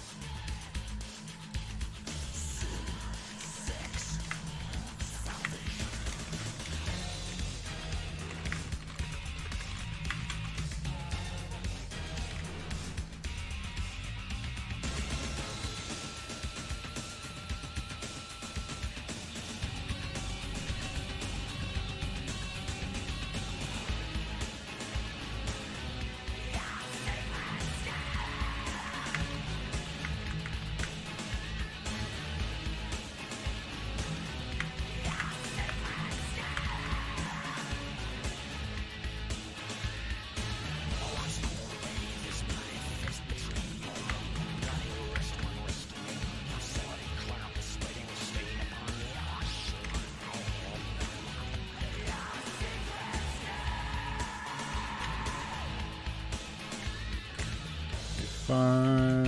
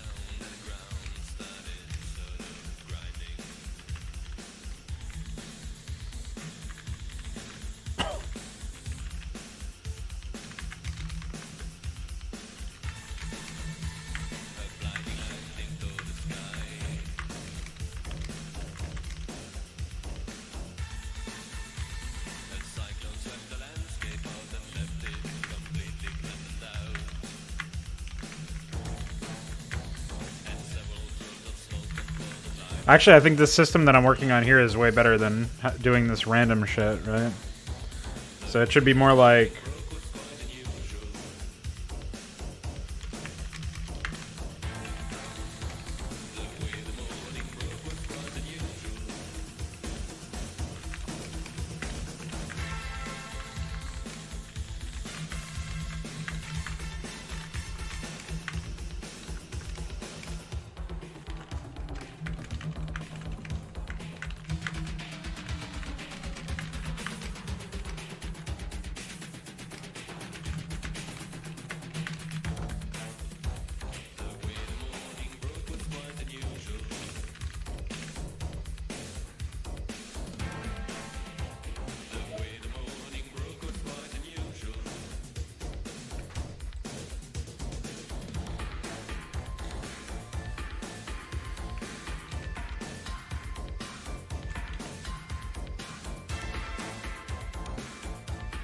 I still have to figure out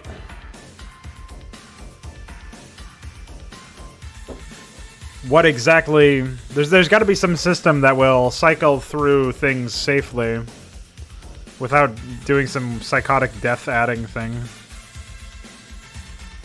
But that's the only way that I would know how to do it. But it's okay. For this particular example, it doesn't need to be definitive. Something to think about, though. It's like there's a pretty high chance that this shit gets destroyed anyway, so...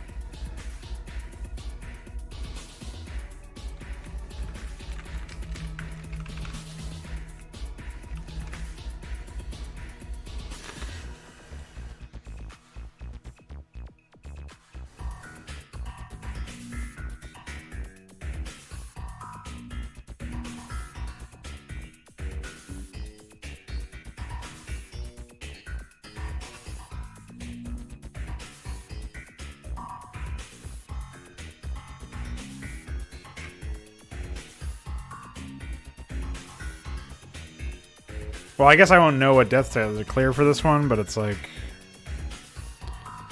Ahmed. I don't even know what unit ID Ahmed is. I think he's a Tassadar or something.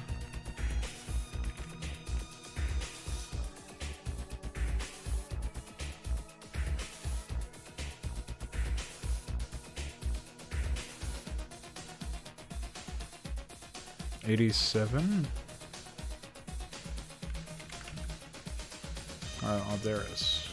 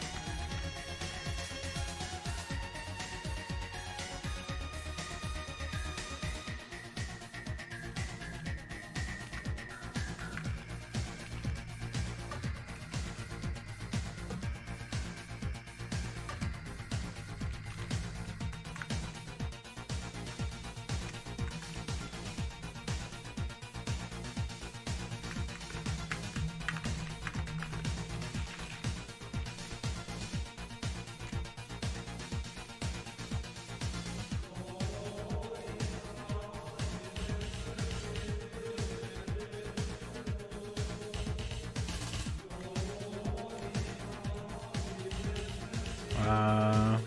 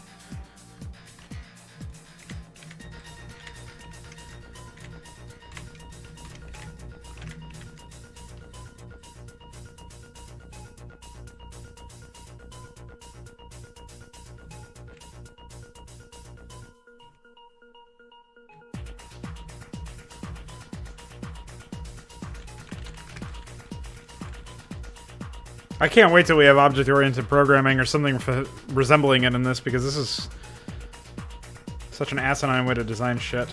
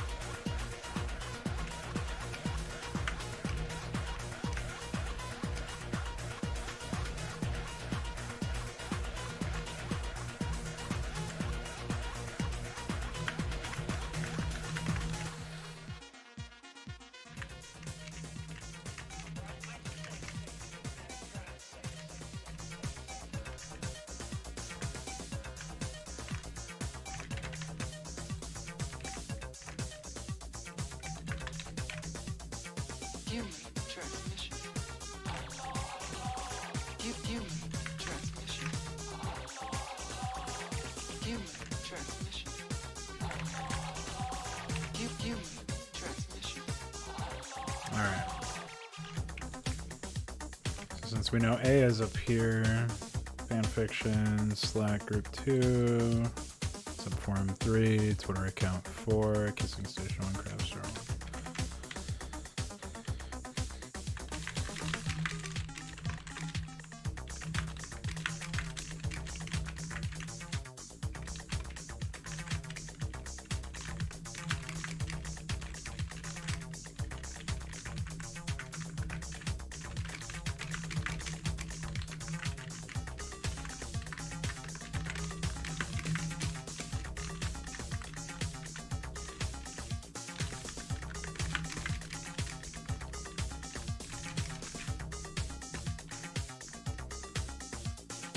Human transmission.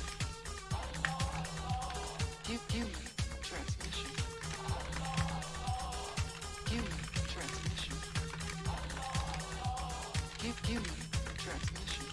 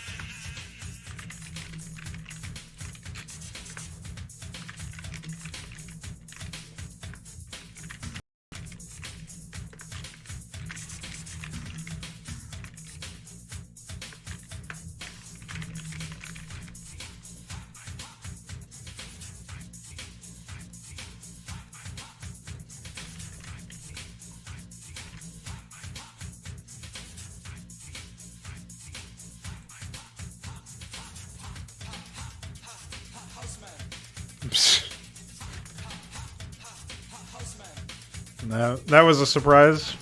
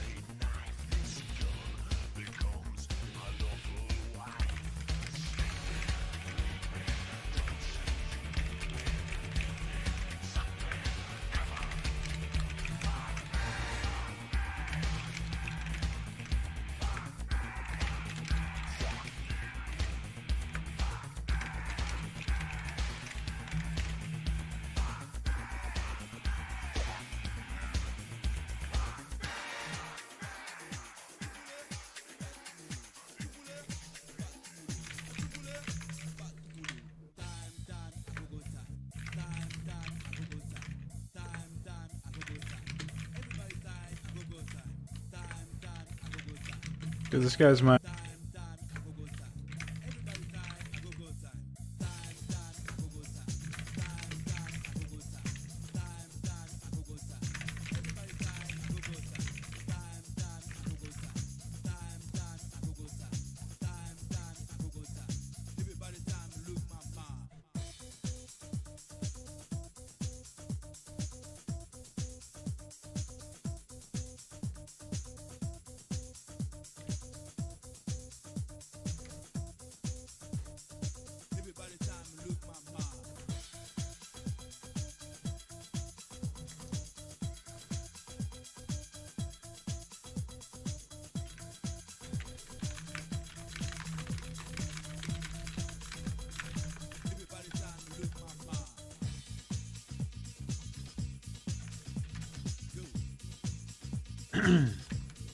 Well, this is some pretty good progress on the AI. I didn't think I was going to get done. That's nice. So all I have to do now is I have to fill in the build threads for the production, the other two production areas.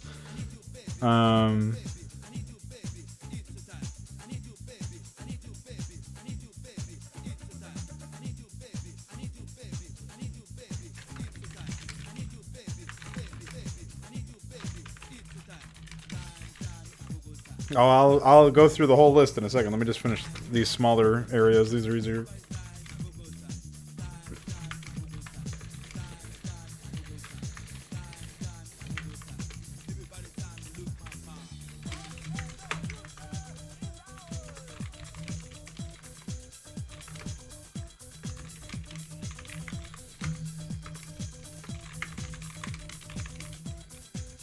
What's up? It's going, man. What about you?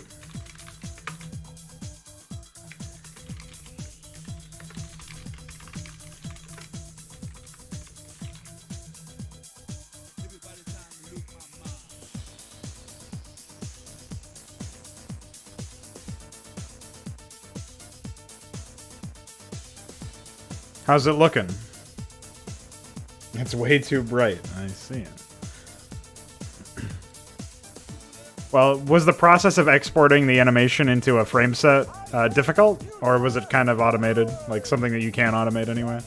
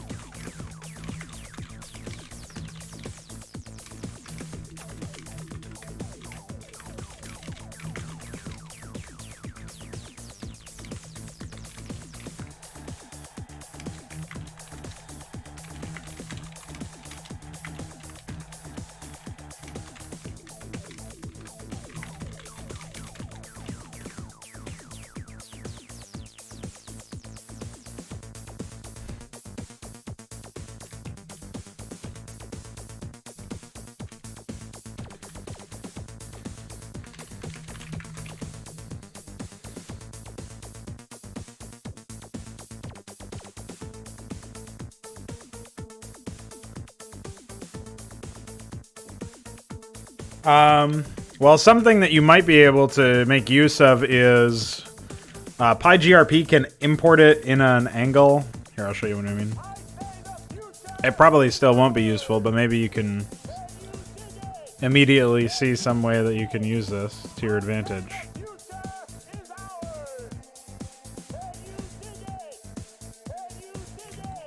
So let me find my... So if you in PyGRP you go into single BMP frame sets, and you export this out. Wait for it to finish.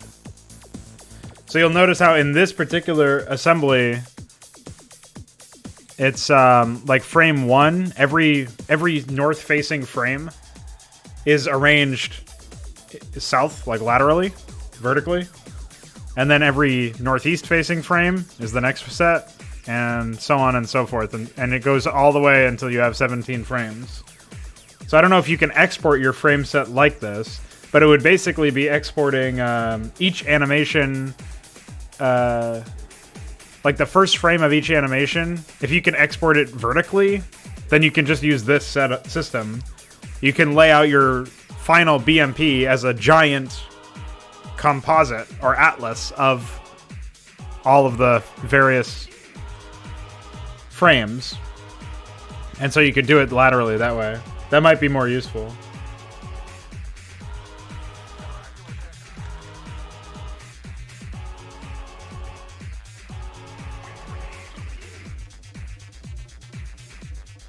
So I don't know if you can do that, but that's what I would try to do, is export it in that sense, in that way,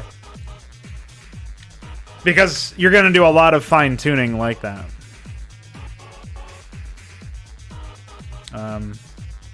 I don't know what I was trying to add to my MPQ at some point. I don't recall trying to do anything like that. So. Right, yeah, which takes a long fucking time.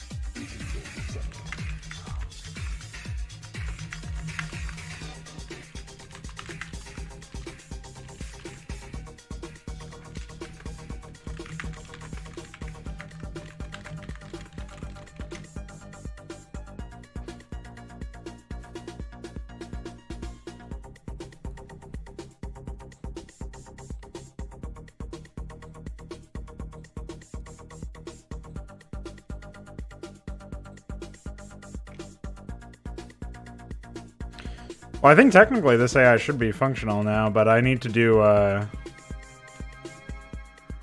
there's 2 other towns I need to add for this, which is 1B and 1C.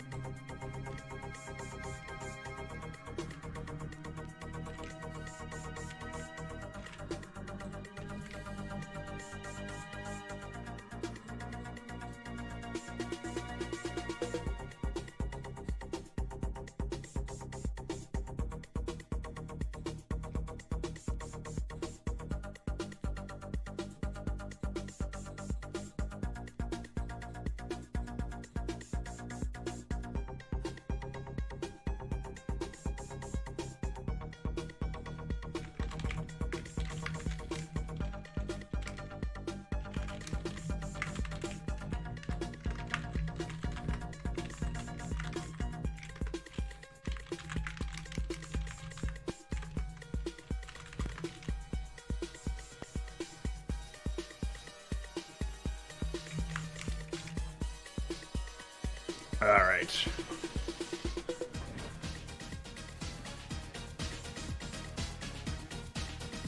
So this stuff is part of their expansions, more or less. So in this case, I can just do...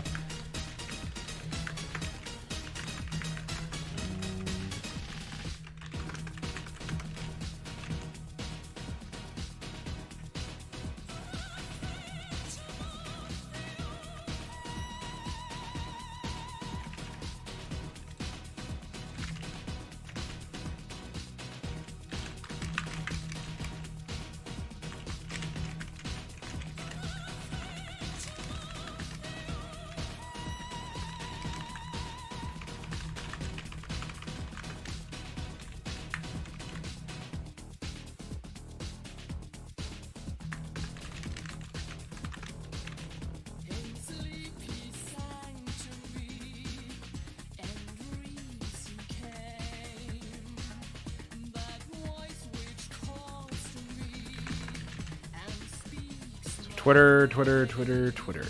So there's 5 Twitter accounts.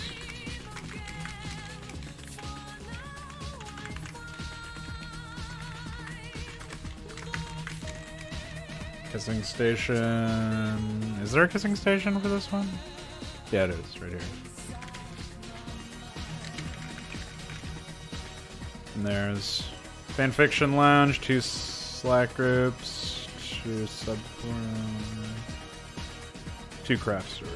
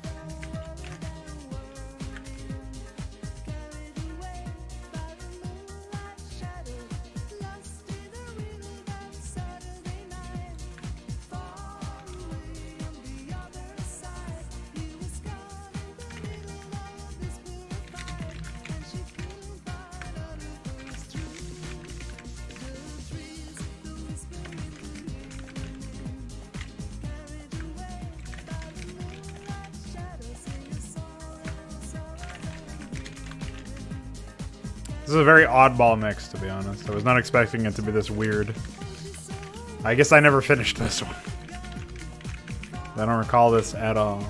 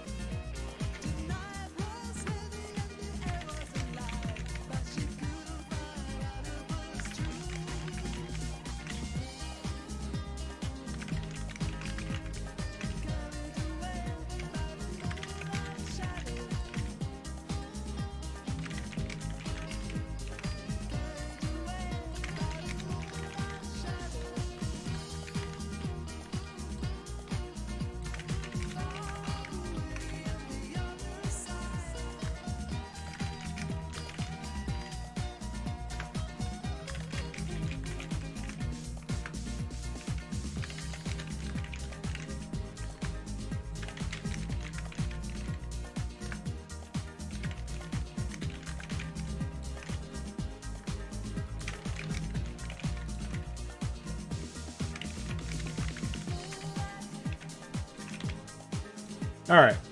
Done all the base layouts. Beyond maybe some very specific shit like I had ideas to have them like randomly place static defenses like fly in static defenses in your area to harass your allies. But I don't know about that one, boy.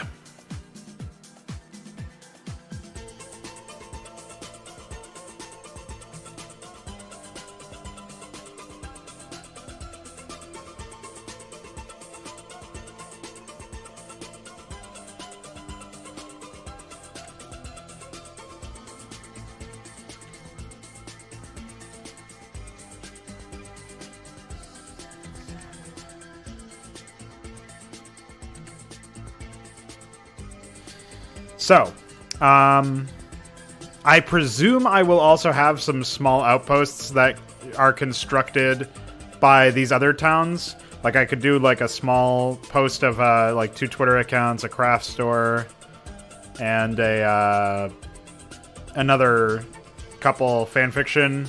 Another couple of Reddit subforums. Something like that, like a very small post over here. I could also have them, like, stretch upwards, like, maybe have them build a couple of structures over here. And, for this one over here, it would just be, like, maybe a couple structures over here. There's not really any space anywhere else. Like, I could have them stick something up here as well, I guess. But it would be like small shit like that, basically, similar to what I did in the middle of the map. This map is going to feel very crowded though once the if the Void get a foothold, they're gonna, just by virtue of existing, you're gonna see like the anime units get stuck moving around and stuff some more, and amongst other things. So I can't imagine it'll be particularly well polished as far as an experience is concerned, but it will be psychotic, and that is what matters.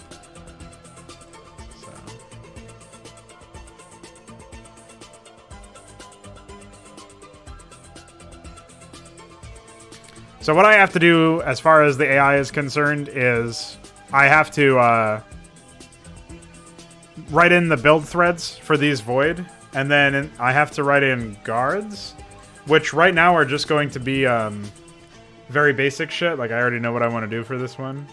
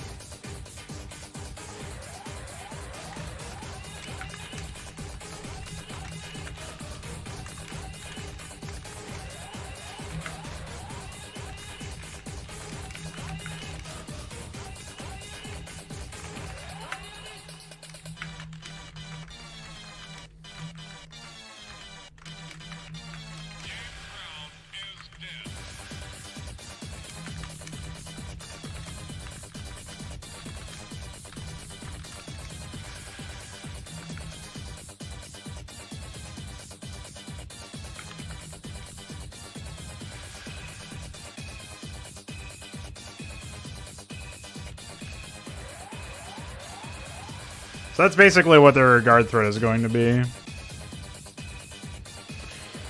In fact, I feel like this can be more general as well. And I could just add other units if necessary.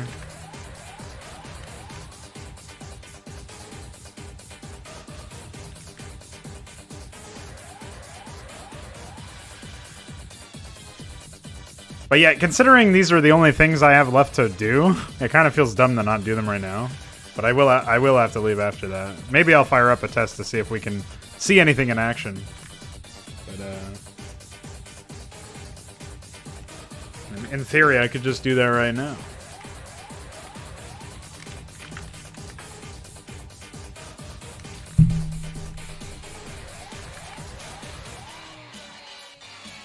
Oh yeah.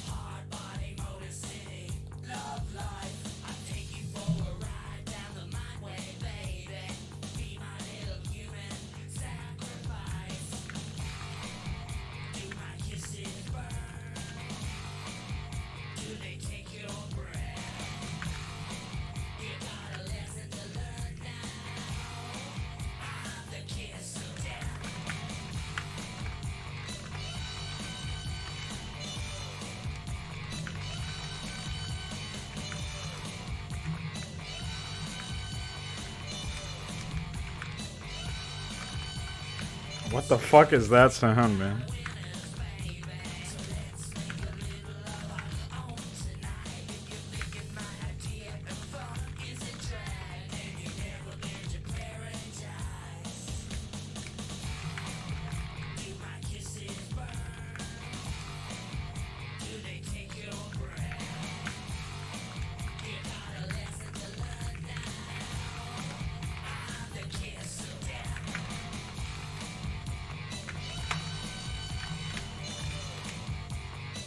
Alright.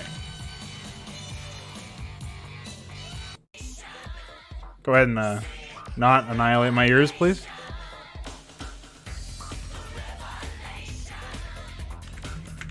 I think the biggest issue that I can immediately foresee is improperly set up DAT requirements, perhaps. We'll see.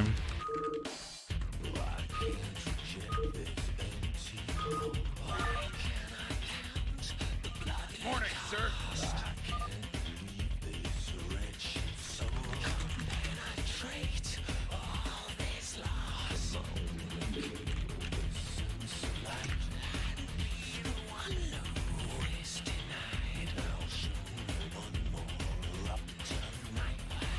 Oh.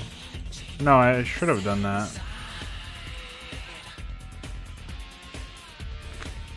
Right.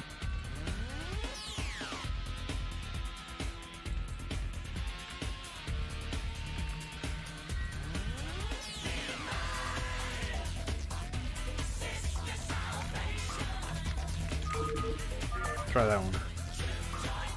Morning, sir.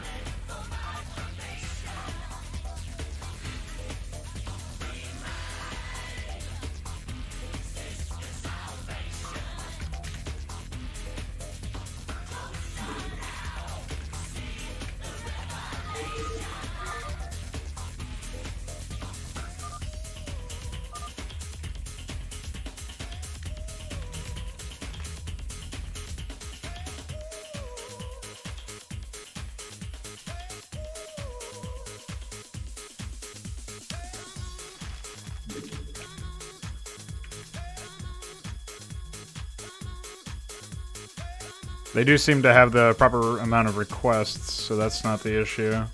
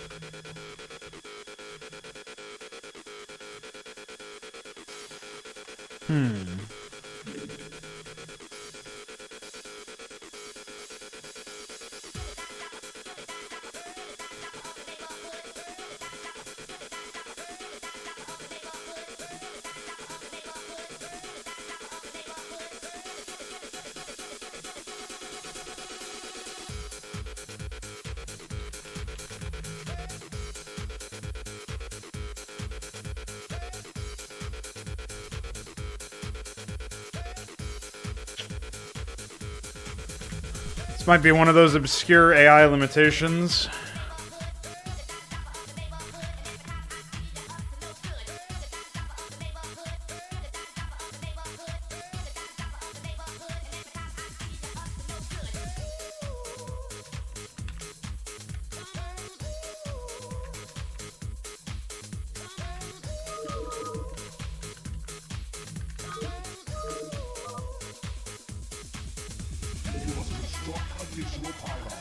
Oh.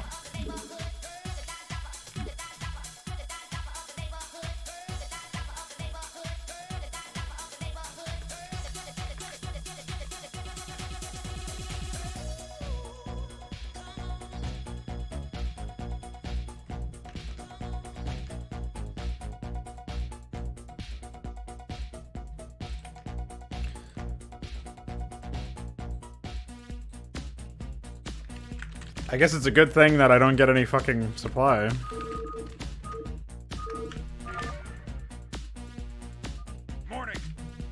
You.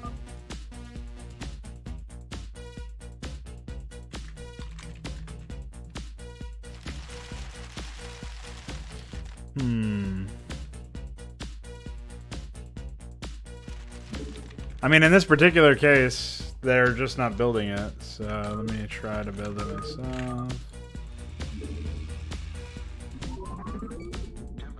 So I can build it now. I wonder if they can't build it for some other reason.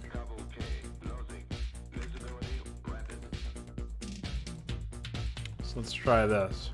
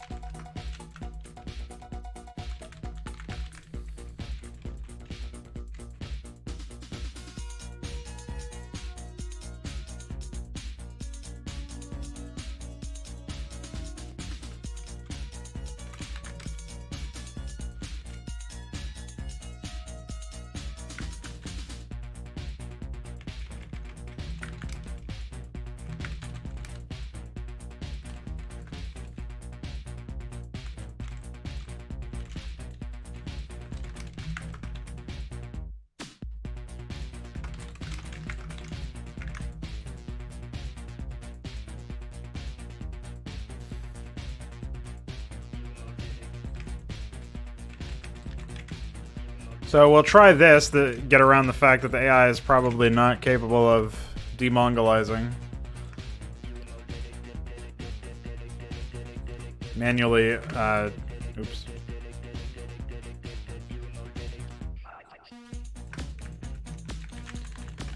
Or like basically ordering them to build the stuff that we want them to build, since now we know it's possible to build.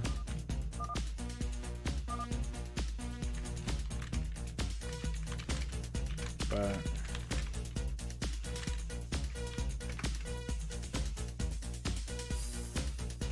interestingly enough, they are still not doing it, which means I wonder if I just fucked something up with the command?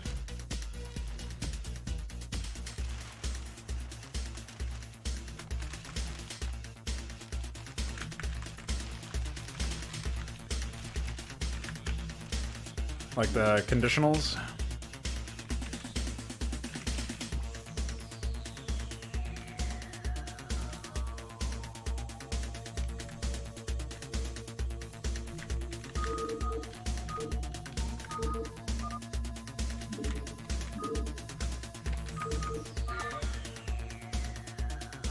Morning, sir. Yeah, so it definitely gives them the Q command. I guess I can try with global instead of local.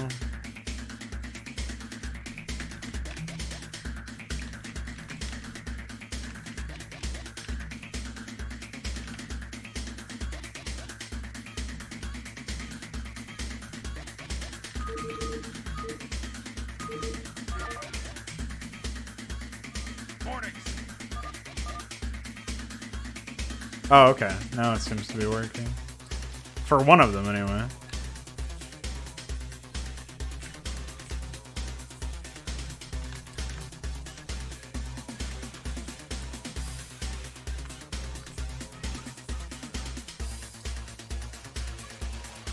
It's not working for anybody else, though.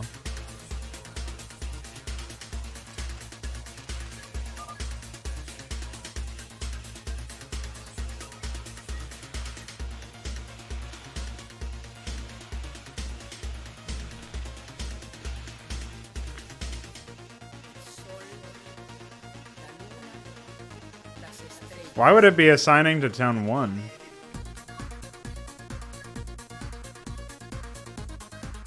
Okay, so another thing that seems to be going on here is that they aren't actually being created. The create script is wrong, I guess.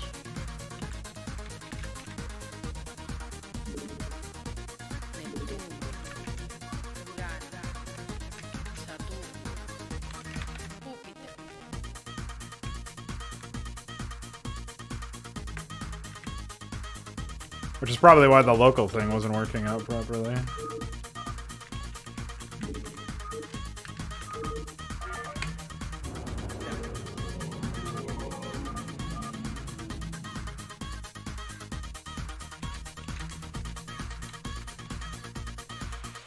I don't know how they keep getting assigned over here, though. That doesn't make any sense to me.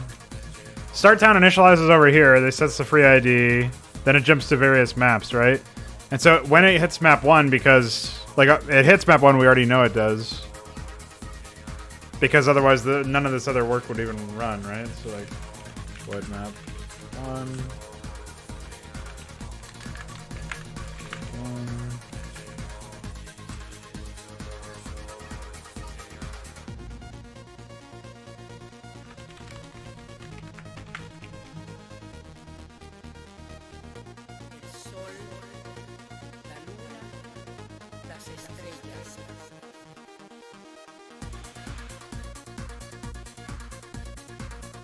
So I did start Area Town because I wanted them to take command of the structures that were over there, but they don't seem to be interested in doing that for some reason. So we know like Void Town A is 50. Okay. That could have something to do with it, I guess. That's 51. And this is 48. Odd.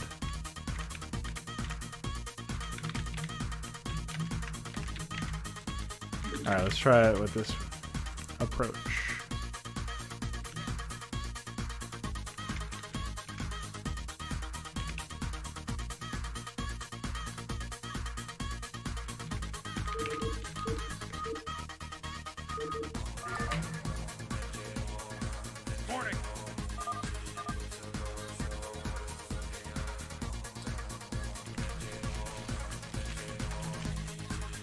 It still isn't doing it properly,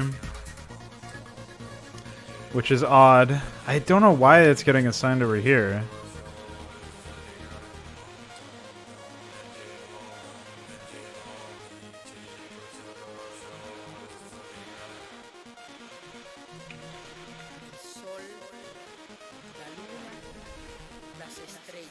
I mean, it's because I'm doing it at Res Area 1, right? But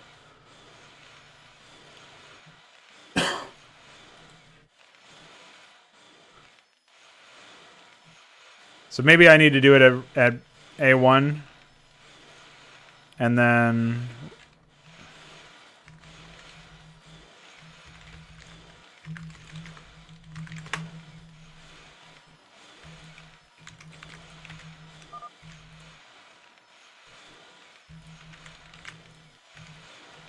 let's try this. This might do the trick. In this particular case, we're only running area towns in the other locations. So maybe that'll help.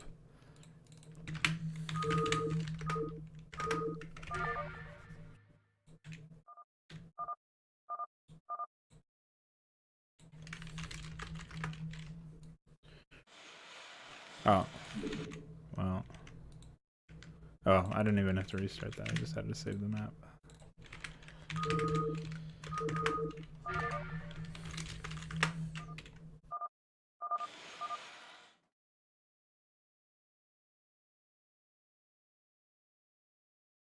All right, so in this particular case, what? I ran out of P7 Void Sound A, didn't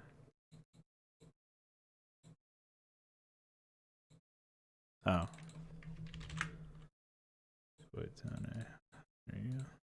Fix that. But still, this should be its own town. And that's a fair point. I will have to turn off that.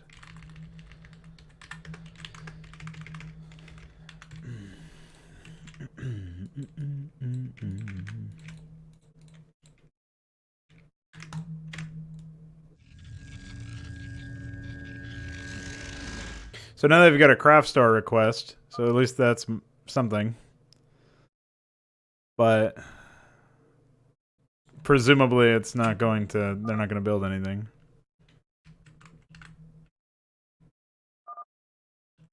Also, they seem to be producing them even if, oh, it's probably because of the other area scripts, AI area town things. That is weird. Alright, well we fixed the gas bug, but and the bug here. I don't know, man. I am thoroughly confused. Take it easy, Connor. Thanks for hanging out.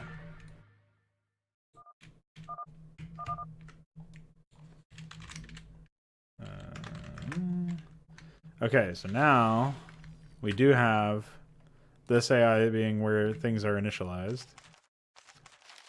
Then here it says, right? So you'll notice here, there is a town. It says initted, right?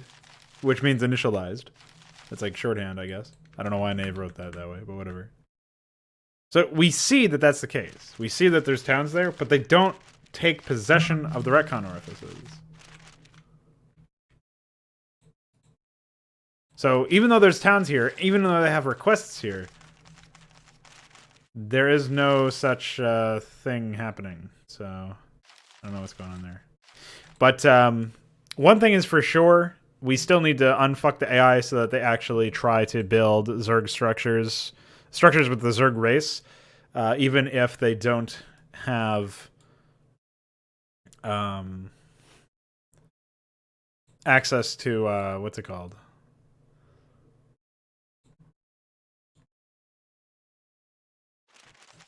Even if they're using Protoss workers to do it. So I'll talk with Iker about that. That's like a thing that is well out of my league. So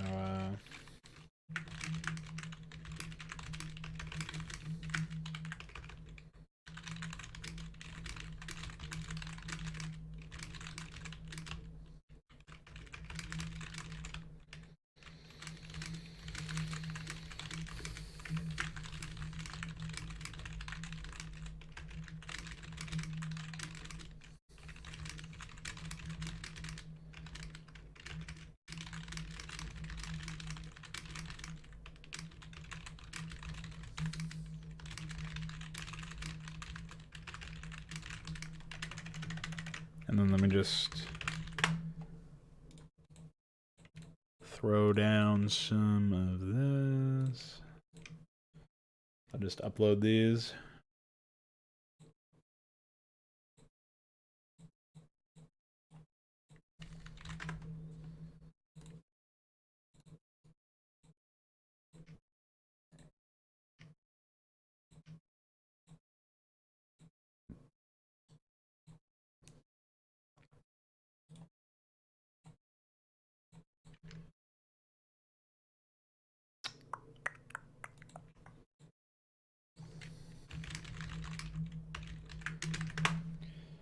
So there's that.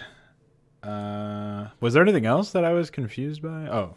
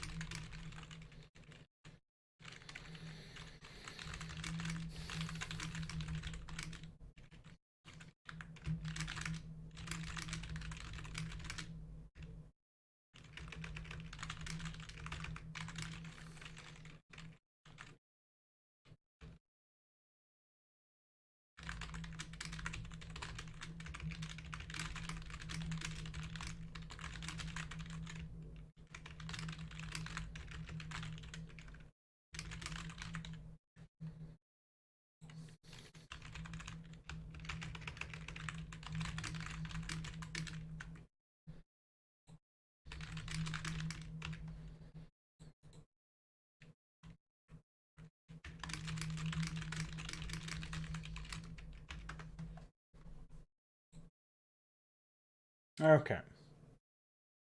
Cops, bears, you got it.